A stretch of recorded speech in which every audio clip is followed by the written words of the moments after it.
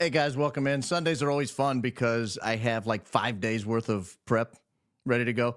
I'm telling you, I spend all weekend getting ready for this program, and then there's no way I'm going to get to everything tonight. It's just absolutely impossible. So I may do an extra show this week. I have so much material that I'll get through as much as I can tonight. I do not want to be here till 2 a.m. Central Standard Time. You British people might appreciate it because then you could wake up with me, breakfast with Barron, but the rest of you don't want to be here in the middle of the night. Anyway, but we are going to cover a ton. I mean, we're going to cover a ton. I'm working on a story. I was talking to, one of your favorite podcasters. I'm not going to say his name, but you guys know what I'm talking about. I was talking to one of your favorite podcasters this afternoon. There's a story out there. It's so big that I don't know how to cover it. And I don't know that I've come across that very many times in my life. It's so big, I don't know how to cover it. Let me get into the newly named opening statement. I don't know if you guys noticed that on the, I did take that emailer's recommendation on that. I took the recommendation. I wasn't going to. I was going to stick with the monologue, but I like the lawyerly opening statement, so I'm going to get to the opening statement, get to our biggest 3 stories of the night. I've got a couple tangential stories I do want to get to. A couple of them are going to blow your socks off. A couple of these are going to really, really, really blow your socks off. And while I'm covering one of them, I may give you ever so subtle of a hint as to what the biggest story is that I feel like is kind of out there on the horizon. So let me jump into the opening statement. It will lead us directly into topic number 1. Actually, before I do that, let me check one thing real fast. Bear with me. This is a professional operation. And by professional operation, I mean I run this thing by myself. Okay. Just had to make sure some settings were up and running, and I was running through the right microphone. All right. The opening statement. After notoriously anti-Catholic Queen Elizabeth I's death in March of 1603, many English Catholics hoped her successor, James I, would ease the anti-Catholic laws she had put in place. Not only did King James not ease the anti-Catholic laws, he actually increased fines on Catholics who refused to attend services at the Church of England. Catholic hopes for toleration collapsed. A small group of landed gentry and ex-soldiers decided on drastic action. They would blow up the House of Lords during the state opening of Parliament when King James, his heir Prince Henry, most of the royal family, and the entire political elite would be present. All right, sorry. In May of 1604, the group rented a cellar directly beneath the House of Lords. I don't know why my computer's freezing right now, but you guys are going to have to bear with me a second. There we go. Here we go. All right, May 1604, the group rented a cellar directly beneath the House of Lords. Over the next year, they inconspicuously smuggled in 36 barrels of gunpowder. That's 2.5 tons of gunpowder, and it would have obliterated the building and everyone inside. The plot delayed while Parliament was repeatedly postponed because of the plague. Finally, the state opening of Parliament was scheduled for the 5th of November, 1605. The plan was simple. When the king entered the chamber, Guy Fawkes would light a slow-burning fuse and escape before the building exploded. Fellow conspirators would wait around the city for the explosion as their signal to launch a Catholic rebellion and seize power. The plan was foiled.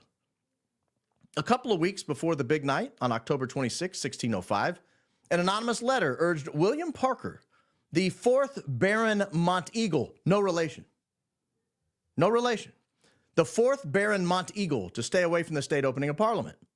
Monteagle showed the letter to King James's chief minister, Robert Cecil, the Earl of Salisbury. No relation to Stakes. No relation to Salisbury Stakes. This is a totally different ordeal here. In the early hours of the 5th of November, authorities searched Westminster.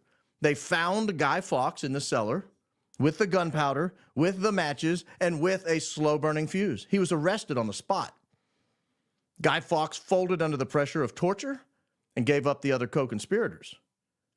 Most fled London, but were hunted down. Several died in a resulting shootout. The survivors were tried for high treason, later hanged, drawn, and quartered. Fawkes, for his part, jumped to his death trying to escape a torturous execution. The failed plot led to even harsher anti-Catholic laws and cemented the 5th of November as a national day of Thanksgiving, Guy Fawkes Night or Bonfire Night. It's still celebrated in the UK with fireworks, bonfires, and burning effigies of Guy Fawkes, ironically turning the would-be martyr into Britain's most famous villain. You may have heard the poem. Remember, remember the 5th of November, the gunpowder treason and plot. I know of no reason why the gunpowder treason should ever be forgot. The gunpowder plot remains the most audacious terrorist conspiracy in British history. It's the reason the cellars beneath Parliament are ceremonially searched before every state opening of Parliament, even to this day. Perhaps the reason the foiling of the gunpowder plot is still celebrated as a national holiday more than 4 centuries later is because of how perilously close the plot was to being successful. It was a multi-step plot that required precise execution every step of the way. But had it worked, it would have decimated the British monarchy. The king would have died, along with his heir, Prince Henry, most of the rest of the royal family, and much of the political elite who surrounded the throne. Upon receiving the signal of the explosion, the co-conspirators would have sprung into action to capture King James's 9-year-old daughter, Princess Elizabeth. The plan was to marry her off to a Catholic nobleman and restore Catholic rule in England. But they never got the signal. Guy Fawkes never lit the fuse. The building never exploded. Fast forward to mid-1944. Germany was losing World War II on virtually all fronts. Many senior Wehrmacht officers, now referred to as the German resistance, believed Hitler's continued leadership would lead to total destruction. The German resistance decided that removing Hitler was the only way to save Germany. They repurposed an official emergency plan called Valkyrie into a blueprint for a military coup. Project Valkyrie was originally designed to suppress internal unrest if Hitler died. The plan was 5 parts. 1, assassinate Hitler at his headquarters in East Prussia. 2, trigger the Project Valkyrie orders to the reserve army in Berlin and other key cities. 3, arrest the SS and Nazi party leaders. 4, announced that a treacherous clique of party leaders had murdered Hitler and that the Wehrmacht had taken power to restore order. And finally, open immediate armistice negotiations with Western allies while continuing to fight the communist Soviet Union. So, on July 20th, 1944, Colonel Klaus von Stauffenberg carried a briefcase containing a British-made pencil detonator bomb into Hitler's headquarters in East Prussia. He placed the briefcase under the heavy oak table, as close to Hitler as possible, and then left under the pretext of a phone call. The bomb detonated seconds later. It killed 4 people. It injured many others, but Hitler survived with only minor injuries. The table's thick leg had shielded him. An officer had moved the briefcase farther away seconds before it had exploded.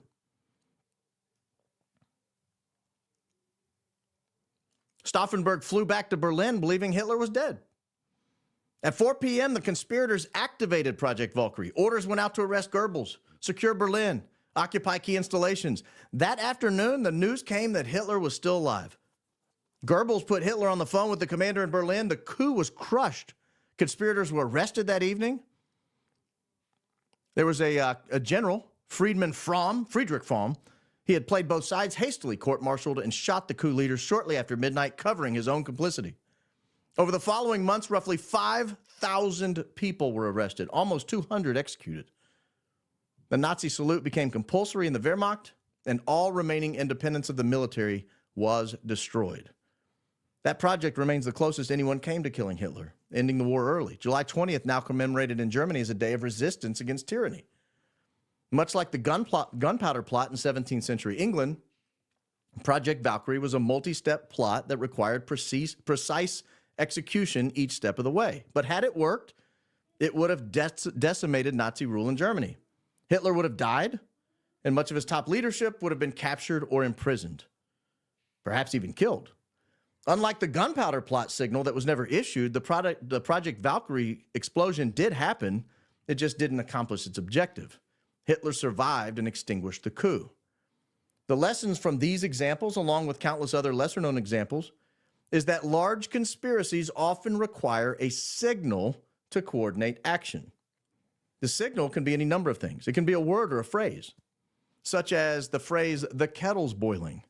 That was the signal in Britain's largest bank robbery. An inside man kicked off the heist by calling conspirators with the secret phrase to let them know the coast was clear to begin the robbery. A signal can be an action, such as a lantern or two hung in a church steeple in Boston. Do you recall one if by land, two if by sea from Paul Revere? It can be a kiss. Need I remind anyone of Judas and Jesus in the Garden of Gethsemane? And a signal can be a man stepping forward and placing his left hand over his upper right arm. I'll show you an example of that in just a moment.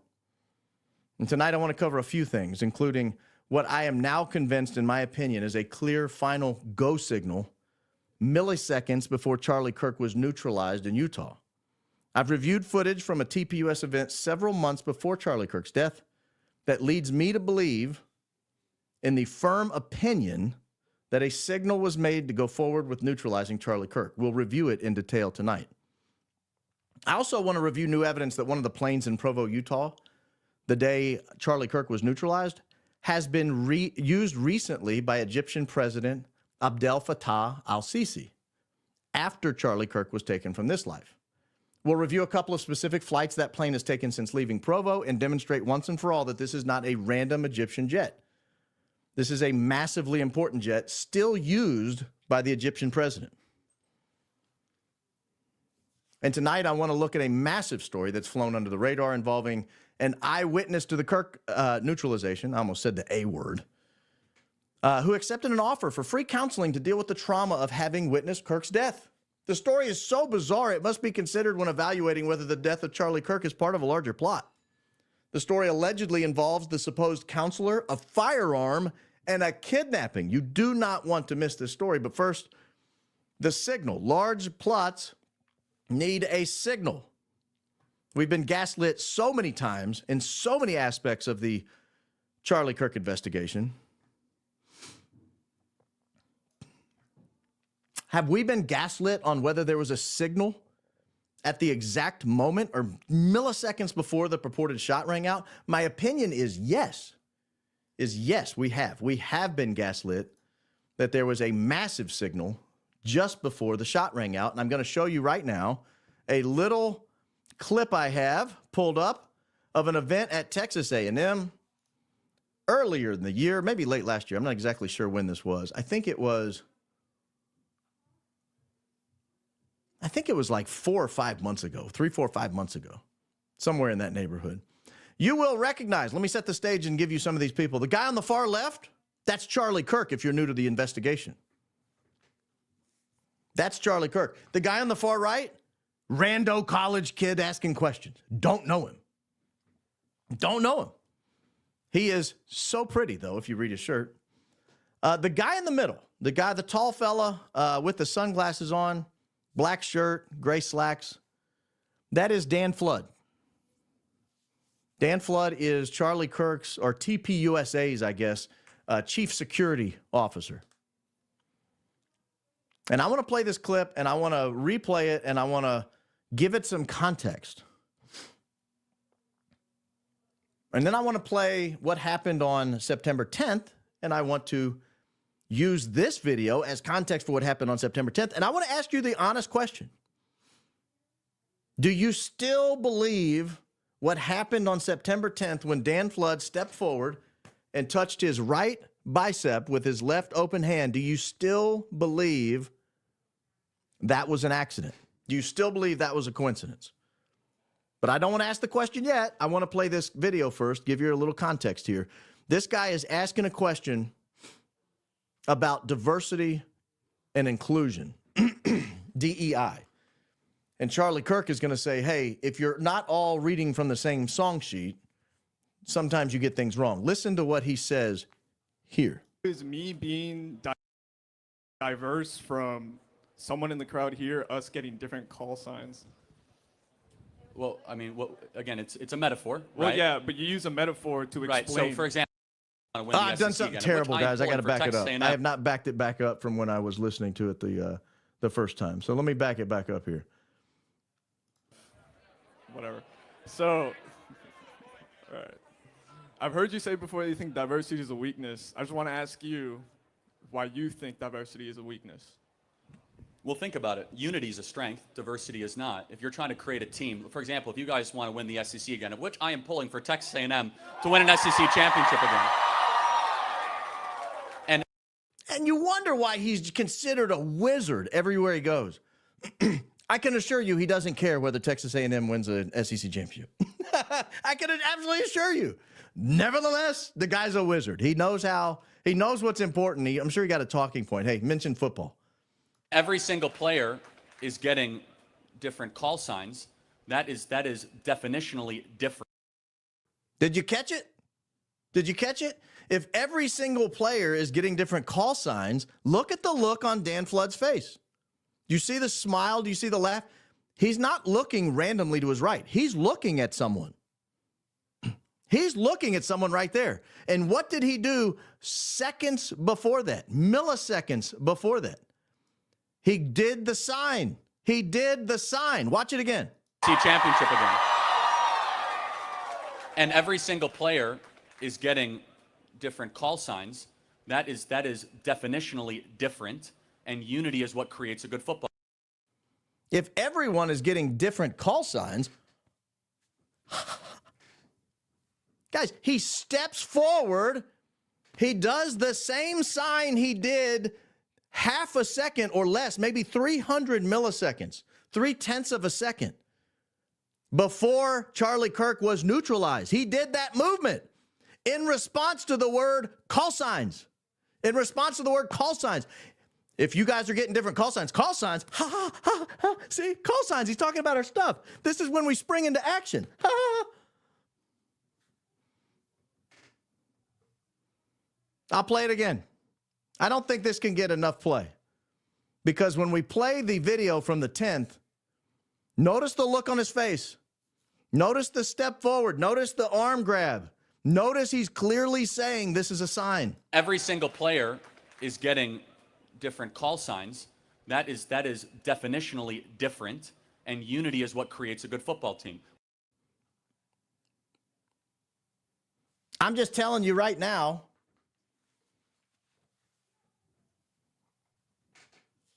it took me a long time to find this video. I finally had to just put it on Twitter and basically ask, will someone please send me the video?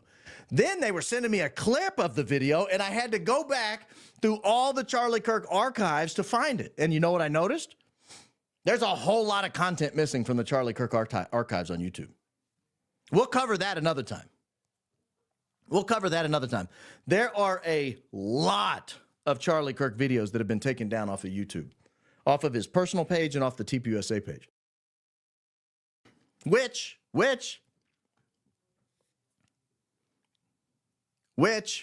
I think is an important fact. All right, I'm going to play it one more time.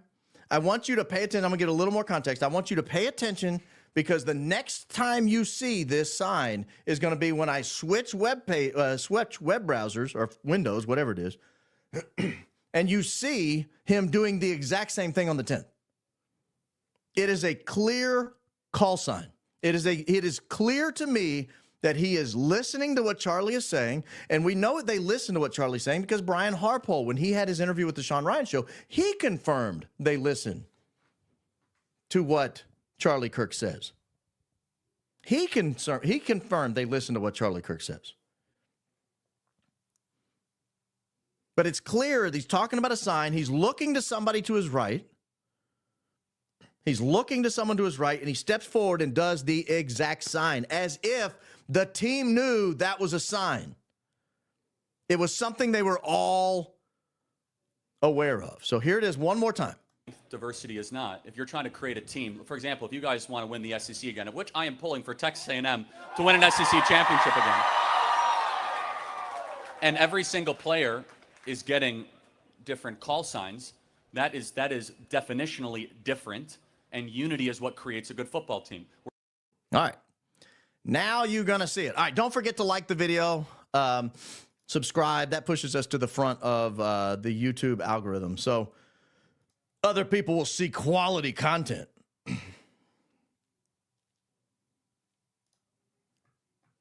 I'm going to pull this up, and he's already in the I got to be very cautious with this because YouTube is just crushing people who show the shot now. But that's the sign. Do you see it? That's the sign. Is it any different from what he did when he was joking about call signs at Texas A&M 4 months before this was taken? And I'm telling you, if I run this forward even 1 second, Charlie Kirk will be dead. So I can't do it. I've got to be so cautious with this footage because the TPUSA people and the Charlie Kirk people and everybody's freaking out about this footage. I'm trying to get this thing low enough so I can, I just got to be so cautious with this. I thought about editing it out so that it wouldn't be possible for me to screw it up, but I know how I am. I can screw up anything. That's it. That's it. That is the signal. And those of you that have seen this video, you've seen it over and over and over.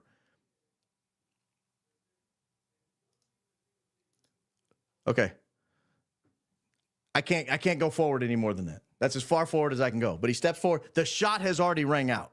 That's how fast it was after that shot. Boom, bang. Now they can gaslight us.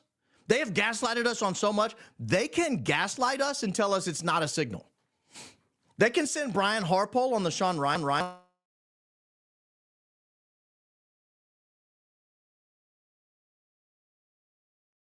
Sorry, guys. I think the mic went out again. Hang on. Let me reset it.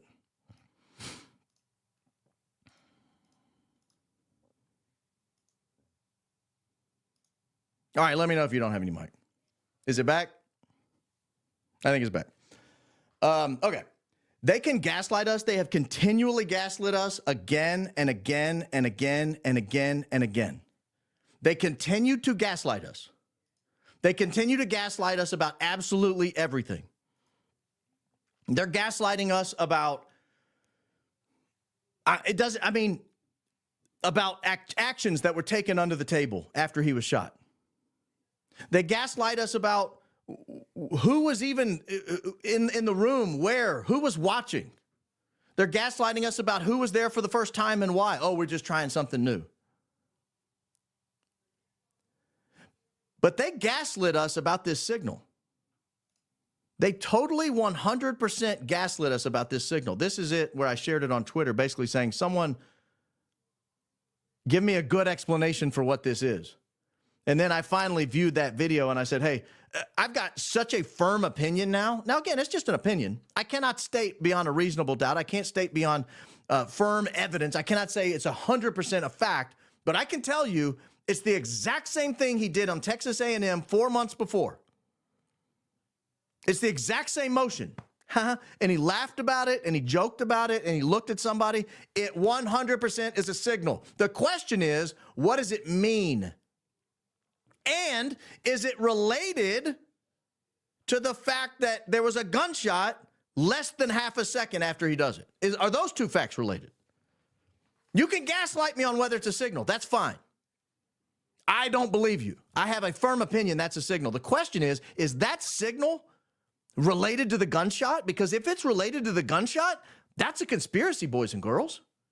That's a conspiracy. And I don't care. You can tell me about his Christian faith all you want. You can tell me he's been a loyal employee. You can tell me he loved Charlie like a brother. I'm telling you, that's a signal. They 100% signaled something to someone. What was it? Now, was it someone bring me a lemonade? I'm dying out here. It's hot. It's 92 degrees. I sure would like some sugar water. That could be one. It could be, hey, can I get a sweet tea? Does anybody have a jug of Milo's lying around? I really need a sweet tea. They could do that. That's what that could mean. I'm starving to death over here. Can somebody get me a slice of pie? Pecan pie, sweet potato pie, pumpkin? I don't care. I'm just dying over here. But what you can't tell me is it's not a signal. You can't tell me that anymore. You've lost the right to tell me that. You know why? Because I am of the firm opinion it's a signal.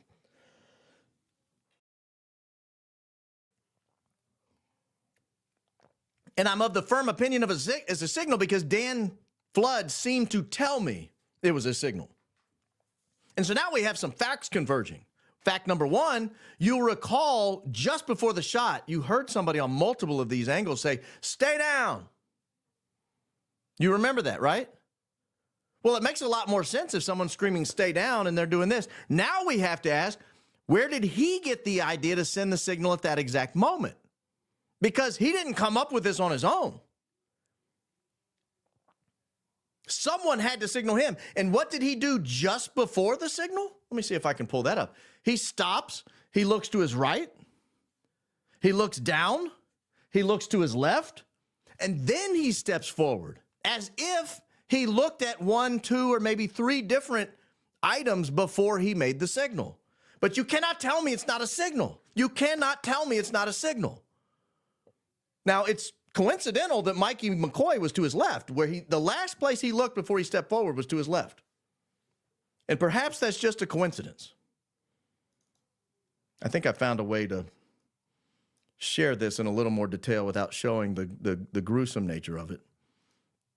And if I accidentally show the gruesome nature of it, I'm going to have to just accept that they'll demonetize the video. But all right, so there's Dan on your right. You see him over here? This is Dan over here on the right. We've seen this before. We're 10 seconds in. We're 12 seconds in. Dan's looking at somebody. Do you see him here? I can zoom in on him. I can zoom in on him. See that? He's looking to his left. This is 13 seconds before Charlie Kirk loses his life.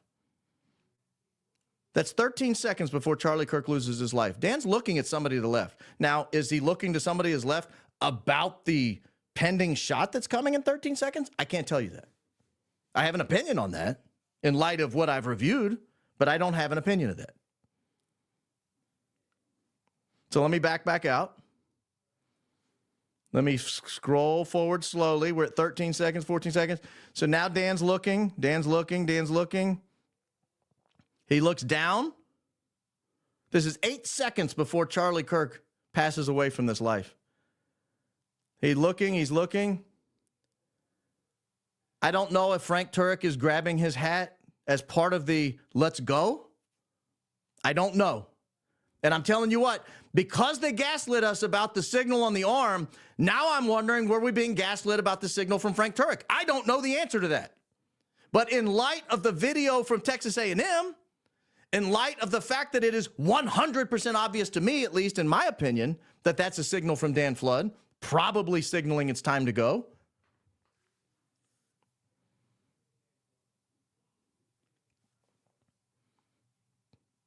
Because when he does his hat, look where Dan looks. He does his hat, and Dan looks over at him. Oh, we're doing the hat? We're doing the hat now? Is that what we're doing? We're doing the hat? You can see him here. Oh, we're doing the hat thing. Okay, I got you. Yep. We're doing the hat thing. Good. Okay, hat time. Let's go. Now we're going to roll forward. Now Dan looks down. Now watch the last thing he does. He looks to his left. It's just 3 seconds left in Charlie Kirk's life. 3 seconds left in Charlie Kirk's life. He loses his life at the 25-second mark of this video. The second half of the 25-second mark.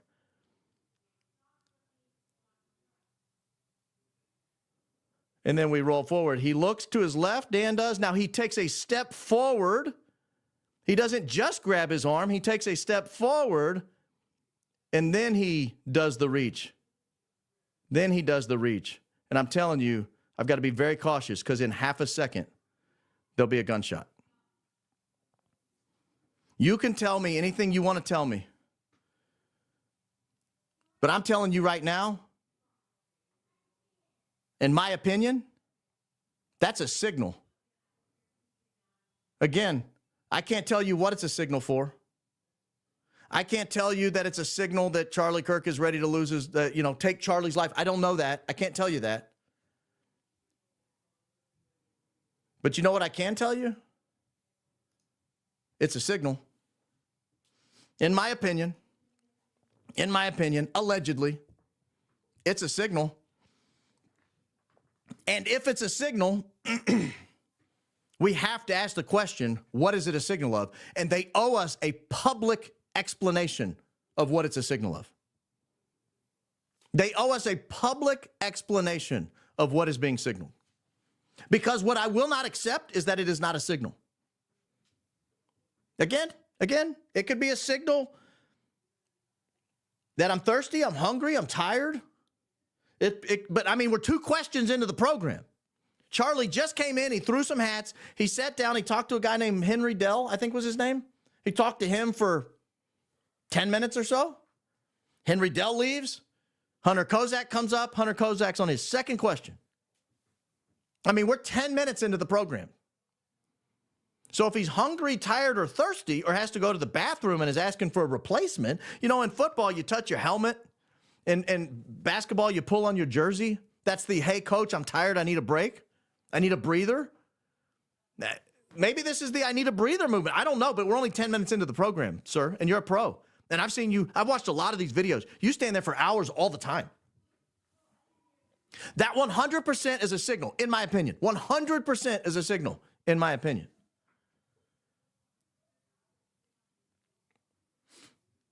And the fact that it so closely correlates, correlation is not causation, but it is so closely correlated with the gunshot that I had to move it ahead frame by frame with extreme caution lest I overdo it and YouTube strikes my channel. That's how cautious I had to be. That's how close it is to the signal. And we get all these people coming on Twitter. I don't know what the obsession is with trying to pin this on Tyler Robinson and act like nobody at TPUSA, nobody in the entire world had any idea this was going to happen. Even Tyler's live-in furry didn't know it was going to happen. He had to learn by text. He had to learn by some note left under a laptop that happened to accidentally get deleted.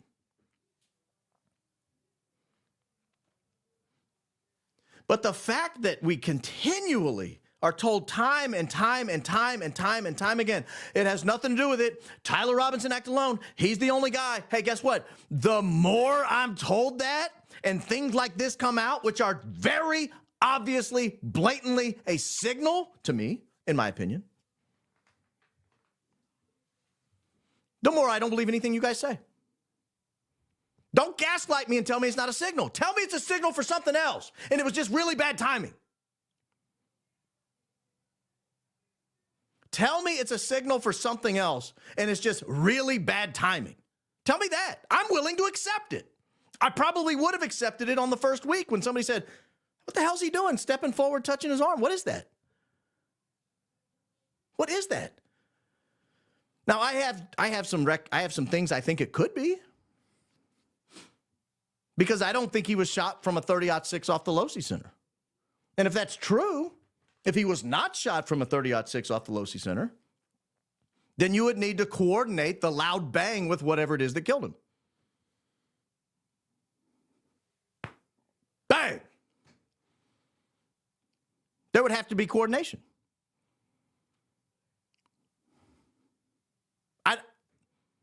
This is not rocket science. They were waiting on a loud bang signal back in 1605.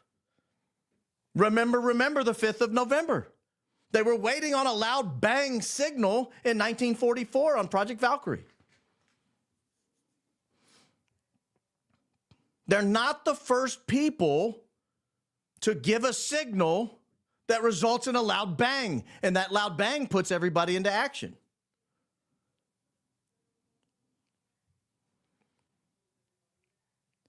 The main pushback I've heard on the fact that this is a signal, and I'll pull it back up. The main pushback I've heard is that if you're looking through an optic, you're not going to see him because he's too far off of Tyler. I mean, he's too far off of Charlie.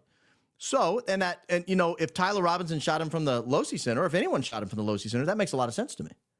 Because you would, I mean, I've shot long rifles. I've shot a lot longer shots at 142 yards. If you're looking through there, you're not seeing Dan.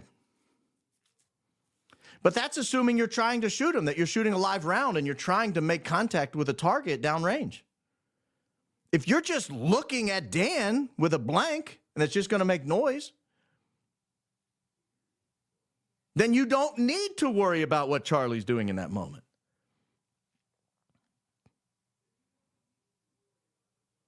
I don't know what killed Charlie Kirk. I don't know what killed Charlie Kirk. And I'm telling you what, I got to be careful what I say. There are so many unanswered questions. I don't know if you guys saw the trending news over the weekend that it seems like he may not even be buried yet. I don't know that. I can't confirm that. I tried to confirm it. I've not been able to.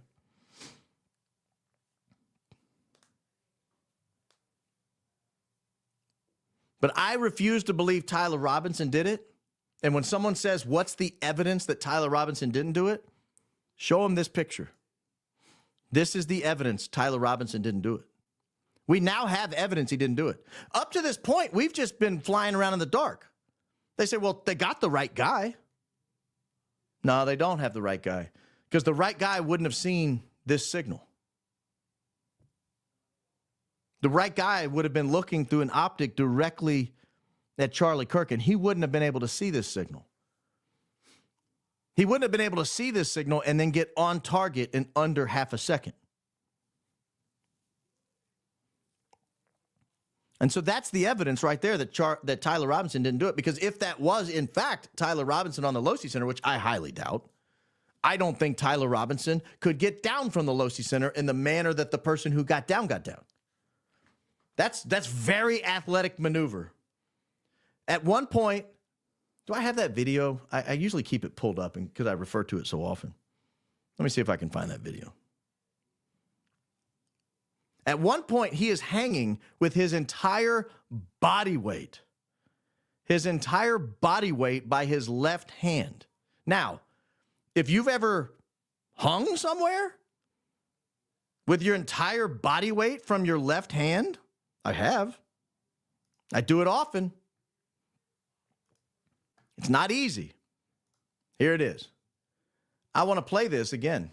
We'll just go right up to it. I don't think this is Tyler Robinson because I have no evidence that Tyler Robinson is this athletic.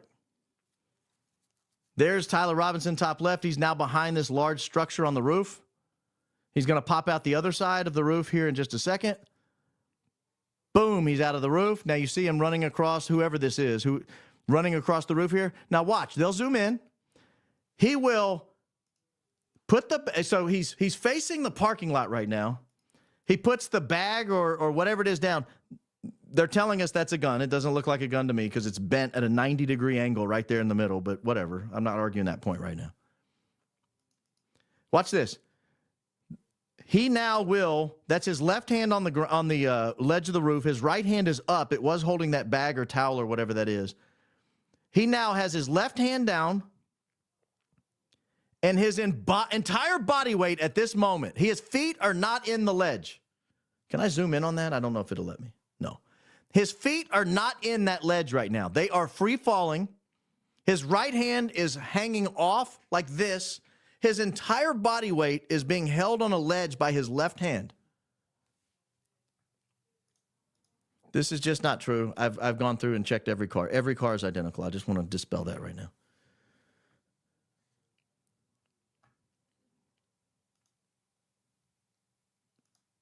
And then he comes. Look, he is free fall. Now his feet are in the ledge. He's hanging on with one arm. He pulls the bag. Now watch the drop. This is a 13-foot, 9-inch drop.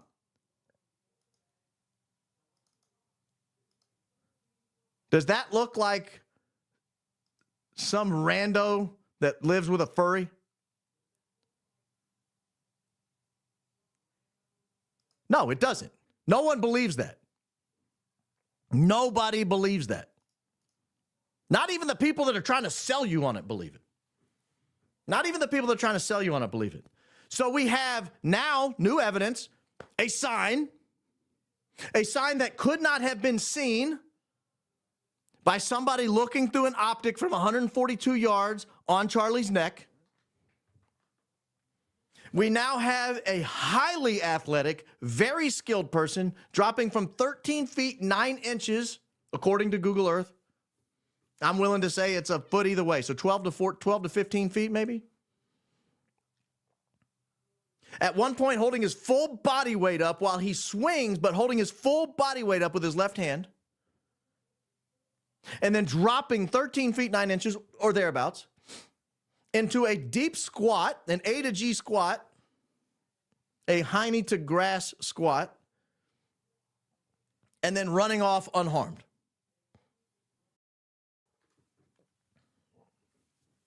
So when somebody asks you, well, what evidence do you have Tyler Robinson didn't do it? The sign that Tyler couldn't have possibly seen. There's no way a single person did that solo. No way whatsoever. It couldn't have happened. It's nonsensical to suggest it could have happened. And anyone who says it's happened is lying. They're absolutely 100% lying. They're not telling you the truth. Period. End of story. In my opinion. I got to add it every time. I got to add it. It's the catch-all. It's how you get out of this free. No, I'm just kidding. That's a joke. I really am it is just my opinion. I could not prove it. I couldn't go into court and say, look, that's obviously a signal. What I could go into court and say is, he did the same motion like 4 months before, right in response to a comment talking about signals. He just did that 4 months ago talking about signals, and then he does it again, and the second he does it, a gunshot comes out. I mean, so I can tell you, in my opinion, that looks a lot like a signal. But I cannot tell you for a fact, without a doubt, beyond a reasonable doubt, whatever, I cannot tell you that that's absolutely a signal. Someone asked where the furry is. I don't know. I don't think the furry's been seen since the day. Now, someone keeps telling me Dan Flood has been removed from the TPUSA website. Have we confirmed this? Have we confirmed this?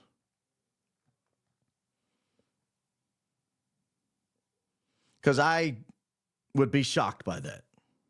That would be, has everybody been removed? Because I don't see where you used to say executives and all that. I don't see that anymore.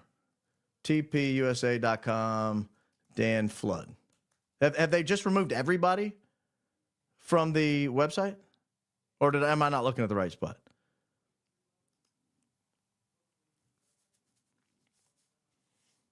I'll chase that down later. If that's true, I don't know. But I'm telling you right now, looks like a signal, smells like a signal, and here's the worst part of it. You know what put me onto that video? This is the last thing I'll say about it, because I don't want to beat a dead horse. The person who put me onto it responded to my tweet asking, has anyone provided a good explanation for this? They clipped that piece out from Texas A&M and said, oh yeah, he's done this before. But they did not put the 5 seconds leading up to it that gave it away that it was a signal. That's what they didn't do. That's what they didn't do.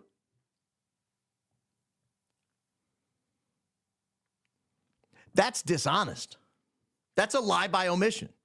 That means that person knew what to look for. Oh, let me look for a fidgety Dan Flood. Looks for it, finds that exact same motion, watches it in context and goes, oh gosh, that looks terrible. So let me just cut all that out. I'll not tell him where I got the video. I won't tell him where I got the video. I'll cut all that out, and I'll just use it and just show him doing that, and I'll just clip it on and just do a 2-second. That's dishonest. That's a lie by omission. That's gaslighting. That's what's been going on in this case the entire time. That's why I have to come in and play bad cop. I don't want to play bad cop all the time. I like being fun, happy Baron. I like being happy. But they won't let me be happy. They won't let me be happy. I want to be happy. I try to be happy. They won't let me be happy. All right, I gotta find the website, because everybody here is saying that people are missing from the executive section of the website. And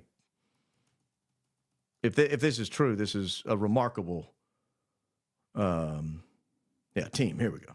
This ought to tell us. We'll scroll together. We'll learn together.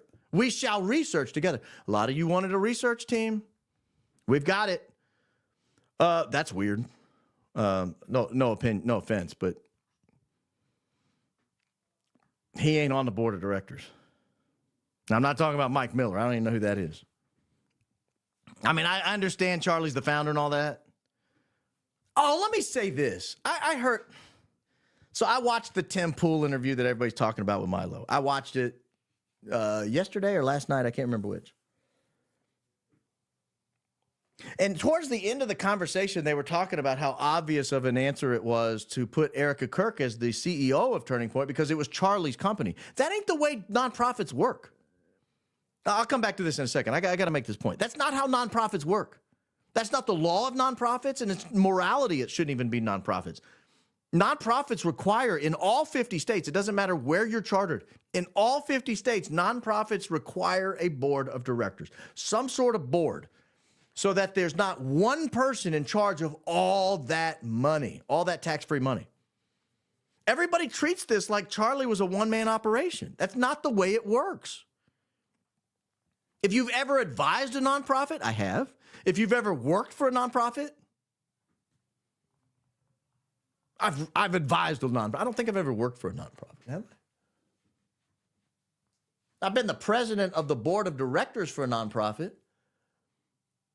I served on the board of another nonprofit for 10 years, 11 years. But I don't think I've ever been employed by a nonprofit. But there's always a board, and the board controls the money. The board controls who works there. And at any moment, you guys saw this with James O'Keefe's nonprofit, Project Veritas. They can take you out. If they don't like the way you're acting, if they don't like the way you're spending the money, if they don't like your messaging, they can fire you. You work at the pleasure of the board. This was not Charlie Kirk's company. This wasn't at all Charlie Kirk's company. If it was, then it needs to be a for-profit, and they need to owe a lot of back taxes. This company is run by Erica, David Engelhardt, Doug DeGroot, Mike Miller, and Tom Sedika. Now, the four of them could vote Erica Kirk out tomorrow. They are the only people on the planet who control who works at TPUSA. That's it. That's it. They're the only people. And so this idea, the way they were talking about it, was the congressman from New York who went to jail and prison, and Trump had to commute him out. I can't think of his name. George Santos. It was Milo, it was Tim, and it was some German gal I'd never heard of. And they were saying, oh, well, of course it was Erica. Of course Charlie would want Erica to have his company. No, that's not the way it works. It's not his company. You know, it's David Engelhardt's company. It's Doug DeGroot's company. It's Mike Miller's company. It's Tom Sedika's company. That's whose company it is. They could take a vote at any moment and remove Erica Kirk tomorrow. And so and the reason it bothers me is words have meaning. Words have meaning. We cannot fall into the trap of allowing words to not have meaning. We can't fall into that trap. If we fall into that trap, then nobody can believe anything we say. And it is unbelievably important for people to believe what we say. Now, let's go through the staff here, because I'm told there are people missing from this staff. The executive staff here looks to be the same to me, I guess. Let's see here. What was Dan in? Distribution and asset management? No, that's printing and shipping.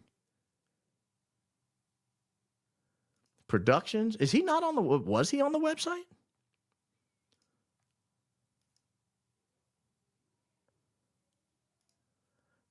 So has he really been taken off? Should we go to archive.org and look for an archived version of tpusa.com? Let me tell you, if he's missing and he was on it a while ago, this is huge.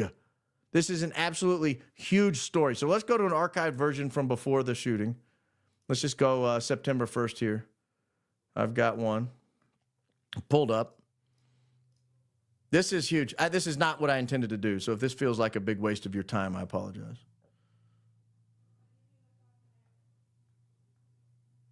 Where's the team?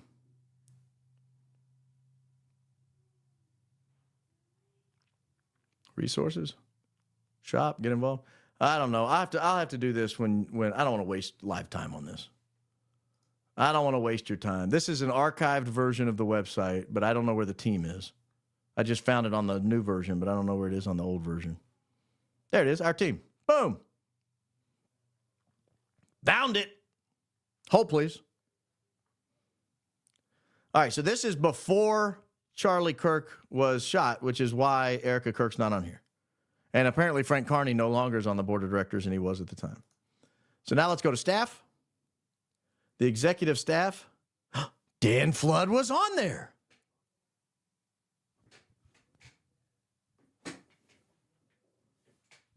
What?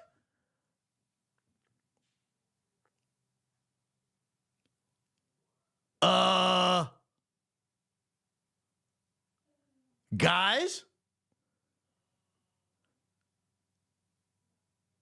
Hey, I got a question. Why does every woman at TPUSA look like a friggin' supermodel? What are they hiring over there? Where are they hiring from? Look at this. Where are they hiring these people? I've worked a lot of places, ladies and gentlemen. It is not like that in the real world. It's just not. I got to tell you, it's just not like this anywhere else I've ever worked. It's like 9s and 10s as far as the eye can see in TPUSA. How does it get that way? How does that happen? That's weird to me. I wasn't even, that didn't intend to go there.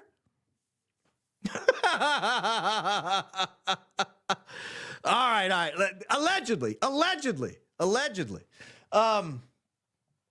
All right, let me, I don't even know how to recover from that. My mind is so blown from Dan Flood not being on there. They have been telling us, is this the first crack in the armor? I almost said something that got a Sports Illustrated writer fired. Is this the first crack in the armor at TPUSA? Dan Flood's departure? Is he departed? Or is he just off the website? Woo. I hope there's not having a Tim Pool moment out there. I don't know whether to believe Tim Pool's place got shut up. And if it did, it's not funny. But I just don't know whether to believe it because they were just talking like 3 hours before on their show or just a little bit before on their show about how alleging you're under threat is good for your ratings. And then like that same night, they say that. Guys, I don't know if it's true and Dan Flood has been removed from TPUSA or has at least been pulled down from the website, what I need to do now is go back, obviously, through archive.org, which I'm not going to waste your time on a live stream. I'll probably, if I come on tomorrow night, this might necessitate me coming on tomorrow night because this is a big story. I might come on and look at maybe last week. The most recently archived web page from TPUSA is October 7th.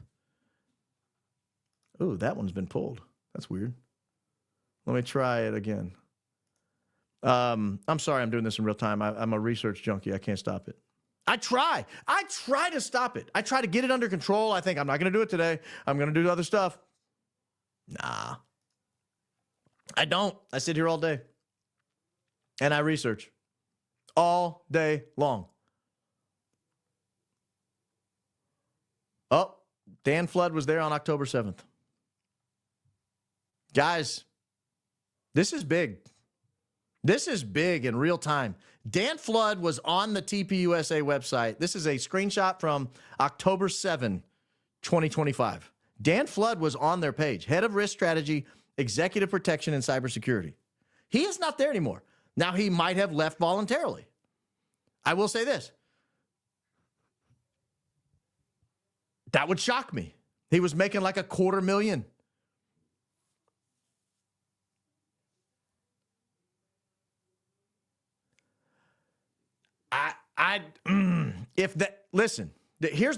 Here, let me run this scenario because every time we got to play through all the scenarios here. Scenario 1, Dan Flood left. The question is why? Why did he leave? Yeah, I saw the title change. Somebody said that. He did get a title change. But why did he leave? Is it because he was too stressed with all the people asking about the signal, wondering, a guy died on his watch? That's not good, obviously, for business when you're in the security realm. I mean, are you hiring him to protect you, honestly? So that's like problem 1. Maybe he left. Maybe they fired him. He either left on his own or was fired, or option 3 is they just pulled his name off the website. So let's go through those. One is he left on his own. We deserve an explanation. He's too intricate to a murder we're all thinking about and talking about. You don't get to just quietly escort him out of the building after he gives his resignation. Now, the other 2 options are even worse, because if he was removed, then we really need an explanation. Was he removed for not doing his job? Did he do something wrong that resulted in Charlie Kirk dying? Was he in on it? Was that a signal? Because there's no way the board of directors at TPUSA are watching that film that we just reviewed and see him step forward and take and do that, and nobody goes, Dan, what the hell was that? Dan, what the hell was that? What did you do? So that's worse. And then the absolute worst is if they just pulled his name off the website. I think that's worse than removing him and not telling anyone. If they just pulled his name off the website, that's like admitting, that is so admitting you have a real problem on your hands that you don't know how to explain. Because if the answer is easy, Tyler Robinson outwitted us. They tried to blame the police. You remember that. They ran that out. That failed spectacularly. This show and others called them to the carpet on that.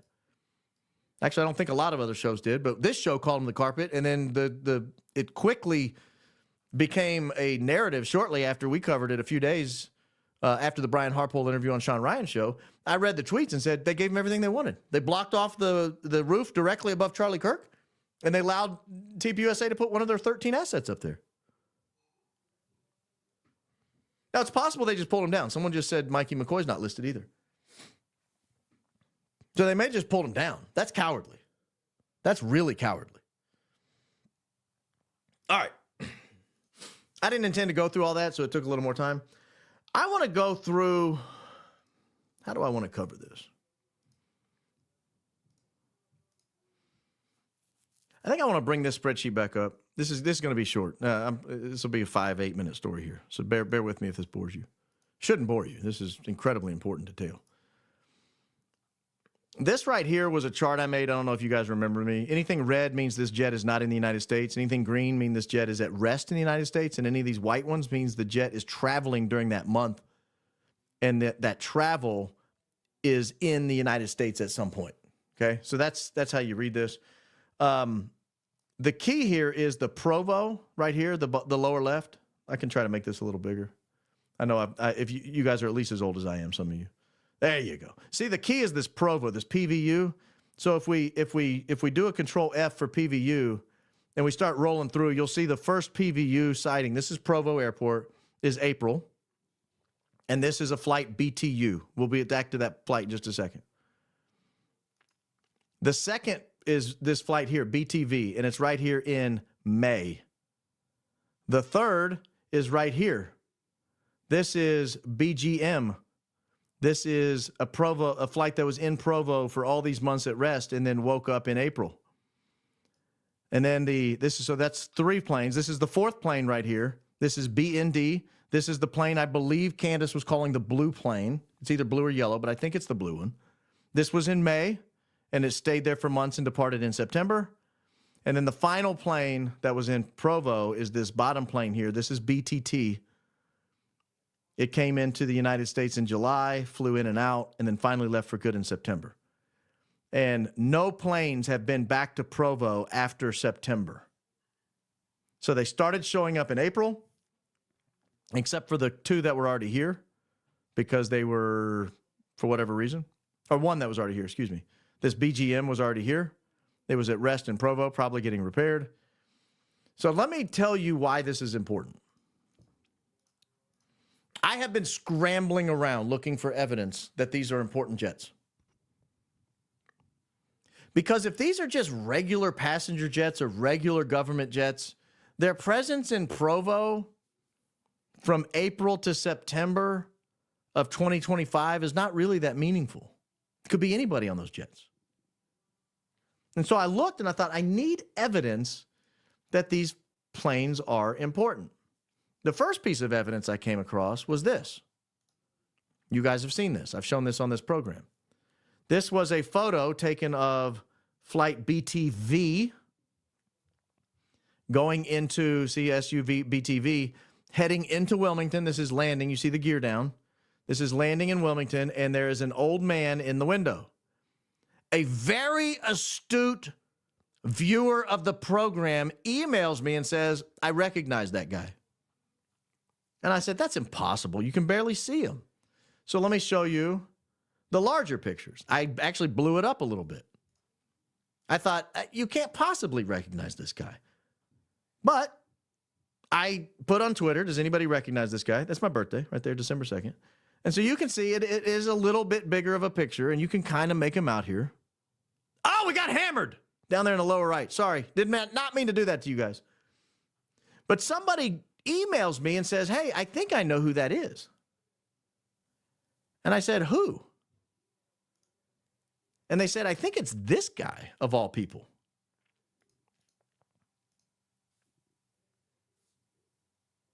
I thought, that's weird.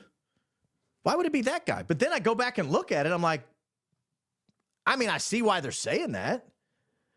It does kind of look like that guy. As a large-nosed American, I can say what I'm about to say. He's got a big snout. He's got thick, wide-rim black glasses. He's got salt and pepper hair. It could be him. I don't know that it's him. Might not be him at all. But I just figured I'd share that with you. I'll show you the picture one more time and see if you agree with me or not agree with that person. I mean, it kind of could be him. Maybe. But then as I'm looking into this guy, somebody else emails me and says, hey, I need to talk to you about this company out in Utah, Energy Fuels. And I'm like, why? Guys, there's a big story brewing out there. That may not be related to Charlie Kirk. It may be or may not be related to Charlie Kirk. And it might explain the presence of 5 different Egyptian planes in Provo, Utah in 4 months. It might. Someone questioned my large snout. Ladies and gentlemen, please. I can say that, right? I can say that. So it may not be him. It might be him. But here's what I do know. In researching this, trying to figure out, has somebody used one of these planes, somebody important used one of these planes, I came across information on the Gaza Peace Summit. The Gaza Peace Summit was a summit held in Egypt, southern Egypt, the very tip of the Sinai Peninsula. The Gaza Peace Summit, it was at Sharm el-Sheikh, Egypt. I'll explain that in a second. You slide down here and you look at all the people who are here. There's only one person from Egypt here. One representative. It's Abdel Fattah el-Sisi, the president of Egypt. Well, why does that matter? And there's some bigwigs here. Emmanuel Macron, Viktor Orban, some guy from Iraq. Apparently, they've got somebody now. I wasn't aware. You've got one of the Sauds showed up. Oh, Pedro from Spain. He's in here. He's in the house. The president of the United States, ladies and gentlemen, Donald J. Trump. Keir Starmer. And so I went and started tracking all the planes in and out of here. The Peace Summit was on October 13th, 2025. You can see the planes coming in and out of the Sharm el-Sheikh Peace Summit. And so I track one of the planes. It is the exact same plane that was in Provo and left the day Charlie Kirk was assassinated. Neutralized, excuse me. This is it right here. There's the flight out of Provo the morning Charlie Kirk was neutralized. And there's the flight of the president of Egypt from Cairo into Sharm el-Sheikh 1 month and 2 days later. This is not a random plane. This is a very big deal. This is the plane that shuttles the president of Egypt, except when he's going on long trips overseas. So he does take a larger airplane when he goes overseas. But this is the presidential plane. If you look it up, if you ask the different AI sources, This is that plane. So does that mean anything? Maybe. Maybe. It is evidence that something big was going on in Utah. And the reason I bring that up is there's something big going on in Utah may be related to Charlie Kirk, may not be related to Charlie Kirk. I'm working on that. I'm working on that story. You may hear more from that soon. There may be something really, really big that the neutralization of Charlie Kirk accidentally uncovered. I'm just teasing it. I don't know how to get to the story any other way than to tease it a little bit, let you guys marinate on it. Now, the big reveal. One of the craziest stories I've ever seen. One of the absolute craziest stories I've ever seen, and I want to get through this tonight. After a big event, any kind of big traumatic event, you know, if there's a tornado at a school and it knocks down walls and people pass away, that's tragic, right? And you can understand why students, particularly elementary, middle, high school students, might be so disturbed by something like that that they would need to talk to somebody. So that's not unusual. It happens. School shootings, that happens. Even on college campuses, even at workplaces. Sometimes they'll say, hey, we're going to have a counselor in the conference rooms. You want to talk to anybody? Just ask some questions, pop on in. That is what happened after the Charlie Kirk neutralization in Orem, Utah. So a guy goes in. After this. Oh, sorry. A guy goes in response to a therapist who says, look, I'm giving pro bono evaluations for people who are so moved by this. I'll be happy to do a free session with you. Okay, good. So guy shows up. Now, I will warn you, for those of you who, look, anytime I show something Catholic, people freak out. This is Mormon. So don't freak out of that either. But you're going to hear like citations to scriptures that you don't recognize. And that's what's going on here. So this is the background. I'll just 20 seconds on this clip here. It's just him showing the therapist is offering free services. It sets up the whole story. Obviously, there was a lot of people that were needing a lot of help, and there was a specific therapist that advertised that he was offering services for free, like initial consultations, for anyone that was at the Charlie Kirk event. Is that right? Yeah. Okay, so he shows up. I'm going to fast forward a little bit here. And now he gets into kind of setting the tone for the session. He's walking in, he meets the therapist. This sort of sets the tone for the rest of the meeting. A therapist was offering pro bono first sessions for anyone who was at the Charlie Kirk assassination. A friend sent his information to me. I verified that he was with a real agency. I'm not going to name that agency on this podcast because they've worked with me and been great. Yeah. But initially, I went in for an hour of EMDR therapy. I can't even remember what that stands for. It's trauma therapy. They do some movement stuff to help you cope with seeing something traumatic. Mm-hmm. And I figured I might as well do it if it's free. Yeah. And so I go into this guy's office. I'm already kind of getting some weird vibes because he's kind of, his eyes are kind of like darting around like this, and he's kind of like shaky a little bit, but I figured maybe he's high or something, which I have very strong reason to believe that he actually was. All right, so he walks in, the therapist gives him a weird response, right? He's looking around, he looks nervous, he looks high, he said, perhaps. Wait until you hear what happens next. This gets so bananas, absolutely so bananas, that I have a good explanation for why. I have a very good explanation for why. And it links to what they're trying to do to Candace, what they did to Kanye and all these other people. I will give you my explanation in just a moment, but you got to hear what happened. 50 minutes into the session. Yeah.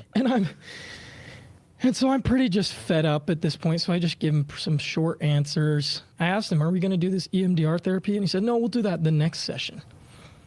And at this point, I'm like, all right. all right, I would like to go. He's like, wait, let me ask you one more question. So what has helped you to cope with this experience? And let me just remind you that this happened 6 days after the Charlie Kirk assassination. Really fresh. So it's still very fresh on my mind, and I'm still very emotional about it.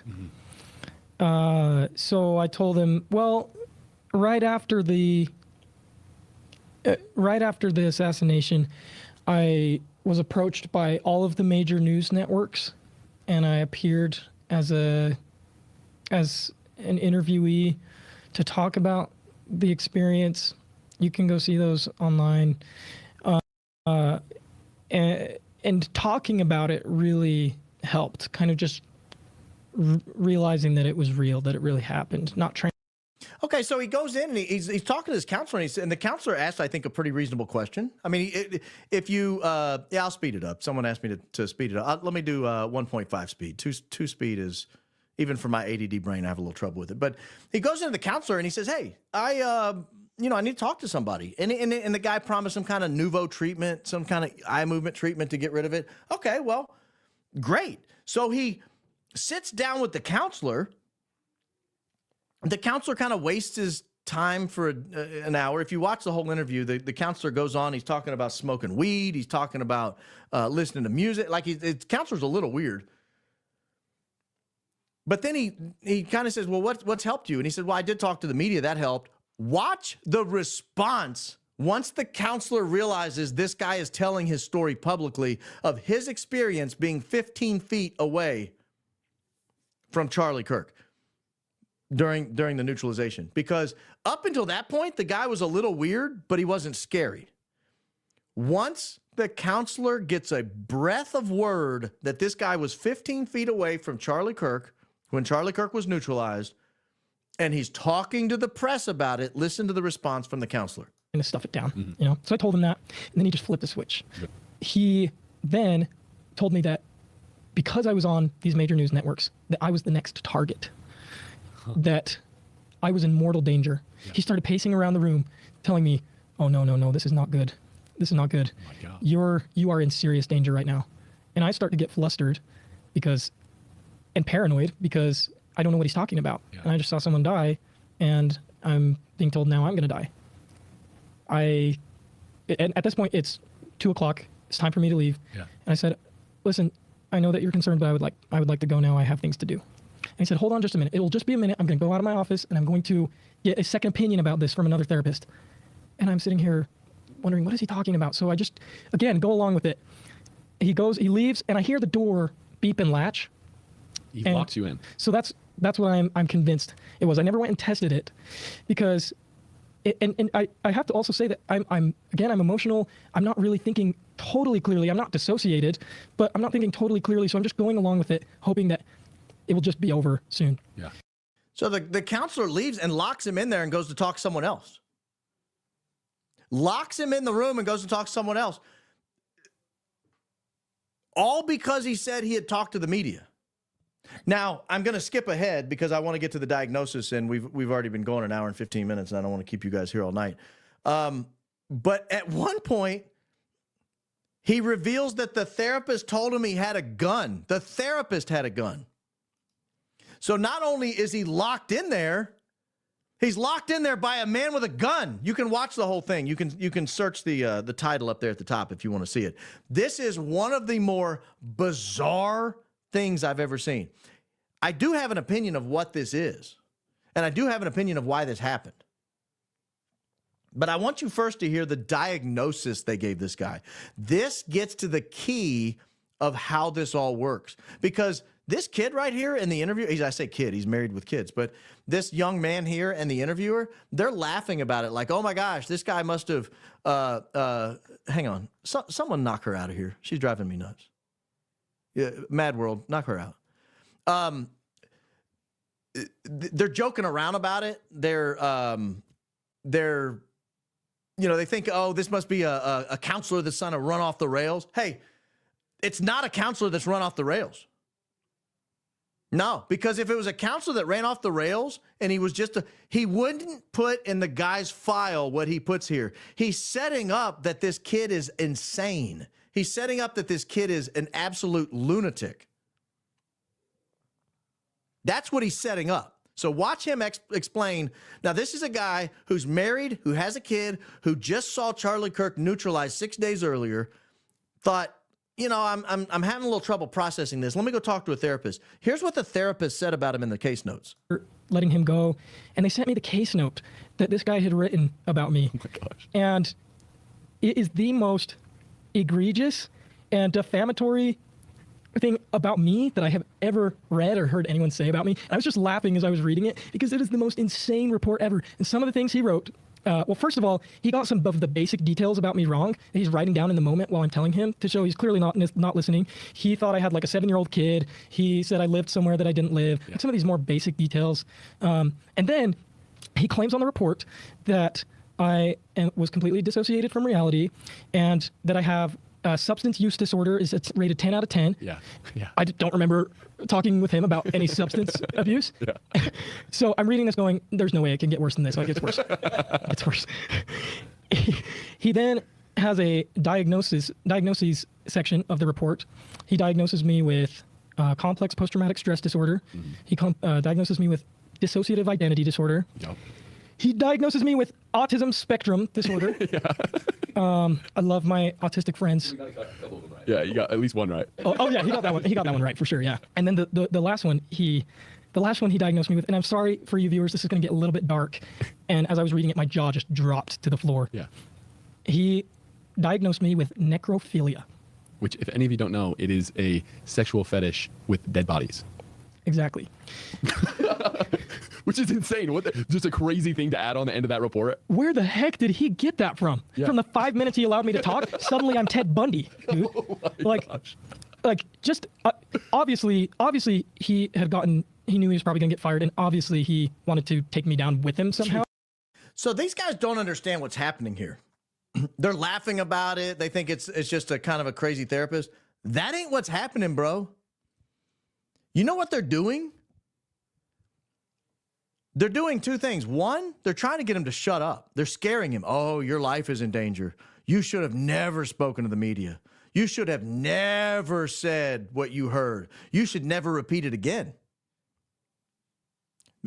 Do you now understand why we're not hearing any stories from students who were there? We hear almost no stories from students that were there at UVU the day Charlie Kirk was neutralized. And I keep hearing people saying, well, where are the stories of the students? That's where they are. That's where they are.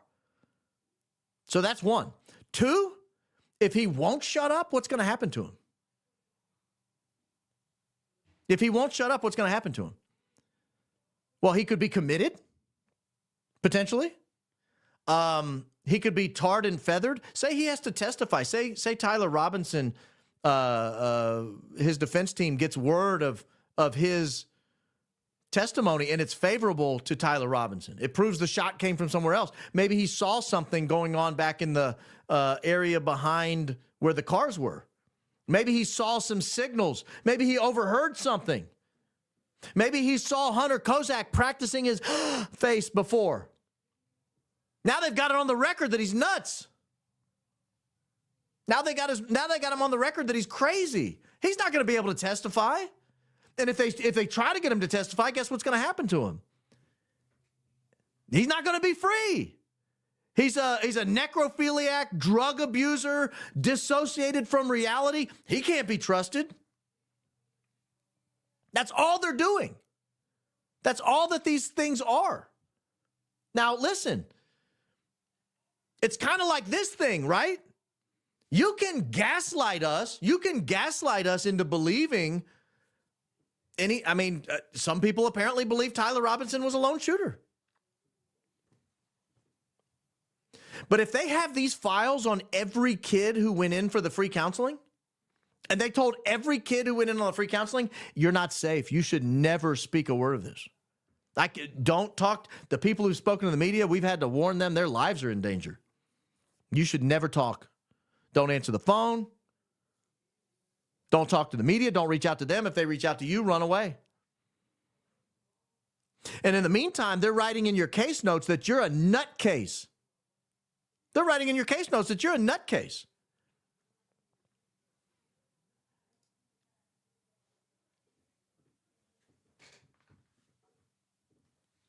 Because now they can stop you from testifying. Now they can put you away. It's not funny. They're laughing about it because they don't understand how dark, twisted, and evil these people are we're up against. But does this help you explain what's happening to Candace? Does this help you explain what's happening to Candace? She hadn't gone to see a therapist because she wasn't there. But what if they can tarnish her in the public eye? What if they can deploy all of their little assets to go out into the public and say she's nuts? I don't think she's nuts. I think she has every right to ask as many questions as she wants to. Just like anybody has a right to ask questions. Milo and I have had very intense personal disagreements in the past. I think he has every right to speak on this issue. I have every right to speak on this issue. And frankly, although I think he's gone overboard and I think he's absolutely ludicrous, Jack Posobiec has every right to go on Twitter 13 times a day and say that Tyler Robinson did it. If he believes it. If he believes it, he has every right to go on there 13 times a day and say it any time he wants to. All right. I want to, I know we're moving quick tonight. I want to draw a connection that an emailer pointed out.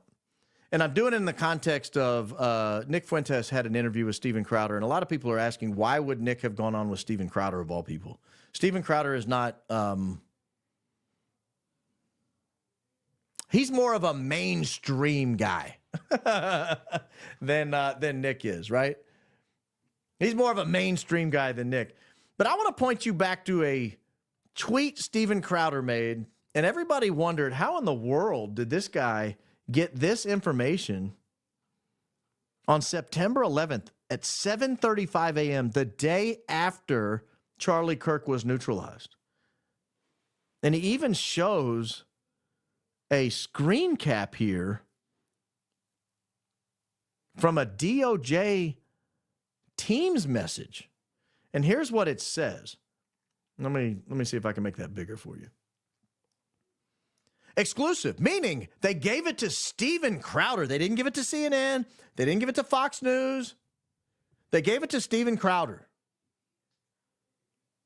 Exclusive.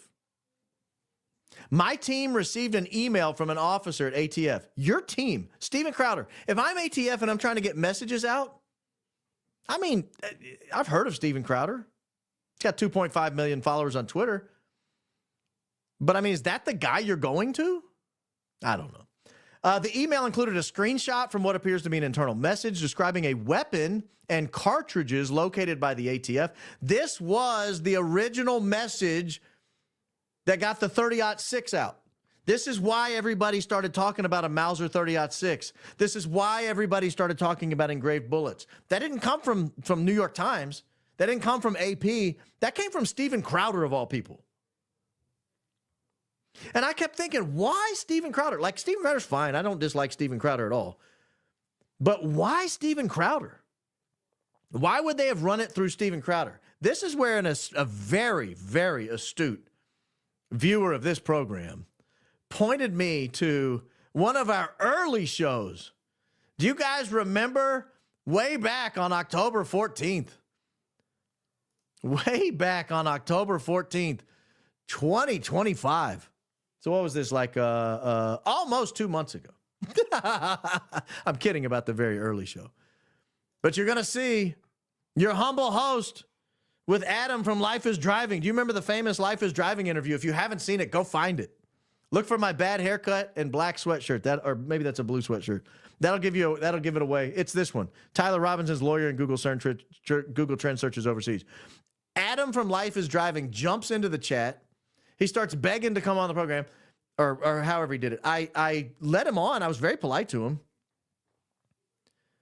But I'm sitting here. Now, the reason he wanted to come on is he wanted to defend himself because the episode before, I had looked at his video and I noticed, wait a minute. Adam from Life is Driving is going around and he's only filming rooftops. He's like not filming people. He's not filming the event. He's not filming Charlie Kirk. He's not filming it. He's just filming rooftops. And then after the shooting, he goes to every single important location and sets up and films. Nobody knew at that time that the Spider-Man had jumped off that corner of the Losi Center, but Adam from Life is Driving spent like 5 minutes parked outside of the Losi Center at that very corner. And you could even see the divot in the grass where Spider-Man had jumped down off the roof. And so I did a whole video on this saying, why is this guy looking at only rooftops? Like, if you needed a scout, and he was live streaming the whole time, if you needed a scout to like have eyes on rooftops and buildings in real time, this is how you would set it up. I don't know whether he did it or not. You could see I needed a haircut desperately in this, but whatever. Listen to who he says. Listen to what he says about his shirt, because I asked him about his shirt. Listen to what he says about his shirt here. Speaker, good microphone. What is your Yeah. shirt? Yeah. What does your shirt It's say? it's the Steven Crowder. Socialism is for figs. He's holding a fig leaf there. He's got a fig. I got you. Okay.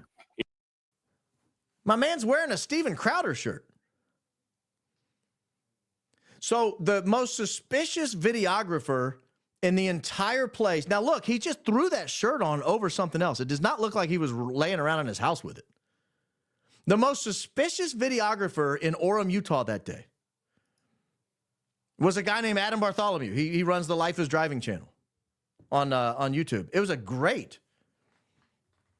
video for people like me because I was able to look at it, and he went absolutely everywhere that was important during the entire show. I mean, during his entire live stream. And he shows up and he's wearing a Che Guevara shirt that says socialism. I thought, who is this guy? Is he like a whack-a-bird leftist? This is before we really got into the discussion. I think I'd only asked him about his RE20 microphone at this point. He had just joined the show. But I'm looking, I'm saying, what is that shirt you have on? And he's like, oh, that's a Steven Crowder shirt. Wait, what? Like, do you remember the original places that broke all the news very early on that set the narrative that this was Tyler Robinson?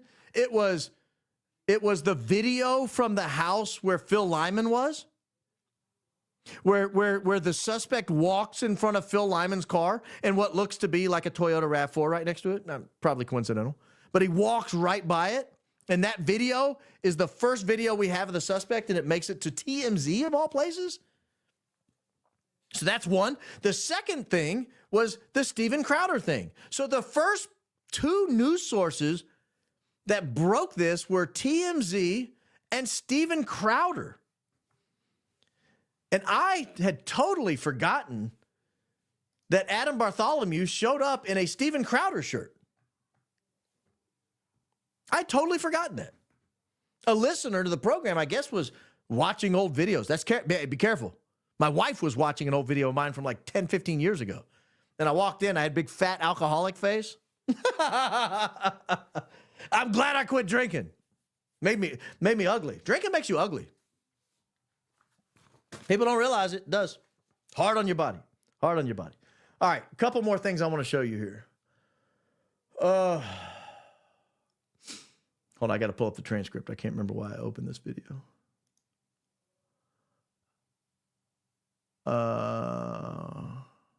Oh, yeah, okay. This is an interview that took place 5 days. 5 days after the October 7th massacre in Israel. 5 days. And this was Charlie Kirk appearing on the PBD podcast.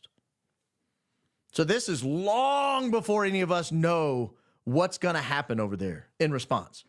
All we knew, I mean, we're 5 days into this. We know that that the Palestinians, had like a 6-hour reign of terror because there was really no Israeli response for quite a while. We knew that on October 7th. And then we knew the Israelis did respond, and they went in and apparently killed some people, and they did their thing. But at this point, everybody was kind of sitting back like, how's this going to end? What are we about to do? We had no idea they were going to turn Gaza from Lebanon down to Egypt to rubble. And if you go to Google Maps, that's clear what happened. Like, there's not a building standing for miles. Every hospital, every school, every church, every apartment building, every house, everything has been reduced to rubble, and they're already bringing things in and pushing the rubble off. I'm just telling you facts. I'm not advocating one way or the other. But this is only 5 days into this. We have no idea what's going to happen. But Charlie Kirk did. And I want to know how he knew. Charlie Kirk did, because when you watch what I'm about to play you, again, 5 days after this thing, Charlie Kirk uses a phrase saying what it is the Israelis want to do in Gaza. Here's the essence of it. The essence is this. This is the closest thing to the Holocaust that any of us have lived through. But the fact is now Bibi and the Israeli hard-right government has a mandate. I got to be careful the way I say this. They're going to try to ethnically cleanse Gaza. How did he know that 5 days into the incursion? How did he know that 5 days into the incursion? And did knowing that contribute in any way to the fact that he's no longer among the living? Like, to me, this is a key data point. Even though it's 2 years old, more than 2 years old, it happened 23 months before he passed away, almost to the day. How did he know? None of us knew that Israel was going to try to ethnically cleanse Gaza. None of us knew that. None of us. Charlie Kirk knew it 5 days into the incursion. He said they have a mandate, and they're going to try to, I need to be careful how I word this, they're going to try to ethnically cleanse Gaza. Let me play it again one more time. Because here's the essence of it. The essence is this. This is the closest thing to the Holocaust that any of us have lived through. But the fact is now Bibi and the Israeli hard-right government has a mandate. I got to be careful the way I say this. They're going to try to ethnically cleanse Gaza. Again, I don't know how Charlie knew that. I don't know who he was talking to in that moment, who would have told him that. But it turns out he's kind of right. Turns out he's kind of right. My question is, does this have anything to do with the alleged real estate plan that TPUSA is getting involved in? I don't know. I don't know the answer to that. That's not like a trick question. I don't know the answer to that. One more quick thing here. I was doing some research. I've got to show you this because I'm in the wrong line of work. I appreciate all your donations, but I'm in the total wrong line of work. I got to get into the Calvary Chapel preaching gig because I was trying to find out when Rob McCoy sold his place in Arizona. And it turns out he sold his place in Arizona on, it looks to me like it was sold on July 12th of 2024. So like over a year ago. I think if this is the right house, and I think it is. So it'd be like over a year ago. But look at this place. If this is the right house, and I think it is, look at that pool. It is way nicer than where I live. And I live in a nice place. I mean, I love my house. But this is a great chalet here. This is a nice little desert getaway. I'm in the wrong line of work. I don't think this is what Paul had in mind when he was out spreading the gospel. I could be wrong. Maybe Paul's intent was for people to get fantastically. Look at that place. It's got a pickleball court with a basketball thing on it. And that pool looks wild. Man, it just looks incredible. Again, there's a possibility, an outside possibility, admittedly very small, but there's a possibility that this isn't it.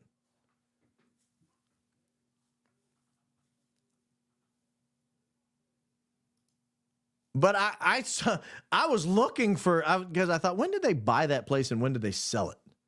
And again, I could be wrong. I could be wrong. Might not be the right place, but I'm pretty sure I'm right. It's one of those things where I'm pretty sure I'm right. All right, one more quick story I want to go through, because I want to show you part of my mission here is to teach you guys how to read the news. Because I can't be on 24 hours a day, 7 days a week. I have a job. I have a family. You know, if we can get the subscriber base up a little higher, and I can keep 12,000 on every live show like we have right now, maybe I wouldn't have to have a job, and I could devote more time to this. But I want to teach you how to read the news, because I saw this story floating around today. Oh man, hold on. I gotta put in a fake email address real quick. I closed it out.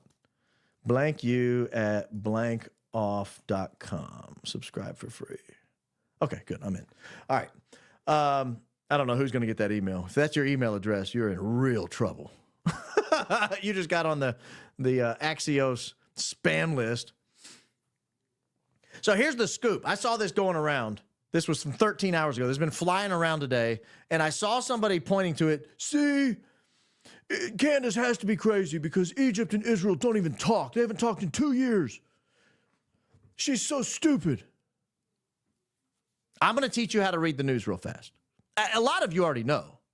But in the event you don't know, I'm going to help you because you need help. The people saying what they were saying need help, so I'm here to help them.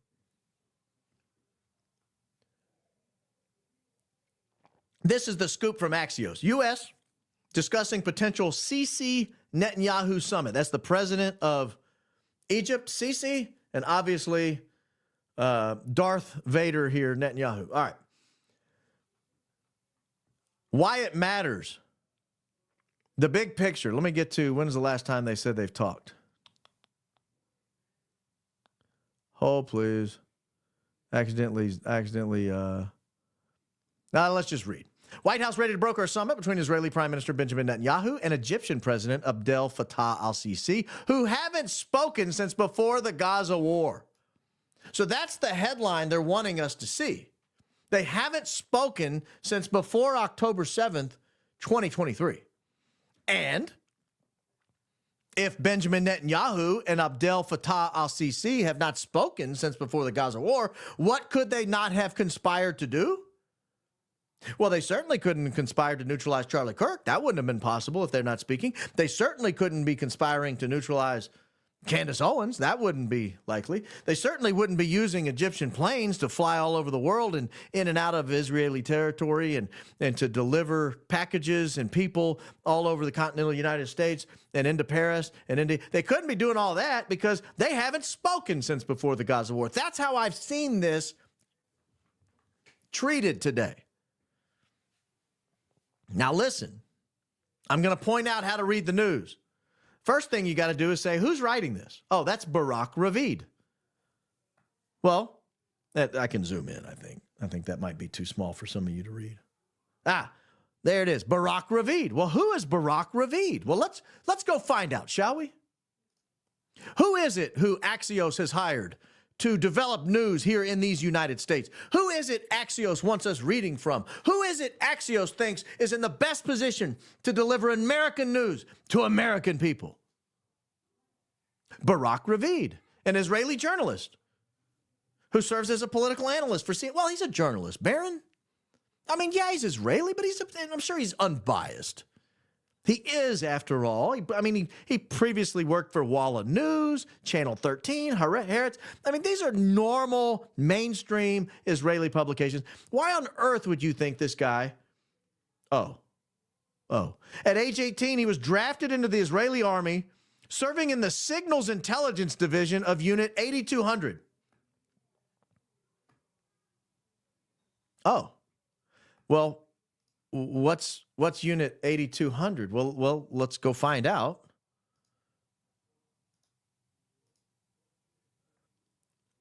Oh, Unit 8200 here is an Israeli intelligence corps. It's a unit of the Israeli Defense Forces responsible for clandestine operation collecting signals intelligence, code decryption, counterintelligence, cyber warfare, military intelligence, and surveillance. Sounds like just the right guy to hire, Axios. Sounds perfectly neutral. Military publications include references to Unit 8200 as the central collection unit of the intelligence corps. It's sometimes referred to as Israeli SIGINT National Unit. It's considered the Israeli equivalent to the United States National Security Agency.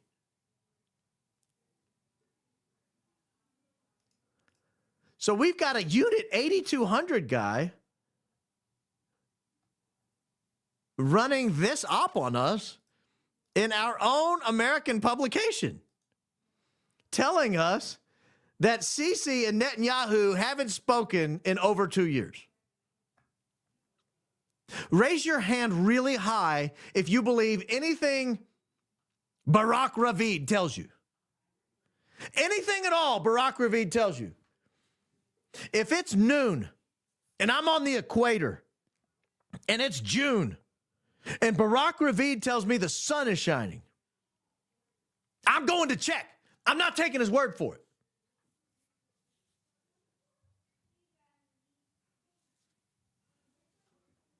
If he hands me a glass of water, but if Barak Ravid hands me a glass of water and he says, Baron, you know that water in there, it's wet. What do you mean it's wet? This is Barak Ravid, former 8200 unit soldier with the IDF who now works at Axios. Axios. Why? Why are you working at a major American publication? He hands me a mason jar full of water. Guys, this is water. This is not white lightning. I'm not that redneck. Yeah, just water. And he says, Baron, I am Barak Ravid, and I, former Unit 8200 member, tells you this is wet. I'm checking. And then I'm still not doubting my own eyes. And I'm throwing it away.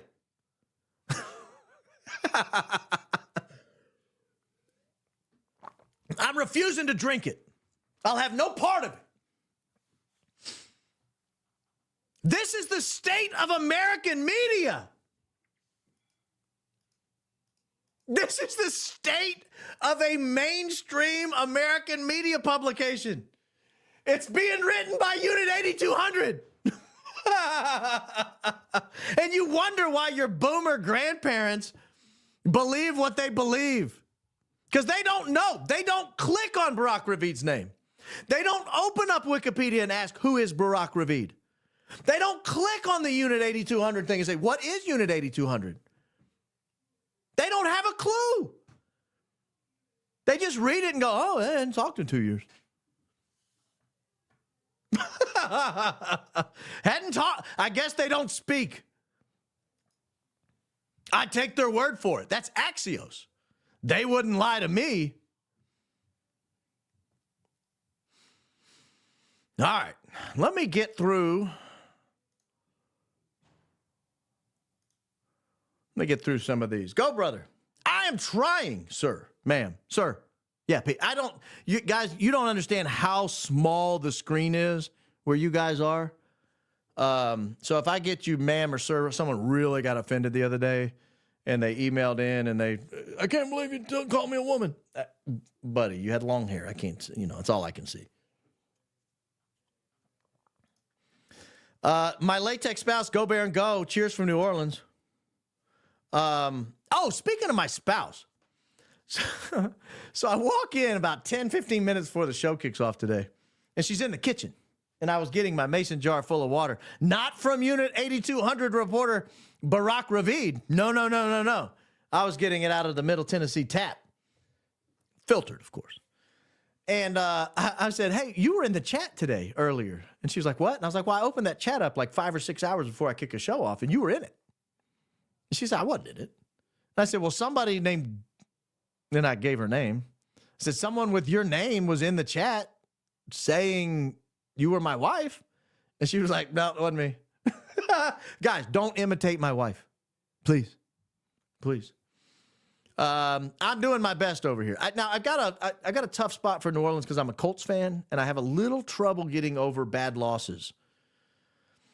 And I'm still not over the 2009 Super Bowl. Sorry.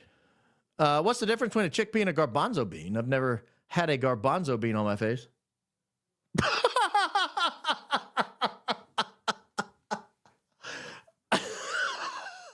Stop it. Oh my gosh. You people are going to get me in trouble. I love your vids as much as Ian and Candace. Thank you. Thank you. That means a lot to me. Y'all need to leave Nick Fuentes in the sidelines. He's obviously a Fed. I can't say that. I don't want to Fed jacket Nick. I just, I don't understand his take on this whole deal. I mean, I kind of do. Let me show you something. Let me let you in on a little secret here. I will show you another way to use a popular tool that we've used on this program.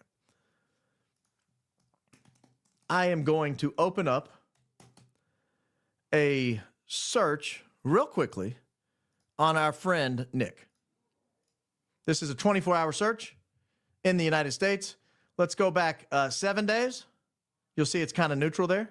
Kind of, midday or midnight, I guess, is when people search Nick, and that's kind of creepy.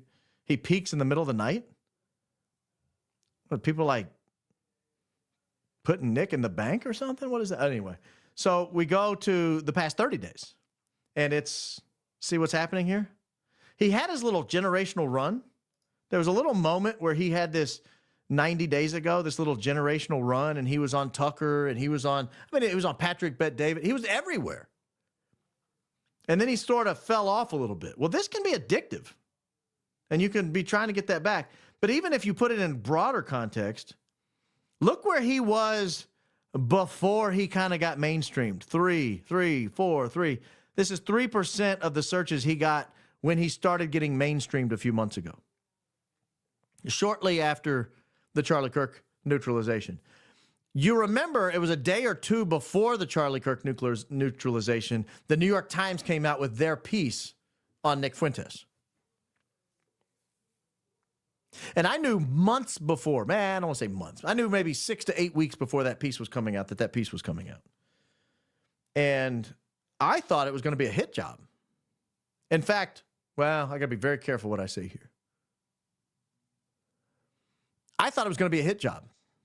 And when it came out and it wasn't, it kind of presented Nick Fuentes as the new leader of the new right. I thought, why are they doing that? And then like a couple days later, Charlie Kirk was neutralized. And then all of a sudden, Nick Fuentes has just been in the Sunday New York Times, top of the fold. And then Charlie Kirk gets neutralized. And all of a sudden, people do look at Nick Fuentes and say, well, are we supposed to listen to him? And that's this big spike. This is the New York Times piece right here. This is going on Tucker Carlson and Candace Owens and Patrick Bet-David and doing the run. I mean, this was a true generational run. That's just a 12-month window. Let's put it back in a 5-year window. See, he has these moments where he pops up in the news and everybody's talking about him, but then you notice it normally goes back to like 1 or 2, 2, 3, 1, somewhere in there. And here it's on the rise. Well, if he would have come out after the Charlie Kirk neutralization and say, oh, yeah, I think Israel probably did it. Boom, he's back at 1 or 2. That's bad for your brand. But here he is up here. So this is the obvious question, and I can't answer this because I'm not him. Is he doing it to manipulate the news to stay on this generational? I don't know the answer to that. He might be sincere. Maybe he really genuinely doesn't think Israel had anything to do with it. That's fine. That's a position. But when you go one step further and say, I'm convinced Tyler Robinson did it, okay. That's a position, but it's a weaker position, I think. But, if you want to go around and defend it, that's your business. But I think it's been good for his rehab, his image rehab, and image rehab is a real thing people go through. Okay, sorry. Happy birthday, handsome, from Northern Ireland. You guys should be free. You guys should be part of Ireland again. I don't know, though. Ireland's kind of going batty. You guys are in a bad spot. Hey, Big Ten, Hoosier Daddy. Those are the undefeated Indiana Hoosiers, by the way. Thank you. Michaela Colombo, $9.99. Baron, please be careful. After the incident with Rob McCoy's video, you know they are we don't use anti-Semitic language like they. They are paying attention. The information you provide is so good that sometimes it makes me nervous. Take care, please. I hope today lived up to your expectations. I know this was from 6 o'clock. This was 8 minutes into the program. I hope 2 hours later you would even double down on that. Not double down on the price. I don't want you to pay more money, but you're welcome to. You would even double down on the sentiment. That's how good the show's been. We won the war and then adopted the Nazis in Operation Paperclip to work for NASA.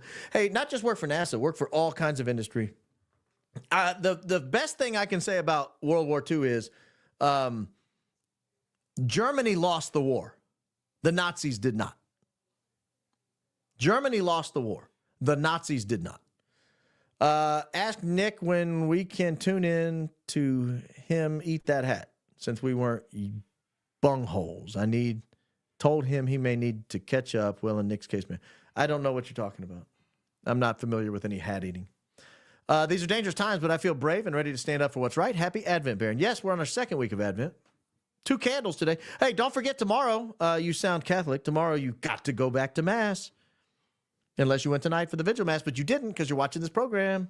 So you got to go in the morning or in the evening. How about them Hoosiers? Yes, yes, yes. Think MJ Kim, UVU police is worth looking into? I don't know. Never heard of him. Is he the guy that was right there? It's kind of racist of me. Is he the guy that was right there that was telling everybody to stand back while they were carrying Charlie Kirk off? I'm only guessing that because of his last name and his obviously Asian lineage. His response with weapons out of civilians who were running away. No. I'm not faulting him for that. That was a shooting. The obvious target was being carried into a restricted area.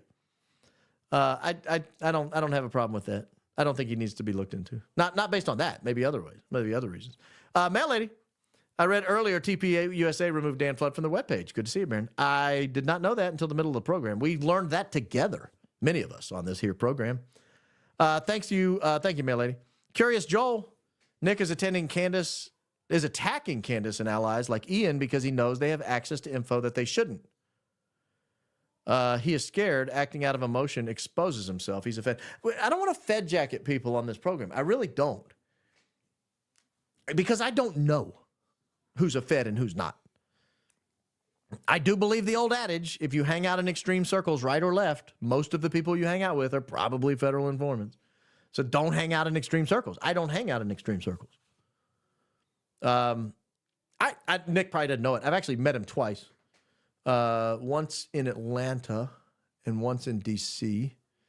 He was unfailingly kind and polite, and I had no issue whatsoever with.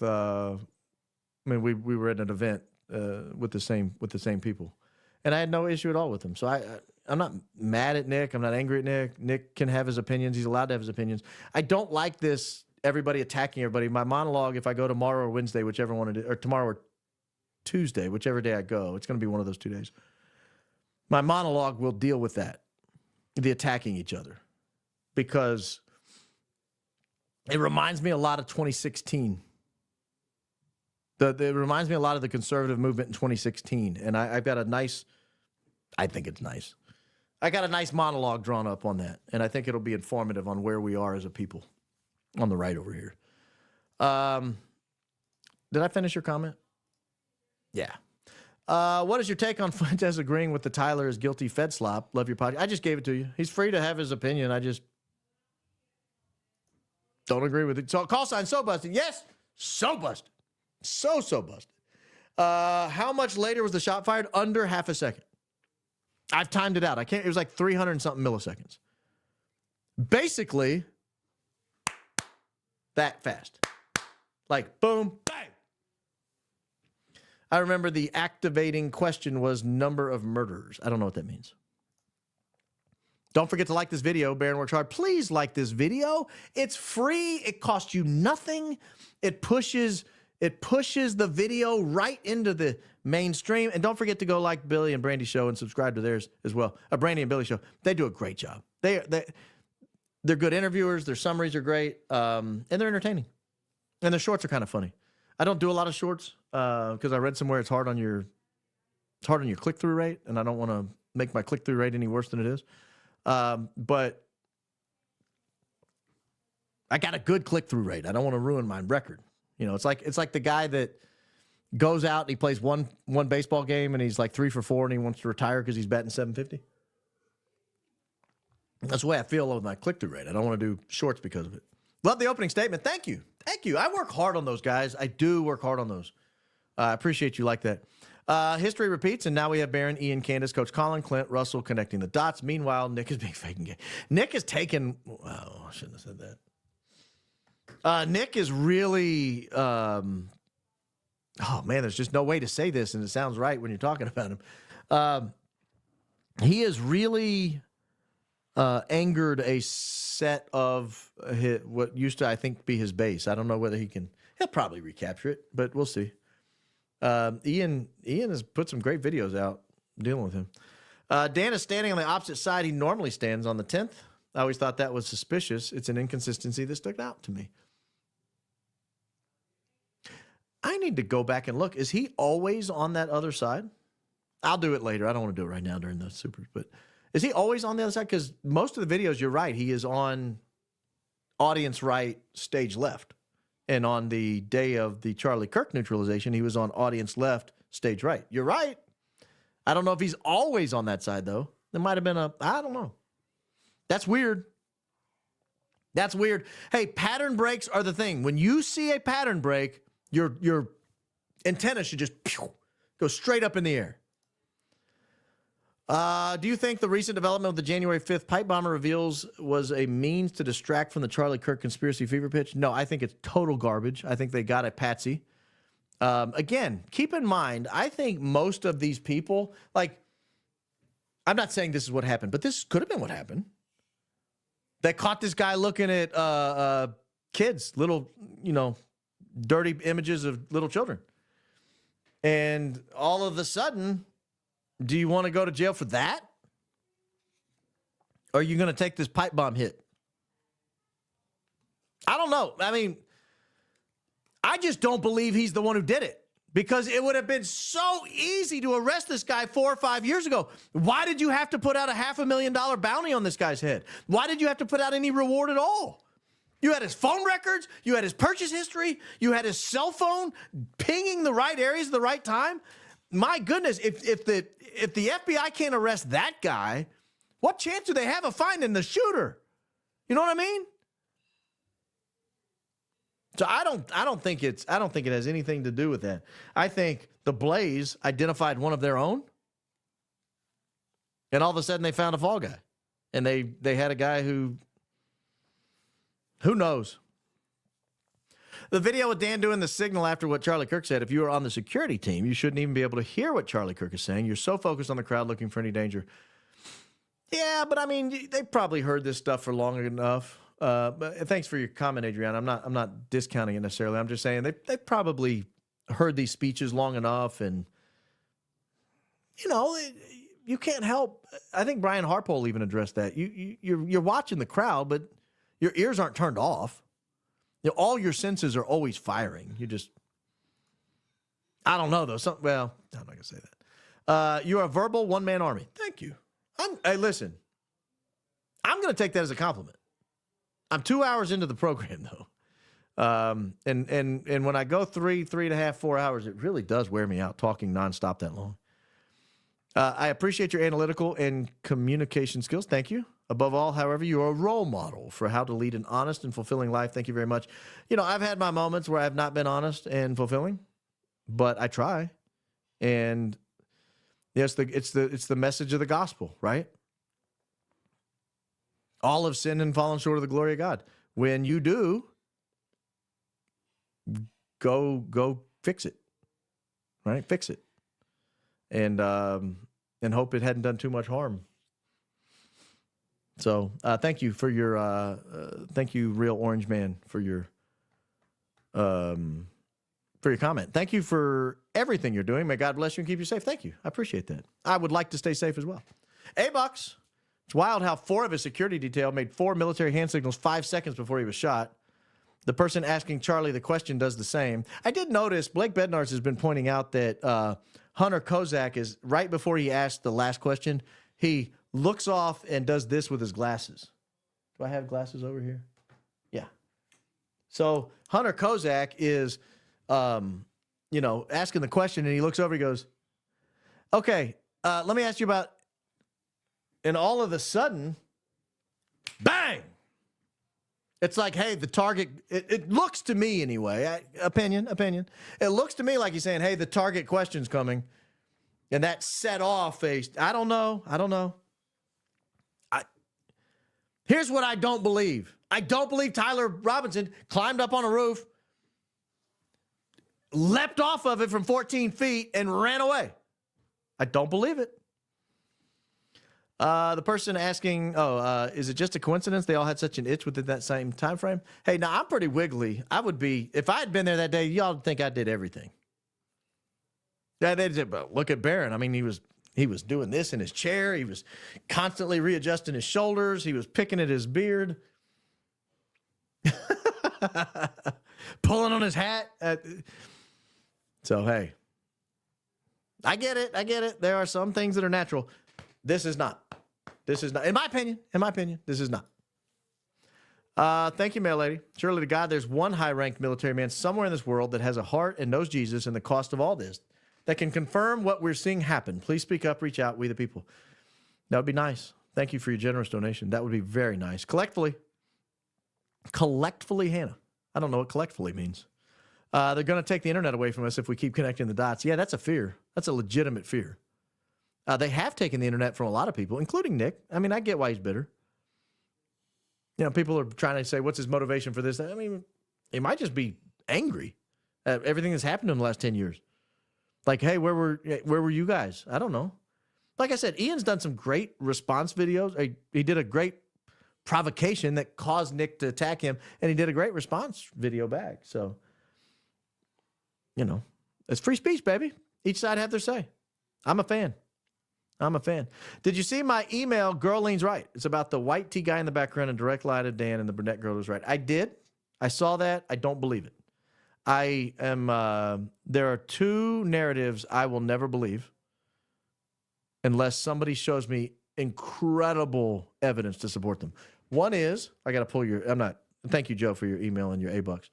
One is the guy doing this with his hands, that somehow this was the gunshot. Guys, have you ever gone shooting? Have you ever done this and hit somebody exactly where you want to? Bang, bang, bang, bang. Go grab a target, set it 20 feet away, have it moving around a little bit, and grab your pistol and shoot it like this. And see if you hit your target.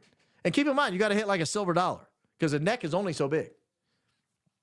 I don't believe that kid, the white T-shirt guy shaking his hand, shot anybody.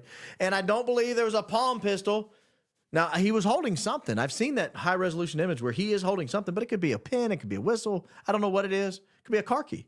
But he is holding something. But I don't believe it's a palm pistol because I don't think you can shoot somebody that accurately from right here. I just don't. And I think the people, I don't know. I open to being wrong. I will evaluate any position and change my mind if I see evidence. Thank you. Tucker Carlson, CIA agent. I don't think it was a signal. You're wrong. In my opinion, you're wrong. Much respect, Baron. Godspeed. Go back, sir. Thank you, Sandy. Hope you're enjoying life out there in Colorado. Mile High Country. We asked Hunter Kozak to interview with us a few weeks ago.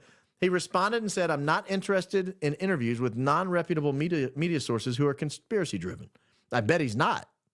I wonder if he'll sit down with Nick. I can't. That's funny to me. Kudos to you for reaching out and getting a response back, though. I don't love doing interviews. If you watch that interview with Life is Driving, you'll see why. My personality is not, I've done them, and I actually have a good one that I could put back up. I took down, or marked it private. But I could put it back up. It's a good one with a New York Times reporter who's a friend of mine. I should put it back up because it was a great interview. We talked about wide-ranging things. Some men just want to watch the world burn, Alfred from The Dark Knight, and we're watching many of them. The elites do just that in real time. May God in our second minute bless us all. Roll that beautiful bean footage. Good comment. Dan had Apple glasses. Where's footage? That's a good question. Grainy footage, but 4K everywhere is BS. Audio frequency sound failed for Tyler's position. What's wrong? Ever stuff. So you've raised a lot of key issues. Yes, there were a lot of cameras there that day, far more than the like 10 angles we have. And it seems like everybody covered their camera lens with Vaseline before they went out there. Like, see how clean mine is? It's even got a little crack on it. And it takes just crystal clear 4K image. It's just a beautiful image that I get from this camera. Why does everybody's look like they filmed it through water? Like soapy dishwater. So that's problem one. Problem two. Why do we only have like 8 or 10 people? I saw so many phones up. I want to see all those. Problem three. You have like 8K cameras on all 4 directions around Charlie. Come on, let's put some of these conspiracies to bed. Not only that, think about FedSlop. They released an image of the guy running off the roof. If you read the charging document, they say they have the image. They have that exact scene of him going, lying in position, taking the shot, standing up and running off. Release it. Release it. Who is that going to prejudice? Who is that going to prejudice? Release the image. We can see if he got up there. Here's why they're not releasing it, perhaps. Maybe we can see that he does not, in fact, have to install the rifle. Have you considered that that is the reason they didn't release it? Joining late, Packers won. Yes, many signals. That's correct, in my opinion. Still wonder what is black strap around CK chest visible in McClintock image. How can they really discuss a front roof shot? I don't. I know what you're talking about. It's when they're carrying him to the car, right? And you can see what looks. I don't know what that is. I don't know what that is. And I tried to track down whose hands were where and what angle. It looks like they have him like laying down, face down. I don't know. Thank you for your generous donation, Edge. Baron, I would save you if a Jurassic Park T-Rex tried to snack on you. Best attorney ever. Thank you, Astra. I will, if I'm ever face-to-face with a Jurassic Park T-Rex, I will call you. The rear camera was the site for a remote gun app, the Longshot app that Jason Goodman of Crowdsourced The Truth 11 talked about. I'm not familiar with the Longshot app. The Longshot app. I'm a little weird on Jason Goodman right now. I'll be honest with you. I'm looking at the Longshot app right now. Well, this is interesting, if this is true. I'll have to look into that. Jason Goodman, I'm told, threatened John Cullen, and that's why John Cullen has disappeared. And if that's true, I think that's low budget because they were really tight with each other. I mean, I would not know who Jason Goodman is, but for John Cullen. CK seemingly signals his hand to his face at the same time as Frank Turk's hand to hat motion, and the palm gun guy does his hand to bicep motion at the same time Dan Flood does his hand to bicep motion. You know a theory I considered? Thank you, Over the Top. That's a great comment. You know a theory I considered? It goes one of two ways, and it's just something I thought about, a thought experiment. I don't know if it's true. What if they convinced Charlie Kirk to fake his death? And so he wasn't weirded out by the security posture. He wasn't weirded out by the whatever. What if they convinced him to fake his death? And then one of two things happened. One, either he was the only guy who wasn't in on the fact that he was really going to die, or they tried to fake his death and they accidentally killed him. I've thought of it. I don't know if it's true. But if they're going to gaslight me and tell me this isn't a signal, I have the free reign to ask any questions I want. I have free reign to examine anything I want. If you guys ever heard of the, it's called the Working Genius. It's not a personality test. It's like a working style test. Well, I took the Working Genius. It's a guy named Pat Lencioni. He's great. It's a book. You can read the book. The book's phenomenal. I took it, and I'm like 99% W. And W is wondering, meaning I ask a ton of questions.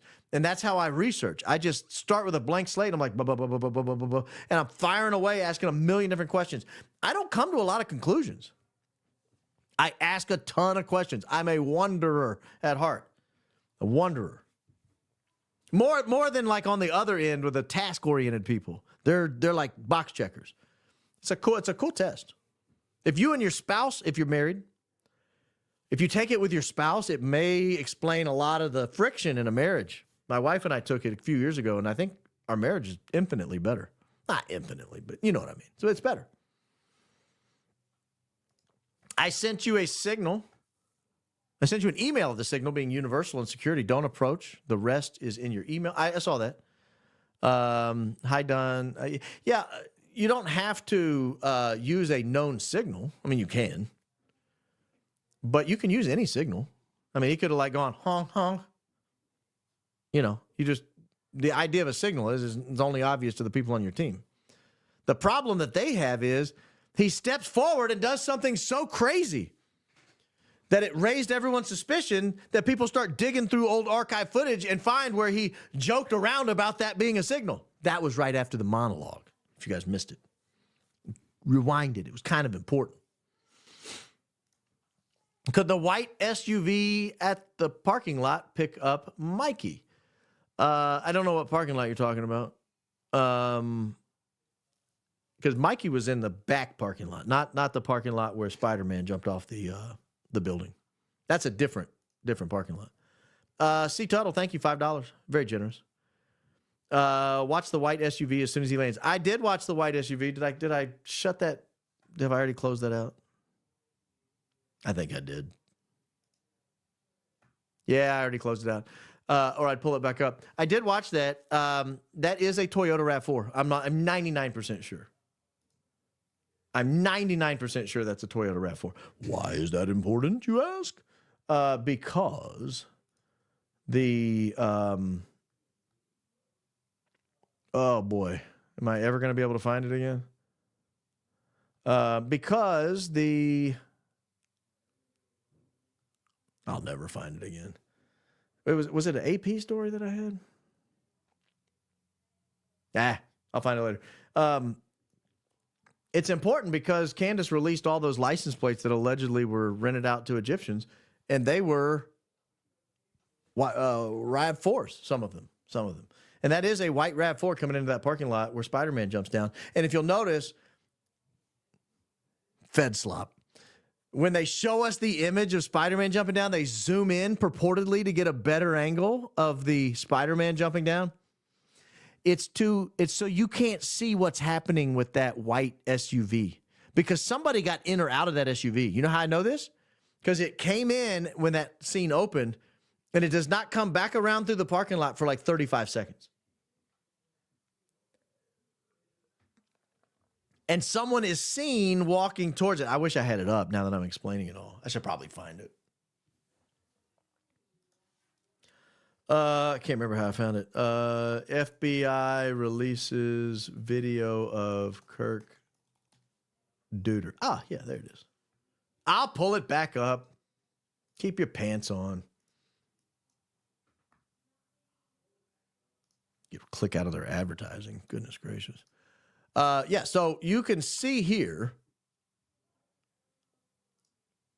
Let me pull that down.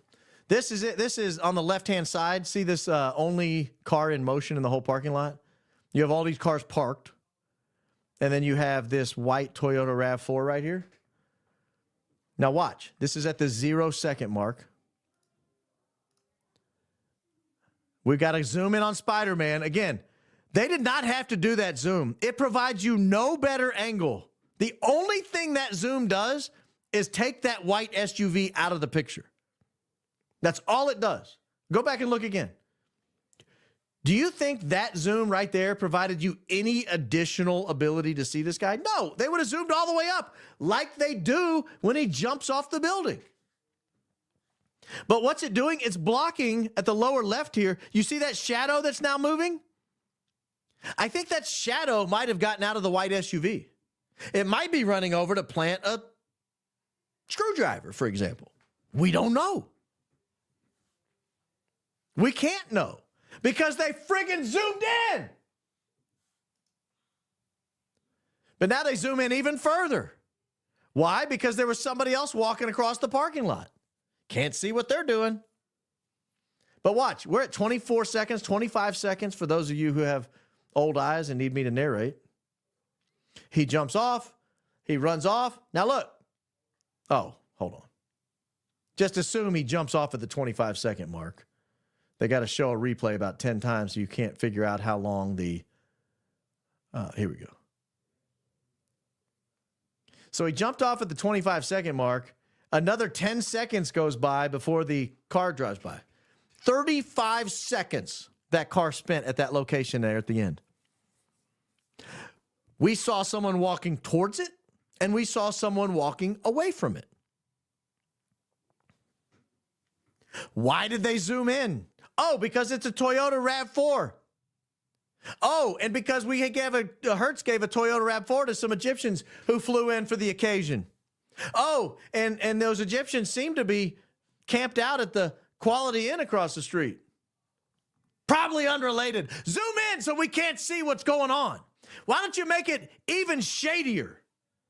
Why don't you make it even harder to tell what's going on? Oh, here's the best part of this video. The very best part of this video. Watch this. So they're watching him. There he goes. They're going to move the camera a little bit so we can see a little better.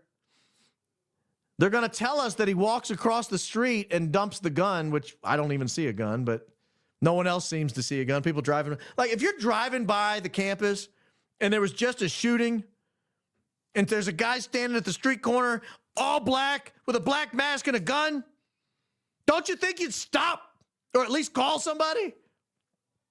Hey, 911. Yeah, there's a guy standing in a parking lot. It could be unrelated. I don't want to be racist. But he's standing there with a gun and he's dressed in all black. Yeah, okay, I'll hold, please. Thank you. They cut the video off before there was plenty of room to see if the guy walked into the bushes across the street where they say he planted the gun. There's plenty of room. Plenty of room. And they shut it off. Twice they sabotaged us in that video. That's your FBI, by the way. You pay the taxes. That's your FBI. They work for you. They are supposed to keep you safe. They're supposed to answer your questions. They zoomed in so you couldn't see why the white SUV that matches a description of a white SUV given to Egyptians who might have flown in for the occasion. They zoom in so you cannot see what that SUV is doing for 25 to 35 seconds, despite people walking to and fro. And then right when they get to the money shot, I'm talking like the money shot. It's like watching one of those videos you're not supposed to watch, and they get right to the end and they're like, all right, we're done. Nah, shut it down. Shut it down. We're moving on. Did he walk into the bushes or not? Where would he? He's right there. Show us 5 more seconds. He might have gotten into the white SUV. These people just crush me. Just crush me. All right, TPUSA removed or deleted every video over a year old from Charlie's YouTube. Yeah, that's what I was talking about earlier. Around September 25th, this TPUSA is not Charlie's TPUSA. Everything is changing. Yeah, they even have a news reporter at the Pentagon now. TPUSA apparently has news reporters. When did that happen? I was unaware. But they apparently have a news reporter at the Pentagon pushing for war with Iran. Charlie went to the Oval Office to say, please don't go to war with Iran. Like, of all things you could possibly do, Mr. President, don't do that. That's a country of 92 million people, a very complex and proud historical people. Very smart historical people. These are smart people. Iranians are not like cave dwellers, despite what you've been propagandized to believe the last 30 or 40 years. I said, Heine, I did, Madam Bailey. I certainly did. I try to keep it clean for the kids. Like, I literally have 8 kids, or 7 live here at home, but they're all in there, and they might have this program on, so I got to keep it clean. And you might have kids. I want it to be a program your kids can watch as well. Thank you for the super sticker. Edge is back, baby. Well, was Dan looking to his left to General Mikey, calling plays from his phone? Don't know. Dan also checked his watch phone when he looked left. How can even Nick says TR did it? Yeah, I don't know how they're saying Tyler Robinson did it, to answer the last question first. Dan looks left. I don't know whether he's looking at Mikey, but right before Dan looks left, it's as if, again, my opinion, it seems to me like Mikey is anxious and saying, why is this not happening yet? Because he leans in and looks at Dan like, you going to give the signal, baller? We playing? Watch the video again. I got to be so cautious with that video. I don't want to play it. I need to just edit. I got editing software. I need to just edit a version that ends before the big bang. Let's see. Baron, please bring the hat back with daily changes on Velcro patches, phrases, show description, topics. Please sell hats and patches as merch with your favorite phrases on patches. 3, continue using opening argument. 4, go back. Are you my producer now, ma'am? Are you the producer I've been looking for? Bring the hat back. I'll bring the hat back. I'll bring the hat back when it's warranted. Like, if I have to go bad cop and I know the whole show is going to be bad cop and y'all are going to see an angry side of your humble host, maybe I'll have a hat that says bad cop.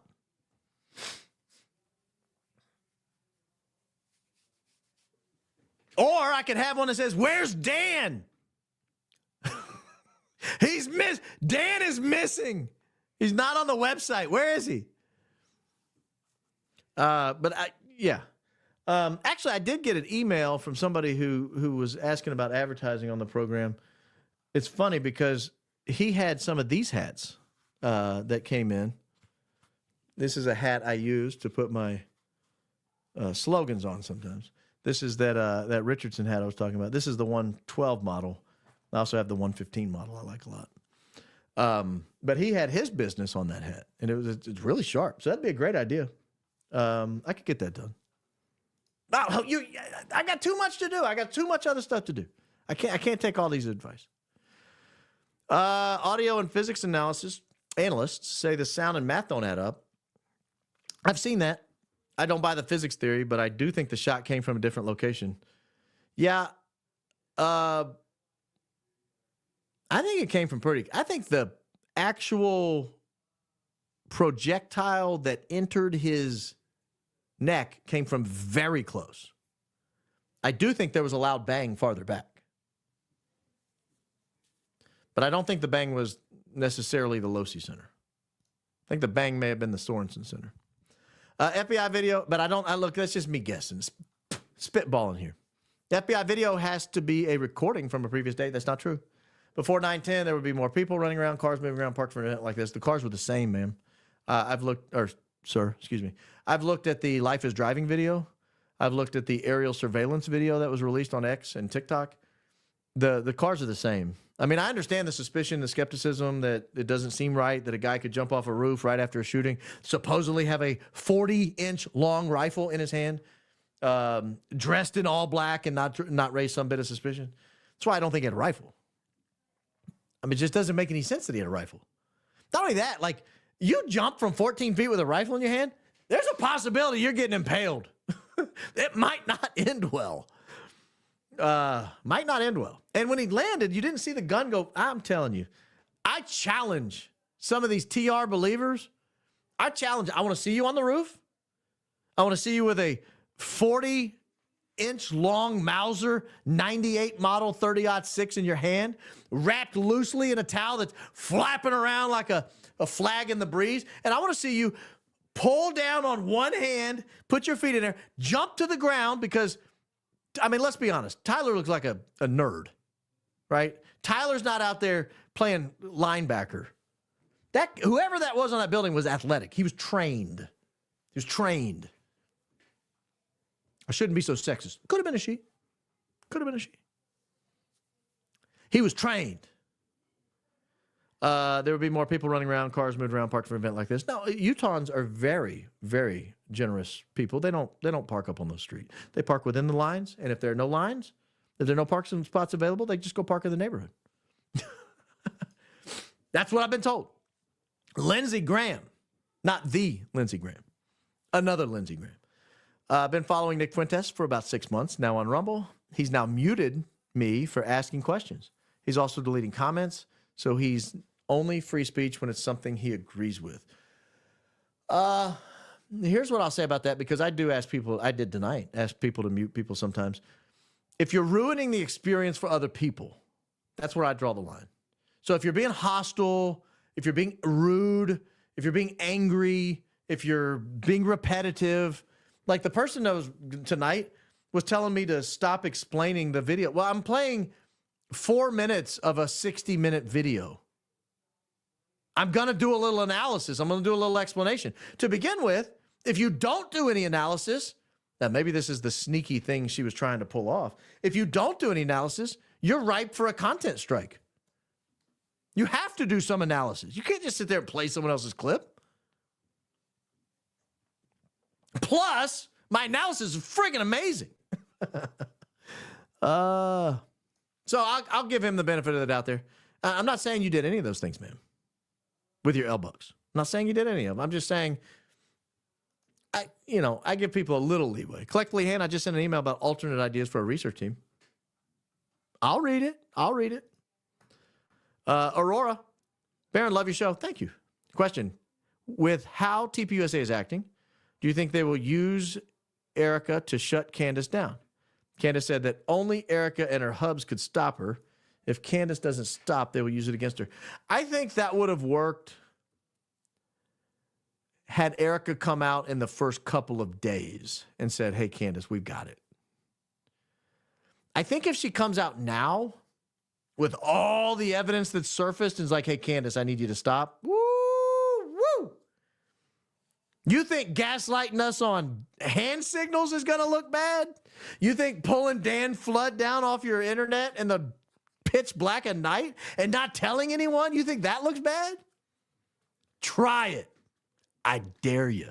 No, I think they'll try to savage Candace in another way. I think this town hall on, is it the 13th or something? It's coming up this week. I think it's Saturday maybe. I think his town hall event with Barry Weiss is a total, I think Candace will be savaged during that. Barry Weiss certainly doesn't like Candace. I mean, Barry Weiss is basically like Netanyahu's mouthpiece. I mean, it's going to be tough. It's going to be tough. You're rubbing off on Ian. Ian started to repeat himself. No, ma'am. No, ma'am. It's like when you buy a blue Ford, and all of a sudden you look around and you see blue Fords everywhere. But you bought a blue Ford thinking, nobody drives a blue Ford. That's all. Ian repeating himself is your blue Ford, ma'am. You fell in love with this program. I tend to repeat myself because I like to emphasize things.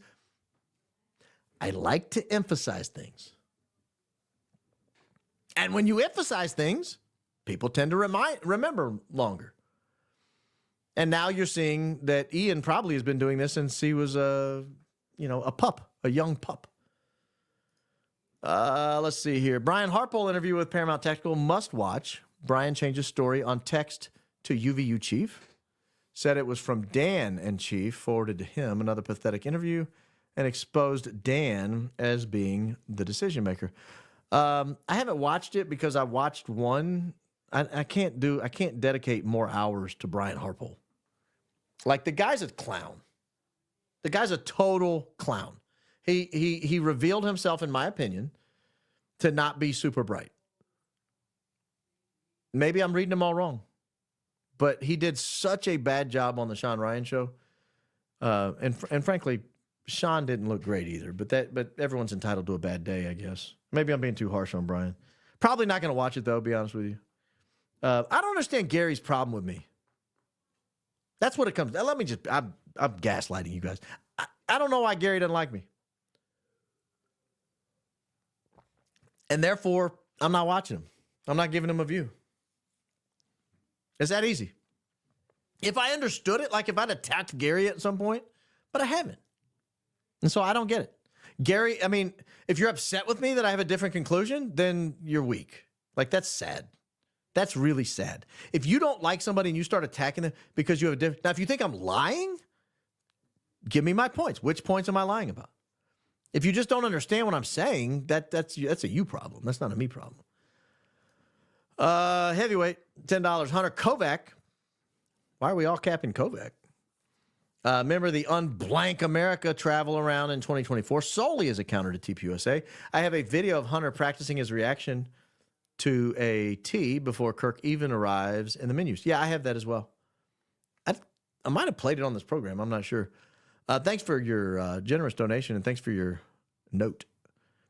Watch Rick Cutler clips. I've watched them. I don't think you could hit a... I don't think anybody could hit a palm gun that fast. Now, keep in mind, like, you go to the range and you put your phone on and you take 73 shots and you just edit it down to that one that you happen to get lucky on. That's not what I'm talking about. I'm talking about if you're going to tell me you can do it, here's the kind of pressure. Like, you're shooting a man in the neck. Here's the kind of pressure. Here's what I need to see. This is the commitment I need. Anyone who claims they can make, oh, I could make that shot. Okay, here's what's on the line. I'm going to show up with a camera. I will pay my own way, and I will show up with a camera. And I will video you get one try. And you have to do it in the exact position, and you get a roundabout idea of when it's coming, but I'll do this, I'll give the signal, and then you better go at that exact moment. And if you miss, I'm going to mass with you. I'm going to church with you. I'm going to synagogue with you. I'm going to mosque with you. I'm going to Hindu, Buddhist temple with you. Wherever you choose to present yourself to your deity of your choice, I'm going with you, but you're butt-ass naked when you go. We're showing up, and you are naked, and you're sitting through the whole service. No, you're standing through the whole service off to the side. Just naked. And then when church is out, we're going for a run. We're going to run a 10-miler, and you're naked the whole way. Because you know what happens to you when you run your 10 miles. We've all been there, sir. It's like jumping out of a cold pool. And we're running right through the heart of town. We're not running, we're running right through your hometown. 10 miles. And we're running at least a 9-minute pace. We're going to get that thing drawn up.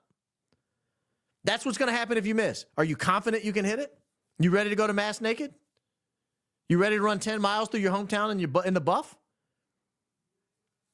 And that's not even like 1,000th of the pressure that somebody would have taking that shot. So if you want to say, oh, I could lay down and iron sight that baby at 142, let's do it. But you know what's on the line. Everyone's going to see your wang. Everyone. We're all looking. And that's like, I'm telling you, it's like 1,000th of the pressure of taking a shot and taking a man's life. So I don't believe it. I don't believe that. I don't believe they could have hit that. Since Erica, TPUSA, and the FBI overlook crucial details, we'll remain in the dark about who truly killed Charlie. Probably. The TP boys band, the boy band, and their handlers will likely evade justice again, making our efforts seem futile. We have no explanation of what happened in Las Vegas. We have no explanation of what happened in Butler, Pennsylvania. None of you can possibly believe that the official story is true. Real Base. Wow. Real Base. Thank you. Great work, Baron. Thank you for doing this. Thank you for putting it out. Thank you for giving me your time. Thank you for being you. God bless you and your family. And God bless Ian, Candace, Nate, Ryan, and everyone else who put in the work. Guys, Real Base is working on a project, and you're going to like it. Now, I'm going to promote it when he gets ready to roll it out. I'm a fan. I've gotten to see some, I don't know if it was early work or if he's got it out published or not, but I got to see some stuff he's working on. It's fantastic. It's really truly good stuff. So thank you for the kind words, and happy to help. Let's see here. Lysad. Love your show. Very informative and entertaining. I missed the hat. Here for the wiggle. The hat's not gone forever. It has not. I just didn't have anything to say tonight. What would I have said? What would I have said? There's nothing to say. There's not a single unifying, organizing thing to say. Why was Dan Flood a chief asset manager? I don't know. What does a chief asset manager do? Description. Chief asset manager description. Leads an organization's entire asset portfolio, real estate, IT, financial, by setting strategies, overseeing investment disposals, maximizing value, ensuring alignment with business goals and compliance, requiring strong financial acumen, leadership, and risk management to guide executive decisions for growth and stability. I have no idea. In light of that, I have no idea. I thought a chief asset manager, let me see if it like in a security. Security? Maybe it means something different in the security content. Nope. Most senior executive accountable for development and oversights of policies. I don't know. I have no idea. Apparently he's not, or he's not on the website anymore, which if they just took him down because that's cowardly, put him up there. If he works there, put him up there. Any thoughts on the Daily Mail's article on Erica's secret millions that came out over the weekend? Were they secret? That's my thought. A good friend of mine, a longtime friend of mine, sent me that article this morning, and I read it whenever it came out, early, or whenever I got up. I've been up since 4, by the way, 4:10. But I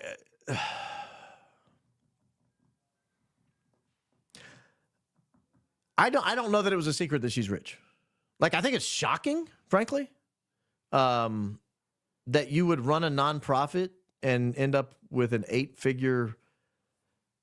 Like, that's shocking to me that you would run a nonprofit. People are donating to you and you're worth 8 figures. That's shocking to me. But at the same time, he had book royalties. He had a podcast, a very successful podcast. It was #1 for a while. It was in the top 10 almost always. It's now like 104 now that he's gone. I think if they changed the name to like Talking TPUSA or TP, Turning Points, Talking Points, ooh, that'd be great. Guys, are you hiring? No, I'm not going to go work there. But I think if they would rebrand it, it might rise back up. But people feel very misled. They think, was he talking from the dead? Like they're putting out new episodes and it says the Charlie Kirk show? I'd be afraid to click on that. Hello, this is Charlie Kirk from Beyond the Grave. It's dark in here. Get your life right. You should not be worth 8 figures. Jesus wasn't kidding about the rich man.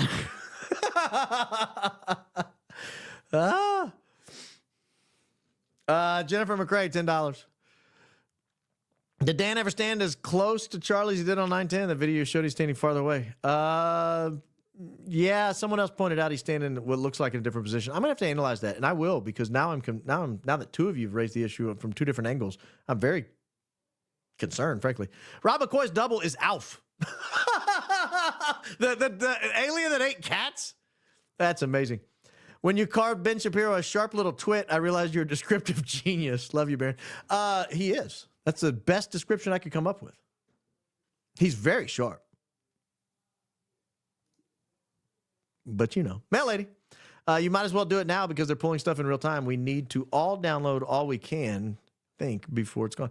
Yeah, I put a couple of videos I took of me doing just a quick Google Trend search on a name that Candace mentioned on her show. I put it on my Twitter feed, or my X feed, whatever we're calling it these days. And apart from Sam Parker making fun of my hat that I was wearing, I thought it was fun because it gave a little inside baseball on, like, when I hear a name, what's the first thing I do? I go look at Google Trends and see how it's trended over the time. That was not like a complete search, obviously. It was that Emmanuel name, Emmanuel Beer, that she mentioned. But I put it on X, And but really what it demonstrated is I now record everything, like in real time. So if I'm doing Google Trend searches, I'm recording. Because when I go back and then it's gone and people say, I can't reproduce this, I can say, well, here's where I did it. You know, I can't help it that things are being messed with. Baze is based. Yeah, he is. He does a good job. He's like anybody who's doing their first shows. He'll be better on show 100. He'll be better on show 1,000. How many shows have I done? Well, I did, what's that? 250 a year for years. So, and then how many, well over 1,000 shows. You're better the more you get reps. Like you're a better driver the longer you drive. That's why you get an insurance break when you turn 25. He'll be great. But he's already good. He's already good. Mikey McCoy isn't listed. That's cowardly if that's true. 11:23 a.m. Erica Kirk time was the predetermined time. 1 + 1 + 2 + 3 = 7. Exactly like Nick Cage's. I just, guys, I've heard the Nick Cage thing. It's a little like the Rick Cutler thing. I just don't believe they started plotting Charlie Kirk's death when he was 5 when that movie came out. I just don't believe it. I haven't been this well informed while simultaneously being entertained since Rush.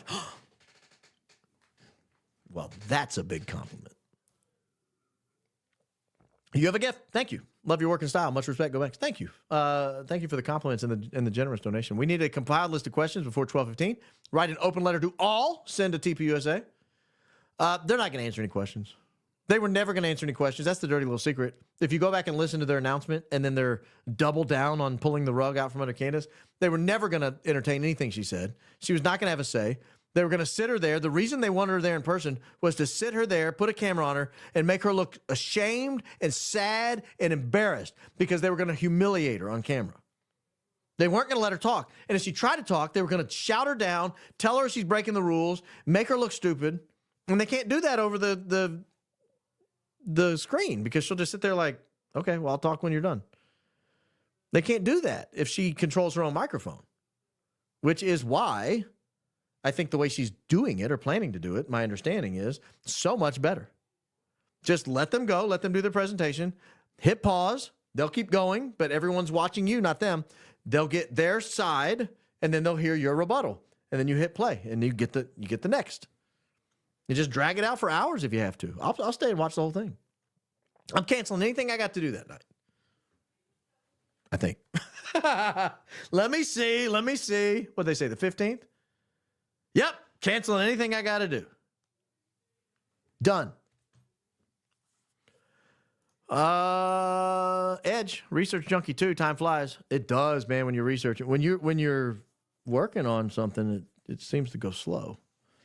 when you're punching at 9 to 5, sometimes that clock drags. But when you're researching something, you look up, it's been 4 hours. That's why I appreciate your mental stimulation. Keep it up, like Nate's work too. Nate's great, especially when he shredded Brian Harpole. Agreed. Heavyweight, Hunter Kovac is a... Didn't we already read that? Before, yeah, I think we already read that. I think my tinfoil hat just exploded. Well, Pitsy, I don't know what you were reacting to when I said that, but I hope you're okay. Seek medical attention if the effects of the tinfoil hat explosion last longer than 4 hours. Sir, oh, that's a big red pill. Savenet, 2,500. Thank you for the donation. Sir Barron, if you were only allowed to see one piece of evidence from all the Charlie Kirk footage, which camera footage would interest you the most? For me, it would be Dave's meta glasses before and after. If I was only allowed to see one piece of evidence, I think it depends on the girl to Charlie's, we'll call it his 11 o'clock, 10:30, his front left. If she was recording in like 8K at 240 frames per second, I would want to see her footage in super slow-mo. If she was just filming in standard def and we've already seen that angle, that wouldn't help as much. I want any angle that shows me the necklace that Erica Kirk was so interested in finding immediately after. So if that's some footage behind the scenes in the hospital, in the car, maybe Dan's glasses, maybe the 8K footage from right there. I want to know what's up with that necklace. I want to know why she was so interested in finding that necklace, and why Brian Harpole made a big deal out of having found the necklace. Keep in mind, he wasn't wearing the necklace the night before he went. It may mean nothing. May mean nothing. May mean nothing. Ignore my name. Please consider everything. Golly. How can I ignore that? Change it. Change it. You go into your settings and change it. Please consider everything is fake and gay. I think about everybody smiling during and after. Strange looking. Trigger Smart, most recent. Major betrayal. Angered me last night. I haven't seen Trigger Smart from last night. Did he do something? I like him. I mean, he's produced good content so far. D-Shack. Thank you. Duncan serves government agencies, including the U.S. military, often under strict non-disclosure agreements for sensitive projects like flight inspection systems and special missions. I'm aware of that. I'm aware of what Duncan does. I just don't know if that's the only reason why someone might fly there, is to have their airplane of choice serviced by Duncan. Flood turning left, maybe looking at the kid in the army green hat, black shirt, supposed to be French sniper, Project Constitution, post-infant. That guy was to Flood's right, not his left. And I don't know that that's a sniper from France. I think he had a Marseille hat on. Maybe. But I don't know that a single hat is sufficient to make that determination. Maybe. I'm not weighing in on that. Dan off executive board could be why Brian was able to throw him under the bus about text messages to UVU chief. That could be. Or maybe he's not off the executive board. Baron, thanks for all the work you do. The research, report truth no matter what. Shout out to Didi Got a Podcast, who does the same. Didi does a good job. I like watching his stuff. I watch a lot of his stuff. Didi does a great job. He was live today, I think. I was watching him either today or yesterday. Mickey Shaw, thank you. Very generous donation. Wow, thank you. Ivan's crazy. Have you seen the Google Trends that Glam Ham Radio did? What did Charlie walk past the tag? I saw that. I wasn't as convinced by that. I don't know why. I mean, I don't know. It's possible it's like a serial number, part of a serial number or something. FBI gagged all 3,000 students. Not crazy, knowing the game the deep state plays of intimidation and defamation. Oh, this talking about that kid that, yeah, that was wild. Woo, that was wild. You and Candace are my favorite YouTubers. YouTubers. I've not heard of a YouTube Bieber, and I am not a YouTube Bieber, ma'am. My name is Amber Marie Blank. Thanks for all you do. Why are we blanking out the last name? Thank you, A. Marie, 12-3, for the donation. You have your own Tucker laugh. Now, no, his laugh is straight up diabolical. Oh. Mine is just, listen, we used to have a bird that took after my laugh when I was like in middle school. And so the bird was like, or I don't even know how I do it, but however I do it, the bird started doing it. I just want to say I have credibility model. I use Crowder is the least credible source. He's a shill for the system, in it for the money, not even from America. He's Canadian feds feed to push narratives. I have a strong case for it. I'll be eager to watch your show on it because I would like to learn more about that. That I knew nothing about it. Was it my comment yesterday that put you back there? Put me back where? Guys, I would love to answer you. I need more context when you guys do comments. When you're vague, I can't remember everything. I want to answer your question so bad, mail lady. Dan, the black shirt security is wearing a new Meta Ray-Bans. Yep, that's true. He might have LOS view of the entire event on video, live streaming at HQ. Could be. He did appear to turn them off or on when he went down to the ground. I'm not sure which. I think he turned them off. I think he turned them on while he was standing up and then turned them off when he went to the ground. But that could be reversed. I don't know. Mickey Shaw, thank you. Very generous. If you get time, would you please vet a video on Rotting Jules' YouTube channel? Title is Viewer Requested, Making America Clear Again. Her research seems solid, compelling, but I'd love your take. What she claims about Candace's father is mind-blowing. Believe it or not, I have watched pieces of it because people have sent me specific timestamps, and that's what it takes to get me to watch a video. They've sent me specific timestamps. Hey, will you watch minute 42? And I do. Look, my take on the parts I've seen, granted, I've not watched the whole thing. My takes on the part I've seen is her dad had some pretty normal jobs at some pretty normal places in the, like, cleanup business. I mean, how do you guys think stuff gets cleaned up? Like, not everybody. I mean, are there cleanup people who do bad things? Probably. Is every cleanup person suspect? No. If there's something more to it, Mickey Shaw, if there's something more that you're wanting me to see, email me, realbaroncoleman@gmail.com, realbaroncoleman@gmail.com. Is it Real Baron Coleman Podcast or Real Baron Coleman? Real Baron Podcast @gmail.com. Email me at realbaronpodcast@gmail.com. I'll be happy to look at a specific timestamp. I'm not just going to sit there and watch a 2-hour video. Like, I have kids. I have a wife. I have a job. I have hobbies. I have to prepare for this show. If you want me to watch something, I need a timestamp. I don't need, hey, watch this 4-hour. Don't do that. If you send my video to somebody, give them something to look at. Hey, what he says here about this is great. It's at 13 minutes and 26 seconds. I love that Crowder shirt. It's from, I think, 10 years ago. It's not a bad shirt. It was weird. We considered trying to interview Adam Bartholomew. But we wouldn't have patience like you did. His communication skills were like a 12-year-old girl. That was a tough interview for me to sit through. If I'm being completely honest, that was one of the toughest interviews I've ever sat through. And I've interviewed some lousy people. I had to call a guy out who was running for Congress that I was interviewing. Was he running for Congress or governor? Governor. He was running for governor. And he came in and he sat down in the radio studio with me. And I knew he was on that, what was that list of people who wanted to, oh gosh, it was some Madison's list or something. It was some list where, Ashley Madison. He was in the Ashley Madison list. And so I asked him about it. And he's doing this gaslighting routine. He couldn't remember anything at that point. He couldn't remember his phone number, couldn't remember his address, couldn't remember what kind of credit card he used, couldn't remember who he had his cable bill with. Like, I was asking him all the questions out of his profile. He could not remember any of them. That's a tough interview. Adam Bartholomew was worse. Thank you for the generous donation, Brandy and Billy.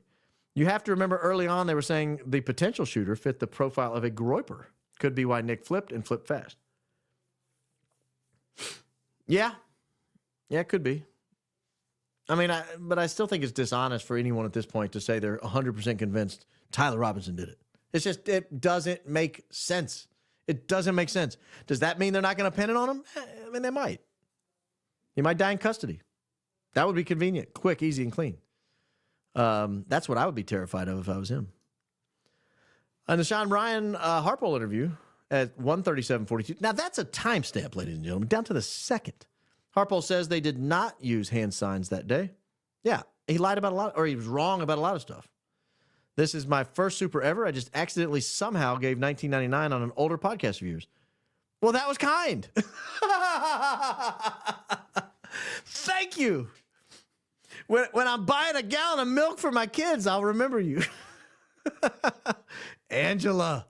Hey, your next one, do 1 penny and it's on me. The next one, do or 99 cents, whatever. And it's on me. I'll read it, I promise, even though it's only 99 cents. And thank you, Angela. I hope I remember to read it because then I'll have been a real scumbag. FBI stated weeks ago they had Twigs in custody. I'll need a link of that, sir. realbaronpodcast@gmail.com. I've not seen that. Brian Harpole should be praying for online sleuths to find another suspect. Otherwise, he has to admit his team was beat by trans furries. The whole left has been beat by trans furries. What are you talking about? Did you not see the Biden White House? Other notes about Crowder. Ben S. was his lawyer in his early days. Ben Shapiro? They fell off at some point. I'm not sure when. Crowder should have probably been canceled forever when the CCTV vids came out of him berating his pregnant wife. Yeah, those were tough to watch, to be honest with you.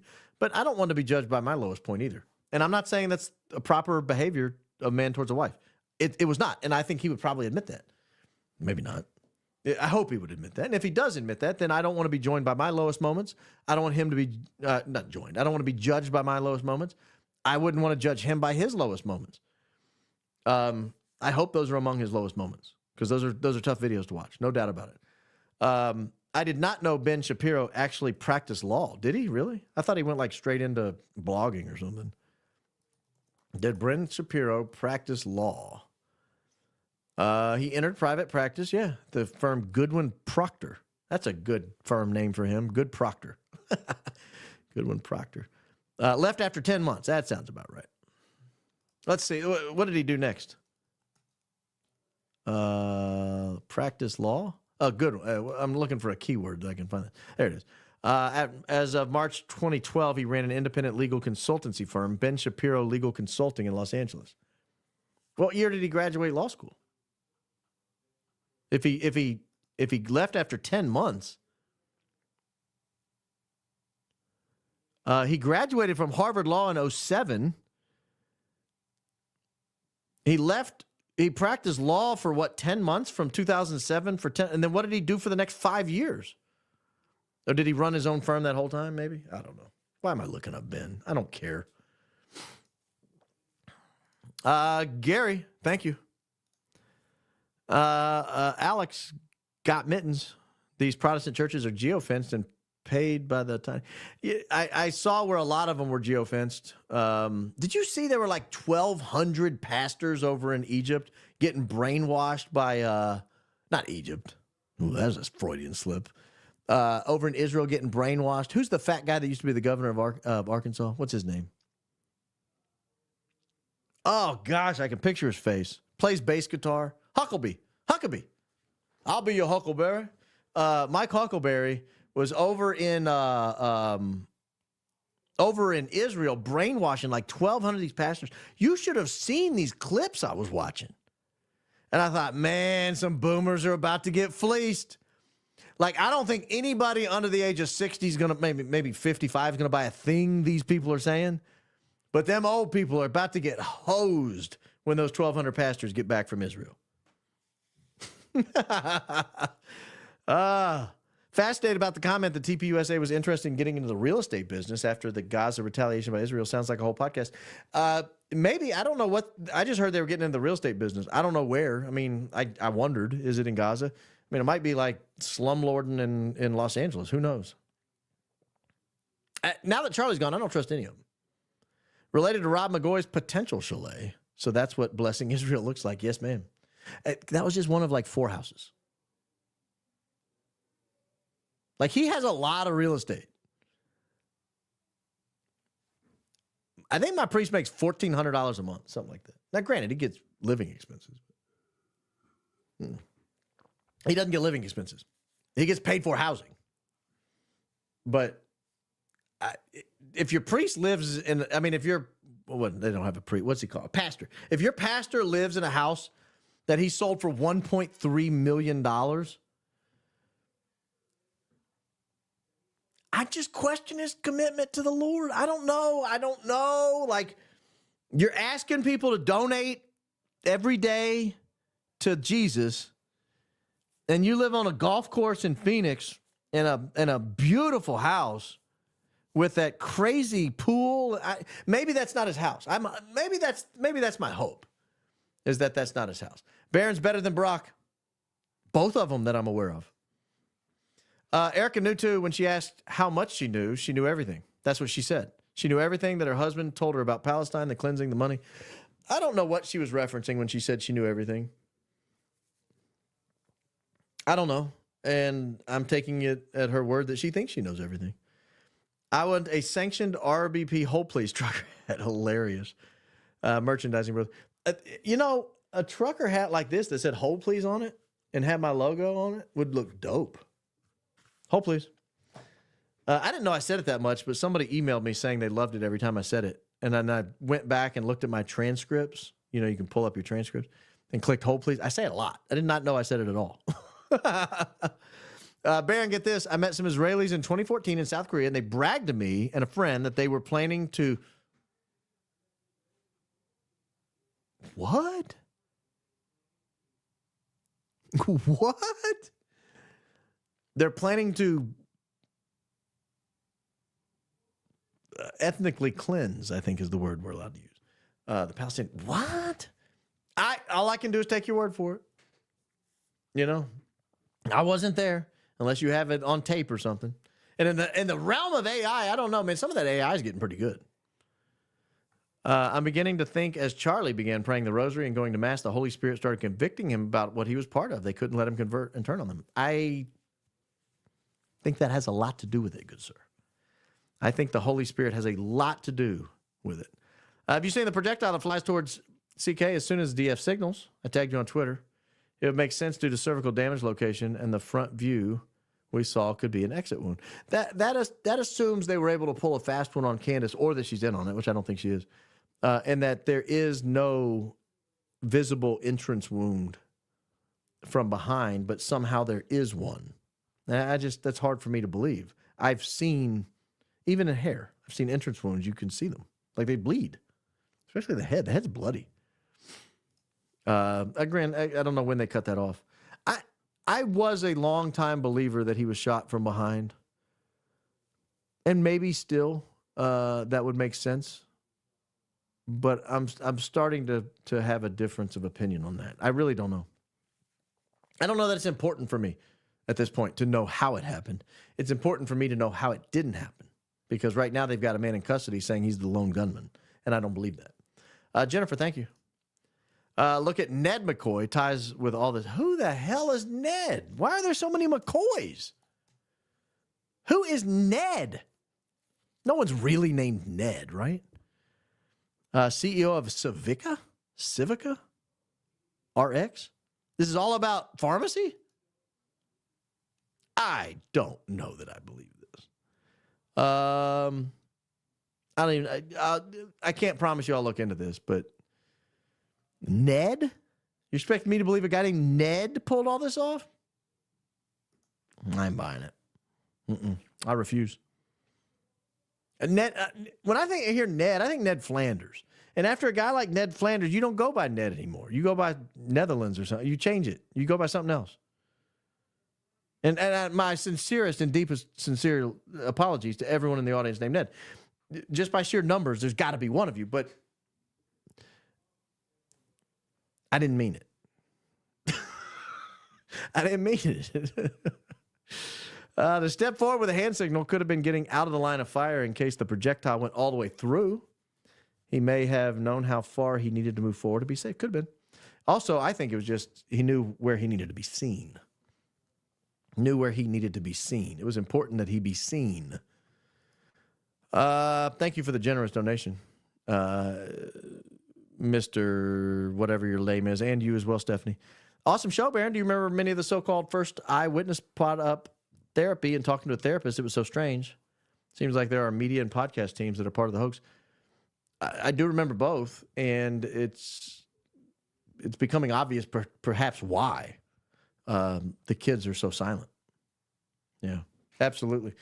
Yes, of course there's media that's part of the hoax. I just read an Axios story written by a guy in Unit 8200. Come on. Of course there are people that are part of the hoax. They told us they're going to buy podcasters. They told us they were going to buy podcasters. Please go 7 days, man. You're absolutely number one. I cannot go 7 days, but I am planning to go 4. That's my current compromise to keep things peaceful at home. I'll try. FYI, I couldn't post a super chat with the new name for Twitter. If anyone else has any issues, God bless Baron, missed the hat. You guys are calling me ugly, saying that I got to have a hat on. That you don't think I'm worth watching without a hat. I'll think about it. Thanks, Shazarada Morgan. Thank you. Very generous donation. What is your name? Sharzad Morgan. Good job and congratulations on your 8 children and homeschooling. The deep state is exposed by citizen journalists like you. Yes, I agree. Thank you. That is a very, very generous donation. Thank you. Just emailed you the real estate documents from McCoy's house in Phoenix. Guys. Purchased January 23 for $825, fell delinquent in July 24, and sold August 24 for $1.28 million. Well, if he cleared a cool $500,000, I see why he fell delinquent. Charge it to the game, baby. Why am I making payments when I got $500,000 in equity? I'll look at it. Thank you. That's the house I was looking at because I thought it sold in July of 24. And it was purchased for about that same amount of money and sold for about that same amount of money. So it's got to be the same one. Gosh, that's a lot of money. Holy mackerel. David, thank you. Heard on X selling merch at memorial service is totally fine. The market for that is wide open. We should start a business looting the legacy. That I've been to a lot of funerals. I've never bought a hat. Never bought a hat.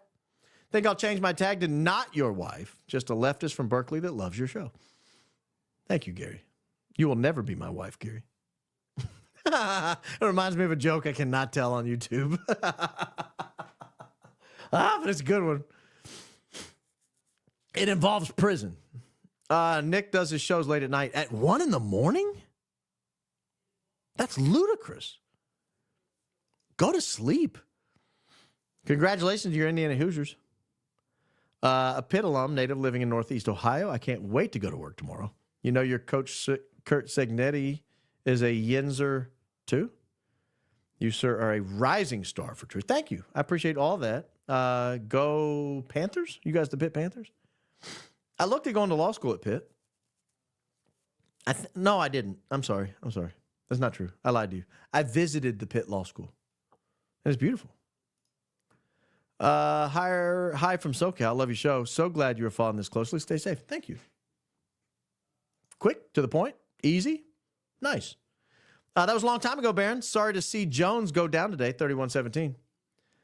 I don't know what you're talking about, but you're talking about the Colts and the Saints. Yeah. I didn't know Jones went down. I'm guessing you're talking about the Colts quarterback. The moment Charlie says they're going to ethnically cleanse Gaza, I feel like that's the perfect timing to curb your enthusiasm music. Yep, that would have been it. Emotional support, human for horses. Yes, big into horses. Our audience is. Thank you. Candace said on her show the day she addressed Brian Shaw's podcast that Dan was fired and the text chain was between Dan and police, not Brian. Candace said on her show the day she addressed Brian on Shaw's podcast that Dan was fired. Is that true? I need to go back and look at that. I don't recall hearing that. That's the first I've heard about it. Stella, $49.99. In fact, when Brian was on the Ryan, what's his name? Sean Ryan podcast. When the Brian Harpole was on the Sean Ryan podcast, he spoke of Dan as if Dan was still employed. Stella, thank you. That's a very kind donation. Thank you. A woman, a few words. In 2023, I posted about Gaza's being worth $500 billion and Israel wanted it. It's been in the news, ain't it? About 2020. I'm sure that's how Charlie knew. It's prime beachfront property. It's beautiful. No doubt about it. If that was the signal to the shooter, there must have been a spotter with the shooter. Shooter's eyes on scope, listening for the go shoot from the spider. Or my theory, my current working operating theory is the spotter, there was no, maybe a spotter, but he's firing a blank. That's my theory. Whatever the noise was that was behind people was not a gunshot. That's my theory. And that the projectile that entered his neck was not from the rifle of the barrel that made the loud bang. That is my current theory, and that's all I can go, that's all I'm comfortable with right now. But I think there was a loud bang, and I think there was a projectile that came from something that did not create that loud bang. After you saw this case, I'd love to see a show about the funny mustache German man and whether or not you think he escaped. He did. Died in South America. Happy to do that show.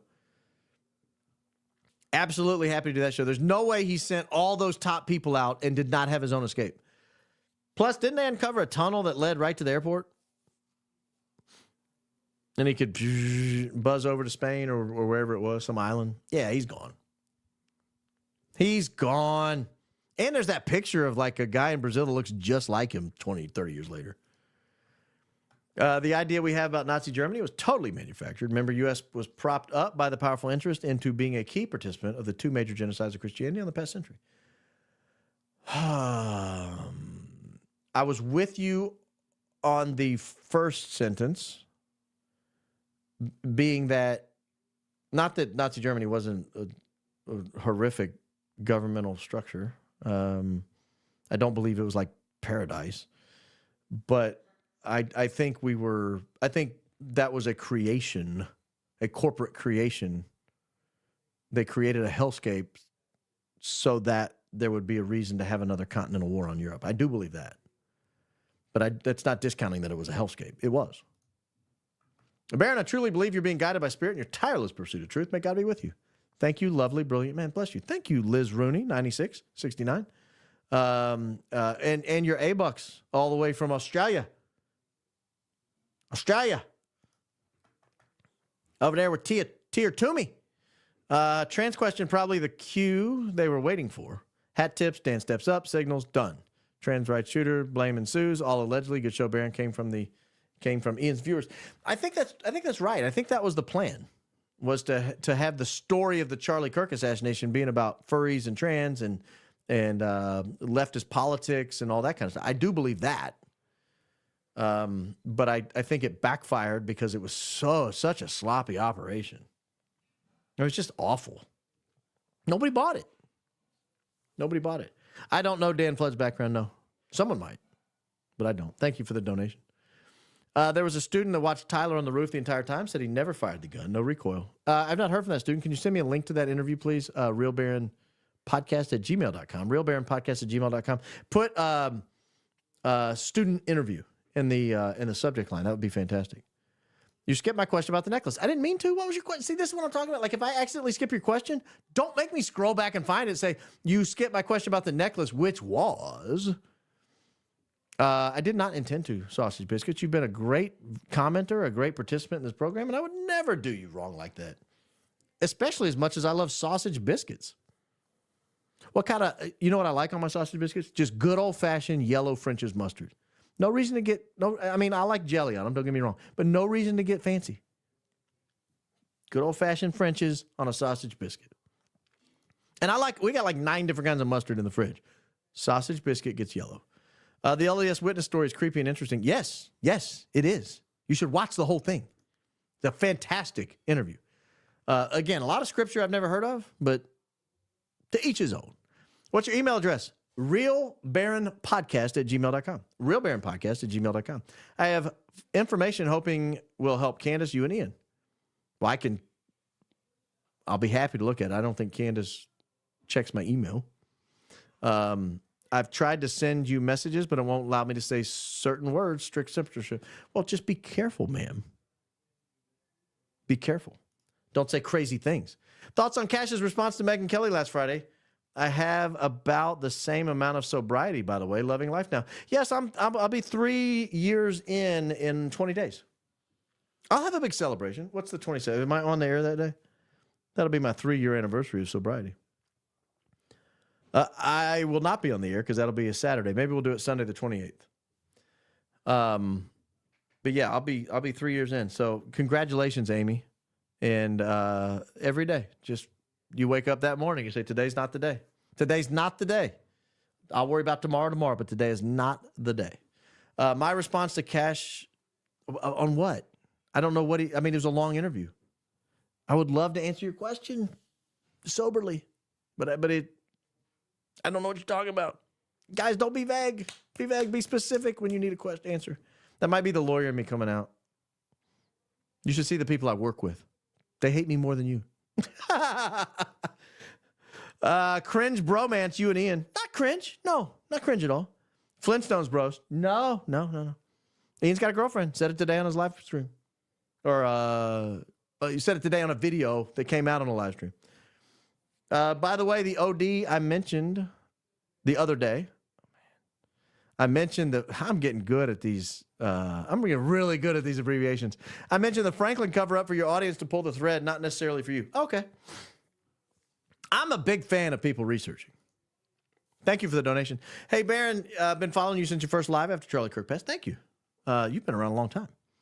I heard somebody say the text thread Brian showed about the roof access was between Dan and Brian, not the police chief. Now, that would be devastating. I don't believe that. I think it was between Dan and the police chief. That's my current operating assumption. If it was between Dan and Brian and they're trying to slaughter the police chief over that, that's low budget. That's low down. That's dirty. But I don't think that's true. Did Frank double over the back seat giving CPR? He went in the trunk and witness said a guy in a white shirt and hat got out of the back of the hospital. I don't know. I wasn't in there. I don't know that I've heard him say. I don't know how you give CPR to a guy with a hole in his neck. I mean, wouldn't somebody have to be in there like holding the... Awful. I don't want to think about all this stuff. Congrats to your Hoosiers from this Penn State girl. Great game. Crazy to think we were 2 minutes from beating Indiana in our own stadium. Way to go, Hoosiers. Fernando is my new favorite song. Hey, yeah, that required one of the most acrobatic catches I've ever seen to pull off that comeback against Penn State. Great game, great stadium, great fan base, great people up there in Pennsylvania. My wife and I lived in Carlisle, Pennsylvania for a year many moons ago, 2003, 4, and loved it up there. Beautiful. I had some hotchie dogs at the H.A. Milton, the Hamilton Inn. Thanks for your donation and your comment. Head of security told Sean Ryan there was no trapdoor beneath the tent. That's a proven lie. Thoughts? Has that been explained? I don't think he said there was no trapdoor. I think he said you couldn't put a person in it, and I don't know that I've seen that disputed. If there's a video out there showing a person standing in there, I'll admit I'm being wrong. I'll admit I hadn't seen it. I have not seen that. I think they removed Candace Owens from the site too. I did hear that today that they had removed her and Blexit and they've renamed it to something else. I don't blame them. They're petty. They're low down, but I don't blame them. Can you, Dorison, this gag order? It seems very selective. Would the proposed Candace TPUSA sit down not violate the gag order? That's a great question. This gag order, everybody made such a big deal about it, but what does it cover? Because everyone's talking, except like people we actually want to hear from. Like I want to hear from the students. I want to hear from some of the adults who were there. I want them to sit down. I want them to come on a podcast like this and talk to them, just like the kid did on that Mormon podcast we watched today. He was there. That's who I want to hear from. They've scared them all. Thank you for your hard work, Baron. Please like the video, everyone. Please go like the video. It pushes us to the top of the algorithm. Please, please, please. And subscribe. When I get to 100,000 subscribers, I'm going to do $1,000 giveaway. $1,000. I don't know if I'm going to do like an Amazon gift card. And I got to figure out how to get people into the drawing. And then I'll just do the drawing online, I think. I got to figure all that out. I got some time. It should be by the end of the month, I think. It'd be great Christmas money for somebody. Go tell your friends to subscribe. Rob McCoy will be speaking at the Clear Truth concert Clear Truth Conference in Ohio, March 2026. The promo has clips of the 1,000 pastors in it. Video seems like a promo for a holy war. Will you send that to me, sir? Ma'am? Sir? Mike? Will you send that to me? RealBaronPodcast@gmail.com. That sounds terrifying. Paramount Tactical explains Charlie Kirk strap arm position. That sounded bad. Strap arm position. Strap arm position. Charlie Kirk strap arm position. I don't know what that means. You talking about where they're carrying him off? Not even El Chapo faked his death. Dude's a billionaire. I don't think Charlie Kirk faked his death. But I will admit I've asked. I've asked the question. Like, I've thought about it. Later, watch Charlie being loaded into the SUV. At the last second, Charlie's head is visible. Is he holding it up himself? I don't think so. He looked pretty dead to me. But I'll check it out. I will check that out. 3i Atlas passenger. Oh, we heard from you last time. Dan standing on the opposite side bothered me so much I spent an hour trying to find another, only found one. The table was in the way that one time. That's interesting. This may be a thread to pull on. That's a very interesting catch. I bet Elon saved all Tesla footage in the area that day. Hopefully he has the silver one the RAV4 drove by. Would Elon have the ability to do that? Gary's back. So if Charlie was aware of it and faked his death, I didn't say, no, I don't want to be misunderstood. Does that mean he's in it with the rest of the TPUS gang of? I'm not saying, I just wondered. I'm not saying he faked his death. I wondered, is it possible that he faked his death? Is it possible that he was in on trying to fake his death and that they accidentally killed him, or that they like he thought they were going to fake it and then they intended to kill him? I don't know. I mean, it does look like he's kind of bracing for something. But I don't think that. Like that, 1% of me thinks that. Maybe 2. No more than 3. No more than 3. I mean, 4 tops. 4 is tops. Absolutely. I'm going to stop at 5. 5% of me. That's it. Already started taking the internet in Australia. You guys didn't. I mean, the Department of Defense, the United States Department of Defense created the internet. You think they're just going to let you have it? No, man. It's there to control you. Nothing else. Nothing else. Love your videos and how you deliver info. Thank you. Thank you for all you do. I'd like to call you Baron Say It Twice Coleman. You may. Stay Wild Moonchild. You may call me that. It's like, what was it? I'm going to go get the papers, get the papers. What's the guy in Goodfellas' name? Tommy 2 times, Tony 2 times, Tommy 2 times, something like that. Put up the interview, please. I want to see it, bro. Are you talking about the one with my friend from the New York Times? I might. The audio's not ideal. I might redo it. How about that? Are we even sure that the video of the person jumping off the roof is from 910? Yes. I just find it too hard to believe that nobody is nearby and or running frantically. There's no sense of urgency in that video from anyone. It is from 910. The cars are the same as the cars that Adam Bartholomew films when he comes around. They're also the same as the spy plane, not the spy plane, the surveillance plane that was flying over taking pictures, and those pictures leaked out. They're the same as that as well. I am 100% confident that is from that day, that the cars are from that day. Now, whether they added little, the black figurine running across without a shadow, could they have added that? Maybe. Or could they have blended it, like had him jump down and then run off? Maybe. That's pretty wild, but maybe. Oh, that's the one I just read. Dust to Dominion. Hey, your username is super familiar. Want some dude talking to Phil Lyman wearing that shirt is Life and Driving Stream? What? Was it some dude talking to Phil Lyman wearing that shirt in Life is Driving's stream? What's Dust to Dominion? Is that like a band or something? That's some kind of Utah thing? That's worth checking out. Thanks for the donation. Desiree, $10. When he was crossing the street wasn't in the shot initially unless they were already zoomed in when this video started and were able to pan. He was right there. Like if they'd have kept it out, keep it running till he leaves. Like till he actually exits the screen. Why would you cut it off? Unless you're hiding something. I don't get it. Thanks for your comment and your donation. Constantinos, back with that Mexican bucks. Security guys using meta glasses. He recorded everything. That's the rumor. That's a line from Tombstone. That's the rumor. Speaking of how to read the news, is Israel currently bombing Iran? I don't know. You're the only channel my husband will actually watch with me. Well, Ian and Candace too, but that's it. Well, thank you, Lady Di, 20427. And top of the evening to you, sir. Yeah, your wife is brilliant, by the way. Your wife is brilliant. She's informed. She's smart.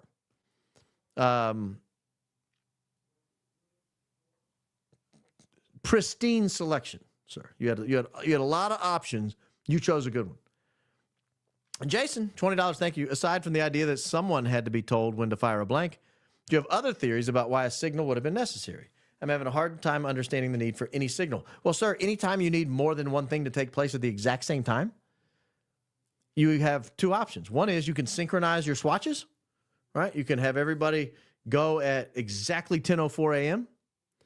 But if you don't know the exact time, you'll need a signal to make sure everybody operates on the exact same command. So if you, I mean, it's obvious something hit him in the neck. Whether it came from under his shirt, whether it came from a projectile outside of his immediate area, or whether it came from a gun fired from the Losi Center or the Sorensen Center, something hit him. And if more than one person was involved in that, there would have needed to be a signal. I don't know how to explain it any other way, but thank you for your generous donation. Camille, thank you. Burn warning label, $10. I watched a documentary by Ryan Matta, Never in America, Crazy How Our Government is Trying to Destroy Us. Ryan Matta is very smart. He does great work. Farah. When the guy jumped off the roof, I assume everyone was screaming and running. Why are students walking normally? The videos from that day. I assume people are wearing, what's the word I'm looking for? Earphones. Trust me, if you hear, like, I wear headphones everywhere because I don't hear well. And I wouldn't have heard a gunshot. I don't hear thunder. Need to reassess assumption. It was Tyler Robinson on the roof. Yeah, I'm using it generically. It's probably a person up there. Like I said, unless they added an action figure up there, it's something was up there. How many times has Charlie security caught previous shooters, or was it the one time that someone went to kill Charlie, got lucky with no security on the roof? I don't think they've ever caught a previous shooter. I think we'd have heard about that. The person who jumped from the roof was athletic, very athletic. And I'm just being honest. I'm totally judging a book by its cover here. I hang around a lot of athletic people. A lot of athletic people. None of them look like Tyler Robinson. Paramount Technical is obviously in on it. I don't know that. Maybe they could just be wrong. Or maybe they're right and we're all wrong. I don't think that's true, but I don't understand his insistence on attacking people like your humble host. Hold on. K-Ray. Thank you, K-Ray. Very generous. Sneaking in there with $2. Not much to say, though. Great job, Aaron. Thanks for all your hard work. Thank you for your very, very generous donation, Brian. I'm doing my best over here, people. Gary doesn't like you because you exposed him on Google Trends. Well, I have that effect on people. Paramount blocked me some weak stuff. I've blocked a few people along the way. But they deserved it. It's not for disagreeing with it. I don't mind someone who disagrees with me at all. What I don't like is when you're rude, you're repetitive, you're attacking other people in the chat. I don't have time for all that. Like, it takes me a long time to put on this show. A long time to prepare for this show. A long time to conduct this show. I've been on the air 3.5 hours and we're still moving. I don't have time for somebody being rude when all you have to do is log on. That's all you do. And you're going to be demanding and tell me how to conduct the program? Tell me, you stop talking. Shut up. Like, I don't need your input. Not you, but the person I asked to have blocked earlier in the program. I don't think Truth Evades would act like that, though, because you've been nothing but pleasant on this program. Great job, Aaron. Thank you. I keep giving Erica the benefit of the doubt, but it's getting hard to find excuses for her. I find myself in that boat. We are paddling in the same direction. She's looking more guilty every day. Well, I don't want to say that. As soon as I give you one, you take it away. I find myself having a harder time defending her. I'm in kind of the ignore her territory more than I am the defend her territory. I was in the pool. Yes, that's it. We're doing the pool effect if you miss. Doing the pool effect if you miss. Very beginning of the rooftop video, someone's walking towards the RAV4 through the parking lot. That's why they zoomed in, madam or sir. Did you notice that? They have a backpack on, I think. Yeah, and they're wearing black. Almost as, well. Yeah, we noticed the same thing. I'd love to see the uncut footage. I'd love to see the uncut footage. I want to see who walks towards the RAV4. Did they go past the RAV4? Did they get in the RAV4? I want to see who walks away from the RAV4. Did they come out of the RAV4? Did they walk past the RAV4? Why did we zoom in? Why did we miss such an important piece of information? I think it's relevant. And I think it's a very relevant piece of information. And I hope Tyler's defense team in Discovery gets the actual footage, the unedited footage. And I hope they know what they're looking for. But there's some reason that RAV4 took 30 seconds to turn the corner. It came and it stopped and it was stationary for a long time and then it turned the corner. And it turned the corner quickly, if you remember. It moved on. It was moving. Tenseldahl, $10. In security and tactical context, the gesture of touching the left palm to the extended right upper arm typically signals stop or freeze. Well, they didn't. It can mean whatever you assign it to, right? That might mean steal. Another team, it might mean nothing. Another team, it might mean hit and run. Who knows? Just what you assign it on that day. The peer pressure of that shot would be like making a free throw to win or lose the NBA championship. Oh, so much worse than that. It would be like making a free throw to not go to prison for the rest of your life. That's the pressure. It's not about an NBA championship. It's about losing your freedom. You're 20 years old. You lie down on a roof. You hit a grapefruit from 142 yards, or you go to prison for the rest of your life, and you've got 9 seconds to take the shot. Go!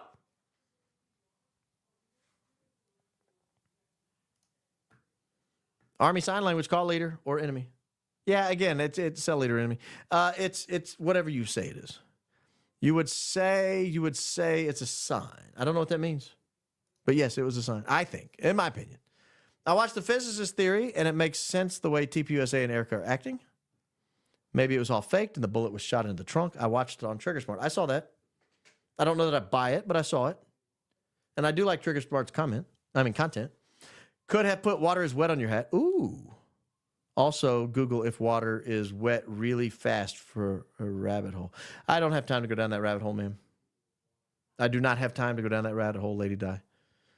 That's a rabbit hole that's just going to have to be undiscovered. After seeing what happened to Charlie for not towing the Zionist line, I wonder if the earshot has left Trump neutered on the American First agenda. I would say, what American First agenda? Not much of one left. I love how everybody's blank. If Candace keeps this up, we're going to lose the midterms. Guys, we're losing the midterms. Like, we're losing it because of how the Republican president and Republican Congress have governed. That's why we're losing the midterm. If you try to blame a woman from her basement who's live streaming every day for 4 or 5 days a week for an hour, and you're going to blame her for losing an election when you guys have had power now for a solid year? You're not deporting anybody like you said. You're getting ready to go to war with Venezuela. We're literally bombing people in boats that we could easily just pick up and stop. And then when they survive, we bomb them again. We've not stopped the Ukrainian war. We've not stopped what was going on in Gaza. Not really. I mean, the Gazans aren't moving back into their homes. They don't exist. There's been no tax cuts. There's been no, inflation's still out of control. Gas is still high. What are you running on? What are you running on in the midterms? You're a Republican. What are you running on? You can't run on Trump again. He's a lame duck. What are you running on? That you're not a Democrat? Well, I mean, yeah, that's probably generally better, preferred. I say 99 times out of 100, 98 times out of 100, the Republican typically is preferable to the Democrat in most every race. But what is your grand accomplishment? And are you expecting me to show up when we're on two more fronts of a war? Because you're going to go to war with Iran and you're going to go to war with Venezuela? And inflation's still out of control. I mean, I'm trying to find the victory. What you tell me. What's the plan? Blame Candace? That's it? We know we screwed up. So we're going to blame a 5'2" woman who does a podcast? That's who screwed it up? Are you out? I mean, this is the plan going forward? This is TPUSA? They have hundreds now of millions of dollars to go out purportedly and win elections, to convince people to vote for Republicans. And the plan is, no, we can't do it. We got to, that dadgum Candace, would you believe it? She's at it again. Talking about people. Talking about airplanes, talking about people, and that's going to cost us the election. People are just not going to come out and vote if they believe there was an Egyptian plane in Provo, Utah. They're just not going to come out and vote. No. She said there were 12 people in maroon shirts. They're not going to come out and vote if Candace is saying there are people in maroon shirts. Are you guys out of your mind? That is not why people vote. Nobody votes on that. Nobody has ever gone to vote and said, no, wait a minute. Is there a podcaster out there claiming people are wearing colored shirts? I probably should vote for the other side. You know, typically I am pro-life. Typically I am pro-gun.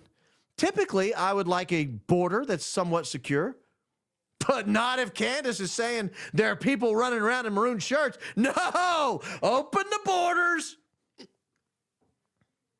We're going to war. This is the position we're in? This is what they would have us believe? That Candace Owens is going to cost us the election because she's asking questions about that? No, that's not how people vote. That's not how people vote. What they're going to do is they're probably going to sit at home because they came out in 2016. They came out in 2018. They came out in 2020. They came out in 2022. They came out in 2024. And you guys haven't done anything. You've done nothing. You have nothing to show for it. Nothing. Except letting Netanyahu run our entire government, apparently. That's it. We got Ted Cruz out there bragging that he's the most pro-Israeli senator in American history. I'm supposed to get riled up to go vote in Texas? Ooh, that'll bring gas prices down. What? That'll shut the border, huh? Oh, it won't? Oh. People are practical. They want practical things. You know how to win a municipal election? I'm going to pick the litter up. I'm going to pick the litter up. We're going to pave a few streets. We're going to put a park in over there where we built all these new houses and we haven't put a park in yet. And our fire trucks need updated. Everybody looks around and goes, yeah, that sounds pretty reasonable. And what if that's your position? The other side says, man, I love Israel. What, bro? Big fan.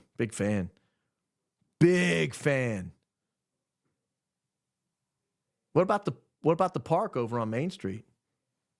Yeah, but have you been to Tel Aviv? Beautiful. Gay pride parades every day, man. They're so tolerant over there. That's what I feel like. That's what it feels like in America right now. That's how it feels to me. Listening to people complain that we might lose an election because Candace Owens is asking questions about a particular afternoon in Utah.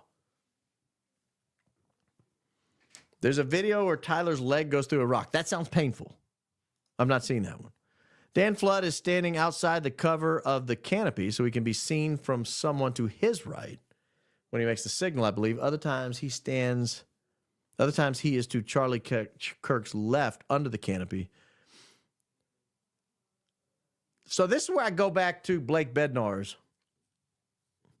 If you believe his theory, his current theory about the hand squeezer, he's on Twitter, Blake Bednar. I don't know how to spell that, Bednarz. If you go back to that theory, Dan would have to be in that position to be seen by the hand squeezer. If he was on his left, he wouldn't be seen. So I don't know. I mean, I don't know. It's not important for me to say how it happened. It's important for me to say it didn't happen the way we're told it happened. Those are two fundamentally distinct things. $5 more for the great Charlie Kirk Beyond the Grave impression. That was great. It's dark in here, had me dying. They definitely need to change the show title ASAP. Yes. That's amazing. I forgot I did that. I forgot it. That's great. Still hoping to hear back from a certain him from a few shows ago. Corlew. Hey, whoever that was, the steak eater, remember the guy that was saying that he was looking for the Miss Harris? Miss Harris is a relatively recent widow. She's back on the market. And we had a guy who was in the comments, and he said he eats steak 3 times a day, enjoys a few whiskeys, and something else. I can't remember what else it was. There she is. Like, bro, she's not going to come to your house. She's not going to knock on your door. She's not going to throw herself at you. This is as forward as she's going to get. We're running some kind of a tender thing going on in the comments here, and it's okay. I'm fine with it. You're one of the new faves. You're one of our new faves. Wow. You always talk about yourself in the plural first person. Thank you for filling Sunday evenings with your joyous laugh. Saw a therapist story the other day, but didn't connect the dots. Thank you. I'm glad to put a little different spin on it. Love your vids content, especially your personality laughs. You're the best. Thank you. You guys are so kind, Dee. Thank you. Very, very, very appreciative of your kind words and your generosity. Neon Rift, $20 says, Dan Flood always changed the side he stands on. Looks like he's always on Charlie's left, but for September 10, he stood on Charlie's right. Yeah, we've covered that. Great job from Texas. Longhorns, is that what you guys do? Yeah, we covered that. We had a guy earlier that said, I think he said he saw one time that he was able to find where Dan Flood was on the other side. Maroon is the color of the year. Congrats, Hoosiers. That's crimson, man. That's crimson. Boom, right there. And a little crimson ribbon right there. Thank you. Thank you for the congrats. I also think TP was using it as a marketing strategy. America Fest always starts. What better way to use Candace at this time of year than to try to get numbers up? The problem is they're not winning. The problem is Candace is kicking their teeth in every day. That's the problem. Like the Charlie Kirk show is getting crushed. The only thing that they're winning on is like their billionaire donors are still, I think, giving them some money. And there were a lot of people that donated in the immediate aftermath. But now, I mean, people are not buying this Tyler Robinson story. You go poll any group. They do not believe it. They do not believe it. Your latex is back. Barron, have you always been into politics? Curious about how you've been in the room with Nick Fentus twice. Plan to run for office at all? I do not plan to run for office. I have always been in politics. Let's see if I can find a quick picture here. Oh, stop it. Don't make me put in a password. All right. Oh, my gosh. Stop. Just trying to run an update every so often. I had an image in here of me when I was like 12 years old or 10 years old standing outside a door with a Bush. Who was his running mate? Bush. The guy from Indiana. Quayle. Bush Quayle sign. But now I can't find it. No, I was at a political event, a couple of political events, and Nick was with the same crew. And like I said, he probably doesn't remember meeting me. I mean, he meets more people than I meet, obviously. But he was very kind and humble and normal. So I didn't feel sad for him. I didn't feel great for him. I just felt like he was just a normal person. I have no plans to run for office. Mikey wrote in with Charlie Kirk. Where was he going when he walked off? And has he said how he got to the hospital? No, he's not, that I'm aware of, not said how he got to the hospital. I don't know where he was going when he walked off. He looked like he was walking to that parking lot to the left. Love your content? I agree. No, I'm just kidding. Thank you, Tina. Very kind. Very, very kind. Very generous. Why haven't we seen the hospital video, inside or outside? I've heard the feds got it. I don't know if that's true. My son, car guy, thinks the 2019 Toyota Highlander SE Nightshade comes with a black rear spoiler, piece between the taillights, black wheels, black mirrors. Oh, are you suggesting that was a Highlander and not a RAV4? I think I've looked into the Highlander issue.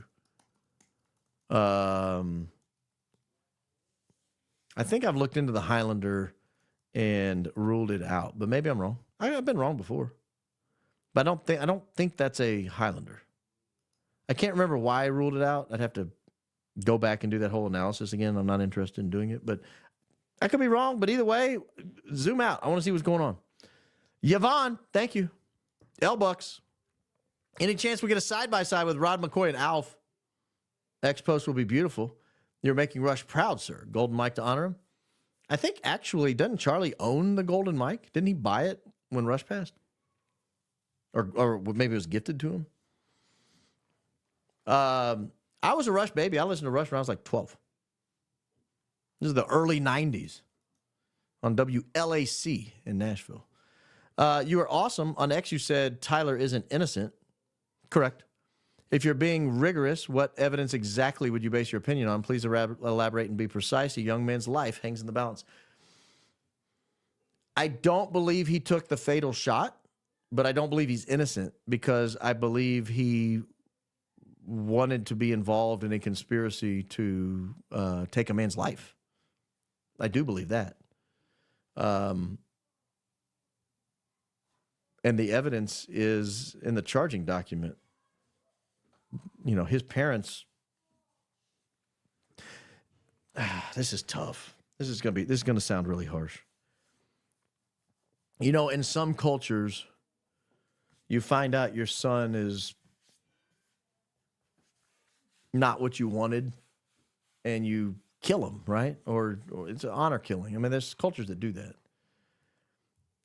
I don't get the feeling from his parents that it was a hard decision for them to turn him in. And I have thought of whether or not this was kind of a let's get rid of Tyler thing. But I don't know. Obviously, they were not in support of his chosen life. So I don't know. I don't know. I mean, it's tough. But I think he probably went there that day thinking he was part of some scheme to take a man's life. That's my gut. But I don't think he was the guy that pulled the trigger. And if he did pull a trigger, I don't think it had a real bullet because I don't think they would have trusted that plan. And guys, I don't think they would have trusted that plan to him. My opinion. What if he knew and was forced to go along? All wild times we live in, make heaven crowded. Yeah, that's certainly an option. Gary plays tough guy, but coward to ask Sean R questions. Who's Sean R? Oh, Sean Ryan questions. Gary plays tough guy. Oh, you're talking about Brian Harpole? Yeah. I don't dislike Gary. This is what I'm not knocking Gary. I don't care. I just don't understand what Gary's beef is with me. Like, what did I do? David Nevin, 7801. In April 2024, Barack Ravid received the White House Correspondence Award from Joe Biden. Of course he did. I did not know that, but of course he did. Of course he did. That should tell you everything you need to know about the press in the United States of America. Thank you for the generous donation, David. Holy mackerel. I'm going to have to cut these off at some point. Candace called out people editing McCoy on Wiki to be false, and now her husband's birthday has been edited less than 24 hours after the date dropped from TPUSA. Crazy. I saw that because in a live stream in July, she said they'd just celebrated her husband's birthday. And then on Wiki, they said his birthday was on the date of the TPUSA event. Who edited that? Why is anyone able to edit his birthday? That should be locked. We know what it is. Boom, lock it. Dan Flood looking left. Could have been at the kid in the green hat. Black. Supposed to be a sniper. Yeah. We talked about that earlier. I think you're thinking left like from the television. I'm thinking left from the stage, which would be right from the television. I feel like the scarecrow on Wizard of Oz right now. Thank you for the kind words. If Ellison paid $150 million for Barry Weiss's little blog, imagine the cash they'd be willing to stuff in an offshore account for Fuentes, Poole, Neff, Flood, Boyer, Colvett, Harpole, Erica Cash et al. Yeah. People kill people in the United States all the time over $20 or less.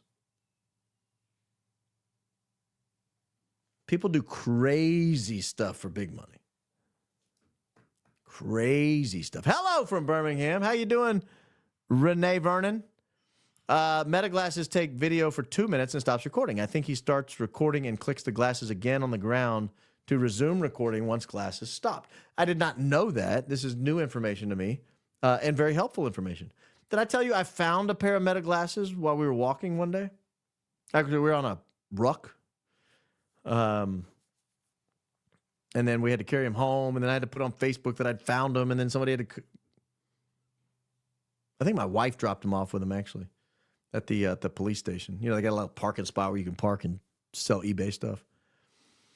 But hello. Thank you from Birmingham. Talk about the Texas A&M, about the Texas A&M Dan Flood signal made right when Charlie says call sign. Was Charlie Kirk in on it based on that clip? No. Keep up the great work. Good point. Baron, I just received my order from Hum Nitro Creamy Kombucha. It's the best I've ever tasted. In my review to them, I told them they should sponsor your podcast. I had another one the other night. I got to be careful. They make me pretty sleepy. But they are so good. Really creamy and rich. Thank you. I had another one, too. I had the orange, and then I had a strawberry or cherry or something. It was dynamite. Thank you. I lost my hubby 5 years ago from a heart attack. If he had been shot, I would stop at nothing to find out who did it. Erica has never acted like she's grieving. Equals, I still miss my best friend of 37 years. I'm sorry that you lost your husband, Light Giver. And it must be especially difficult because you're going into winter in Canada, which is unbelievably bad. But I don't want to, again, I'll criticize Erica if it's ever warranted. I don't know how someone's supposed to. I've never lost a spouse. I've never been a 36-year-old mother of two who lost a spouse. I've never been in her shoes. I don't know. I can't do it. I can't do it. I have thoughts, but I can't do it. Dead giveaways. Flood signal plus shot plus no second draws weapons. No security draws weapons. Plus Mikey and Neff walk away. Mikey doesn't even hesitate and or is on phone, maybe. AV guy runs to Rocky Knoll. Security team refuses EMT help at SUV, and on and on.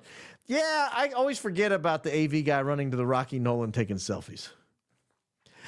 They got Charlie. Who got Charlie?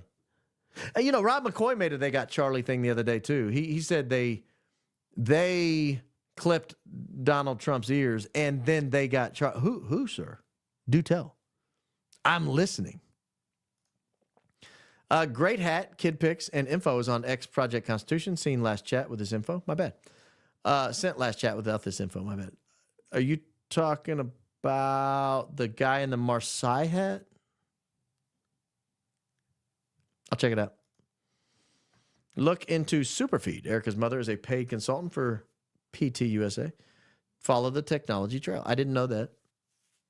I've heard of Superfeed, but I did not know she was a paid consultant. Totally believe the shooter was behind the tent to the right in the car after watching the movements as Charlie Kirk gets hit. I believed that for some period of time myself and have not completely ruled it out. Grateful to see you, Ian, with too few others defending Candace. I've been in her book club since it began, and she's misquoted and lied on so much it's infuriating. Love how you share, present info, Mr. Barron, say it twice, Coleman. Thank you, Stay Wild, Moonchild. I do my best. I'm just honest. Like, I call it like I see it. If I thought Ian was out of line, I would say it. If I thought Candace was out of line, I would say it. I don't defend people. I defend actions. That said, I'm not going to savage someone I like, but I might just not say it. But if I'm defending you, I like you. And I like your actions, and I believe in them. I think they're genuine. When did Rob McCoy's sermon radically change? Was it when he got behind on his mortgage? No, it was long before that. It was long before that. Please look up Operation Cast Thy Bread, then ask yourself, ask yourself if what I said is surprising. Miss Starvin, by way of deception, thou shalt do. I have no idea what you're talking about. But thank you for the generous donation. How did Erica's... I don't know. Why are we talking about her, I didn't know he did. If there's a legitimate story about this, email me, realbaronpodcast@gmail.com. I've not heard that, and I honestly can't think of a worse job. But that's to each his own, I guess. MS King Books, Rothschild Planet Volume 1 and 2. We're just saying stuff now. That's where we've come. It's that late. We're coming up on 4 hours. We're just putting words down and paying $2. Payne Revere, $10. Anyone else waiting eagerly for the moment that is finally socially acceptable for us to criticize Erica? Were we all not so polite, we would have so much to say about her behavior. Win, go, Max. When she gives us a reason, like a legitimate reason, not just something that could be misinterpreted, but something. And I have a feeling December 13th may be that reason. Stand by. Congrats on your Hoosiers. I knew the second I sent my apologies for OSU beating IU that I alone sealed the Buckeyes' faith. Good luck. I've done that myself. I've done that. I myself have been solely and personally responsible for World Series losses, Super Bowl losses, national championship game losses. So don't feel bad. Don't feel bad. I myself have done that. I look forward to your YouTube Live whenever you have time. Sir, bless you. Plus, in certain military bases, small hats are watched very closely. This is a normal size hat, sir. Thank you for the generous donation, Cap. Julie Wheeler, another great show. You look fine without a hat. Oh, thank you. I started getting really suspicious. I felt bad. I thought about never doing a show without a hat ever again. Yes, Franklin cover-up that spread through New Orleans, California. They got away with it. Look at the dentist chair from Epstein. Read Franklin, and you'll learn how they used it. I don't know that I have time for another rabbit hole. I mean, this was what I was talking about earlier. Charisse. Rob McCoy gave a speech for Judge Wayne Mack, and towards the end, he said he had aspirations for Mikey to be POTUS. Also told his boys money is a representation of your contribution to society. What? Guys, I cannot imagine a scenario in the world where any reasonable thinking person would assume Mikey McCoy could ever be president. I mean, I suppose if there was some sort of pandemic that ran through the country and only like 14 people survived and somebody had to be president, like you drew straws or something and maybe he got elected. But is there anyone on the planet who looks at Mikey McCoy and says, that's a president in the making? 100%. No. That silver Tesla is the one that picked up Lyman. Is that so? Then Lyman might be able to get the video. Do we know that? First time super. Thank you. Blue-eyed hillbilly. Mr. Start. Rewind. Yes, rewind. Much love. Listen to all your vids all night long. Go Max. Thank you, Ian, for sending me here. Thank you, Ian, for sending her here. Please. CT stamp. I emailed you person left rooftop vid Mr. I need the decoder ring from Christmas Story. Emailed you person left rooftop life driving vid miss 212 C head at 213. Check if you emailed it, I'll look at it. If it was staged and Charlie was in on it, wouldn't they have to officially bring Candy in? Who's Candy? What are we talking about? Ageist NY Dream on YouTube. Take Charlie's. We're just saying stuff now. Everybody's gone delirious. No one's using whole sentences or words. Also from NTS radio background, what a show. Thank you. Very kind. Very kind, Ludicrousy. I take back if you were one of the people I was just saying doesn't know how to communicate. Because you were flawless right there. I live in Tyler's parents' neighborhood. What? I live in Tyler's parents' neighborhood. The house is decorated with Christmas lights, and I plan to deliver Christmas baked goods to the neighborhood. Their house will receive a gift basket too. Well, again, I don't know that they've done anything wrong. I would love to talk to them. And if I'm them, I'm not eating any baked goods. No, thank you. Prepackaged only. Prepackaged only. And I'm going to squeeze the package, make sure it doesn't have any air holes where you inject stuff in it. Edge, I entertained that he may have faked his death to keep family safe. We know he felt threatened, may explain Ms. behavior. She knows buried? No. Photos? I've been through it, sadly, can't digest it.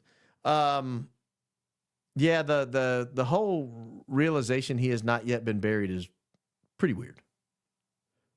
It's really weird.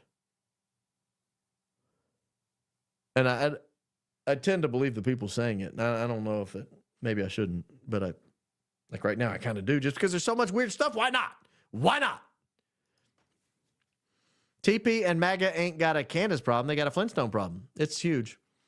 From Mikey to Nev. Now, we're not naming names. Well, we can say they act Flintstone-y. To Boyer, to Cash and his roommate. I hadn't heard that one. To Fuentes, to Pool, girly men everywhere abound. Fake and Faye. Ain't no joke. That's just Republican politics in general for some reason. It's just infested. And frankly, Democrat politics. Staff parking lots could be assigned spaces. But every car matches. You didn't drive the Buick in that day. I don't know, maybe. I hadn't considered that. I'll be honest. Point taken. I had not considered that. Super sticker. Thank you. Very kind. What do you think why do you think TPUSA insists on lying? Please sub. What am I subbing to? What do I think they're lying? Why do I think they insist on that? Because they know things that are bad. They don't want to say them. I mean, why does anybody lie? You're trying to create a fictitious reality in someone's mind. You're lying. That's why. I'm late, but sending you love and prayers. Thank you, Lady for Liberty. I hope you watch the whole thing. It's a very short show tonight. Georgie, come along. Wonder if there's any way to see if they were running a drill that day, similar to a fire drill, but where they really killed Charlie, kind of like 9/11. Yeah, that's what I was thinking. That's kind of like my part 2. Charlie's necklace was thick. How did it come off? And have certain people searching specifically for the necklace. Explosive. That's why the one piece of evidence I'm most interested in is that necklace. Too late now. It's gone. But I would have loved if someone else had found it. Because it would have been very easy, in my opinion, to put a charge that would fire something up. I don't know. I don't know. But I do know I've never seen a shirt like that move like that after a bullet hole to the neck. Never. Never. Never. And I'm wondering why. That's all. I'm just wondering why. Just wondering why. I would love to see some images of other people being shot in the neck and see if their shirt moves that way, because I've never seen it. The kid regarding therapy was lying. Therapy is either 55 or 50 minutes, never 1 hour. He carefully described exactly 1 hour and then another totally fake. Nonsense. Nonsense. I'm not even going to entertain that. People say an hour. They just, I've been to therapy. I've always told people it's an hour. It's nonsense. Joan Martin, $10. Thank you. Mikey McCoy's in Salt Lake City the morning of September 10th. That's correct.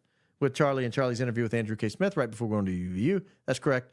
I sent email and article and video about that. We covered this on the show. I showed a clip of the video.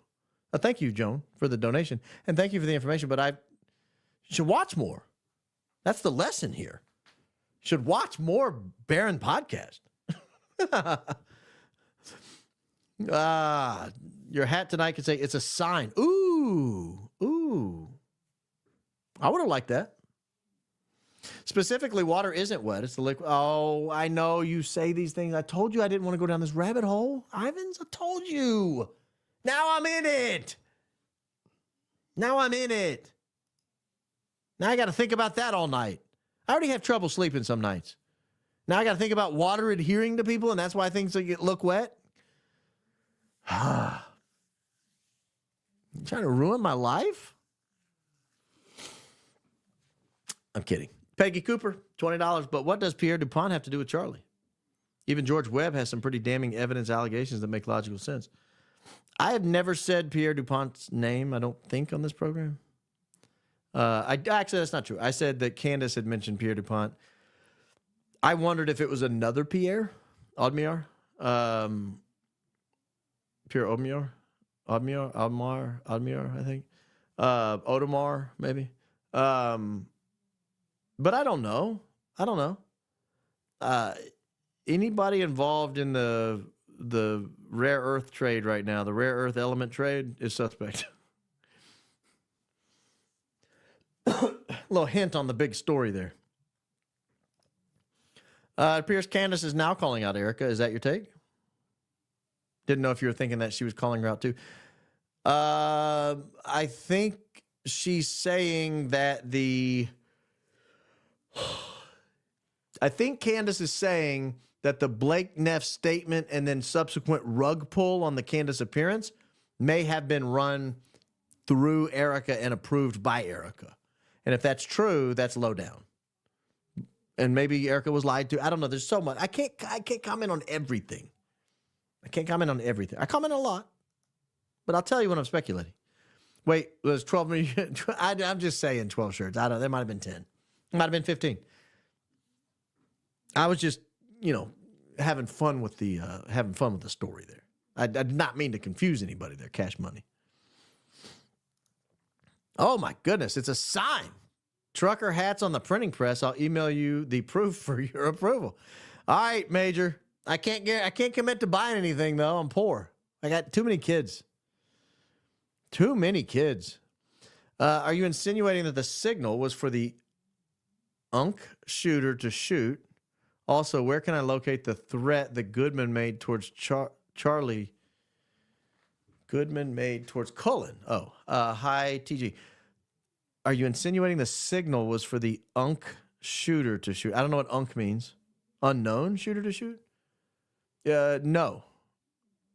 I'm suggesting that there may have been a loud noise that was meant to either be a blank or a live round that was shot into the trunk of a car, for example, as the Trigger Smart guy said, or whatever. But there was a noise, and then there was a projectile that was somehow sent into Charlie, whether that came from under his shirt, whether it came from outside of his shirt in front of him, whether it came from a rooftop, whether it came from behind him. I don't know the answer to that. But I don't think the projectile that entered Charlie's neck had anything to do with the loud noise, except that it was timed at the same time. That's my current operating hypothesis. It's admittedly something I could not prove in court. I don't have the evidence to prove it. I'm just telling you, as I look at everything, it's the only thing that makes sense to me. He did not get shot in the neck with a .30-06. Period. End of story. And anyone who insists on that story is so full of it, they can't possibly be taken seriously on this topic. It did not happen. You do not get shot in the middle of the neck on a projectile going down that somehow breaks your C2 5 inches above it. That's not possible. Not possible. Find me some forensics person who will explain that. How his C2 was broken when a projectile entered the middle of his neck on the way down. Your C2 is at the base of your skull. Just look at it. I mean, it's that much different. Lady, that's 8 inches difference. Men, it's 4. Canadian here, but living in Florida for 5 months as snowbird. Absolutely love your content, and tonight is fire. Thank you. I'm a boomer and came to the wild side 4 years ago. Well, I don't make fun of every boomer. I'm just saying that if anyone's going to buy the 1,000 pastors come back from Israel, it's boomers. Pro 31, oh my gosh, Baron the matchmaker. Yes, thank you. Math or match? Thank you, great info ton. I'm trying over here. I don't know. Oh gosh. I know it's hard when you do the supers and your phone. I get it. It doesn't do the autocorrect thing that we're all accustomed to. Can we all agree in the last days, Poole and Fuentes have destroyed any shred of credibility they might have once had? 9-10 is a wedge issue for the right. They took money to lie, so F them both. I can't say that. There could be lots of reasons they're saying what they say. That's a reason. That's one possibility. Other possibilities are they might think that this is what they have to say in order to maintain credibility with kind of the mainstream. Other possibilities could be they don't like some of the people who are suggesting alternative theories to the Tyler Robinson theory, and so they think if my enemy and my enemy is my friend, that kind of thing. I don't know why. And I'm not going to say F them both over one issue. I mean, that's not how I am. Hey, Baron, great show from a huge fan from Cape Town, South Africa. I don't miss a show. Amazing content. Go Mass. I hope you caught my monologue in the last show. Well, you said you don't miss a show. About the Mandela effect. That had a South African connection. Thank you for your generous donation, Esther. Woman beside van covers her face right after shot. I'll have to check it out. I hadn't seen it. Sorry, I was wrong. His shirt was ashes to ashes. Dust to Dominion still relates to 2-7. Yeah, that's what they say to on Ash Wednesday. You are dust, and to dust you shall return. It's kind of creepy. My favorite part of the show is watching Baron receive a variety of random foreign currencies with no conversion rates. Yeah, make me too. Hey, the color kind of helps a little. Like if it's purple or orange, that's better than if it's like light blue. So I get a little help. Yellow's like medium.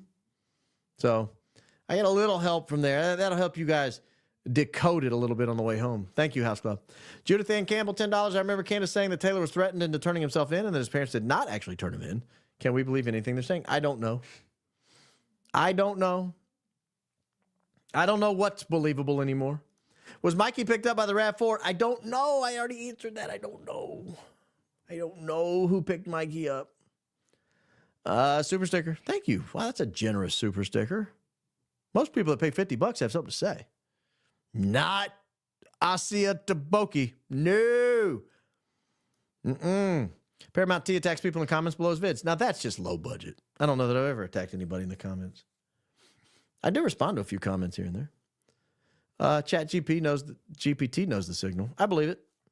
Vote Republican for phase 2 of the binders. Did Jack Posobiec ever get phase 2 of the binders, or he's still waiting on it?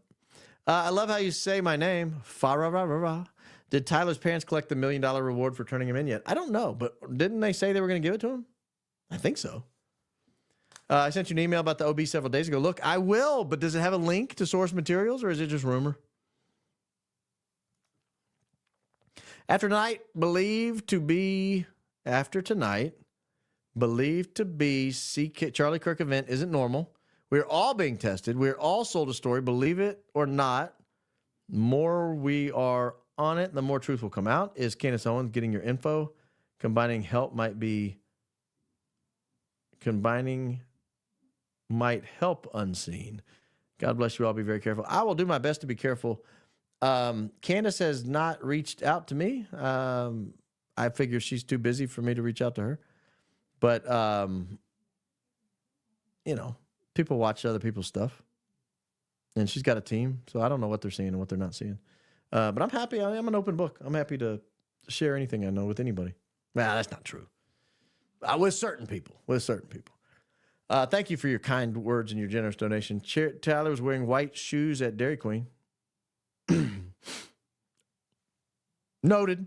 Sir Baron, disagreeing with you is okay. Well, you are incorrect when you stated Flood's arm signal was to order sweet potato pie, and punishing a listener with streaking through town is definitely ill-advised. Not if they make the shot, then they ain't got to worry about it. It's not the listener who would be punished. It's everyone else around the streaker. That's who gets punished when people streak. No one wants to see that. No one wants to see people streaking. We're getting close to the bottom here. Holy mackerel. We've been through a lot of these. Candace, you're the one who started calling her that. Started calling her what? I don't like pronouns in my life. If you guys know me well, you'll know I don't bark at people very often until they use pronouns. Started calling her what? I don't know what that is. You were the one who started calling her Candace? That is the demonstrative pronoun, and the antecedent is Candace. You were the one who started calling her Candace, and that doesn't make sense to me. But thank you for the generous donation. You're more than welcome to chime back in and help me out. Greetings from South Africa. Caught this late. Time to rewind. Found you via Ian Carroll. Keep up with asking all the questions. Ian must be huge in the Cape Town area. I mean, huge in South Africa. Thank you, Elzeth Van Schuur. Boy, that's a South African name if I've ever heard one. Van Schuur. You still got the Dutch name. Mikey POTUS is showing one of Rob's delusions. Yeah, if that's true, surely he didn't say that. There's no way he said that. No one. Look, I could never be president. No one would look at me and hear me and say, that's presidential. I've seen a lot of people come and go. That man's got president written all over him. Nobody. Of course, I wouldn't have said about Trump either, but there we are. Here we are. So, I mean, stranger things have happened. Happy belated birthday. Thank you. Go, Max. Keep up the great work. Thank you, Steelers girl. What a generous donation. You guys are so nice to me. You guys make it worth going 4 hours and 19 minutes and counting. It's going to take forever for the show to load tonight. I'll never go to bed. I think Lyman knows a lot more. That's my opinion. He lives in Blanding, and the medical plane went to the hospital Charlie was at that night at midnight. Very weird. Did the plane go to the hospital or just go to Provo? I don't know the answer. I don't know that it went to the hospital. I mean, where do you land a plane at a hospital? I can't even park at a hospital. You ever try to park at a hospital? Like you're rushing to get into the hospital? You got like an appendicitis? You got a broken knee? And you gotta park in the next state over?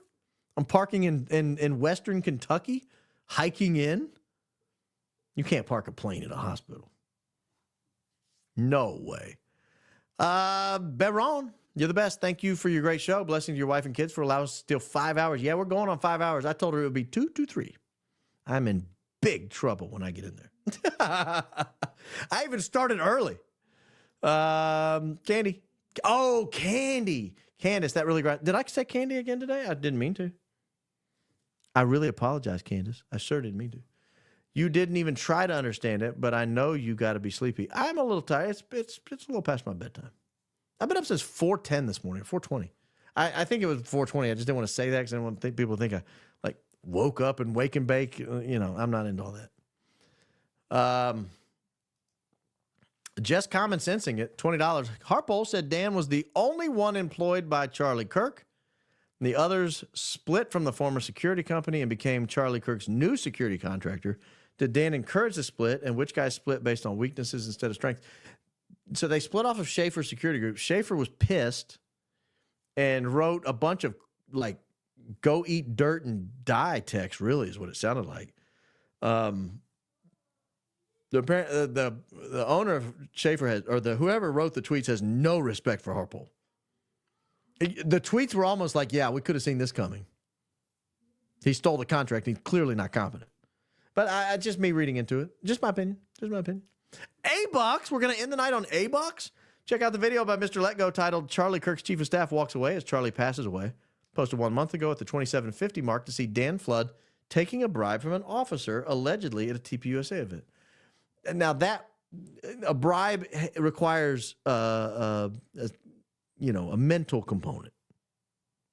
A bribe requires a mental component.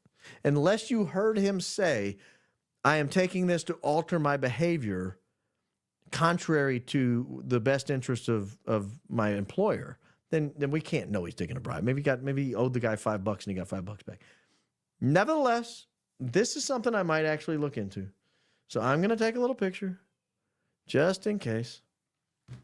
Just in case. I probably won't look at it tonight. Thank you for the A-Bucks. $20, $5. Monster Mom. Baron, you look so tired. Please go to bed. We will keep you all night. So run. Your wife is waiting on you.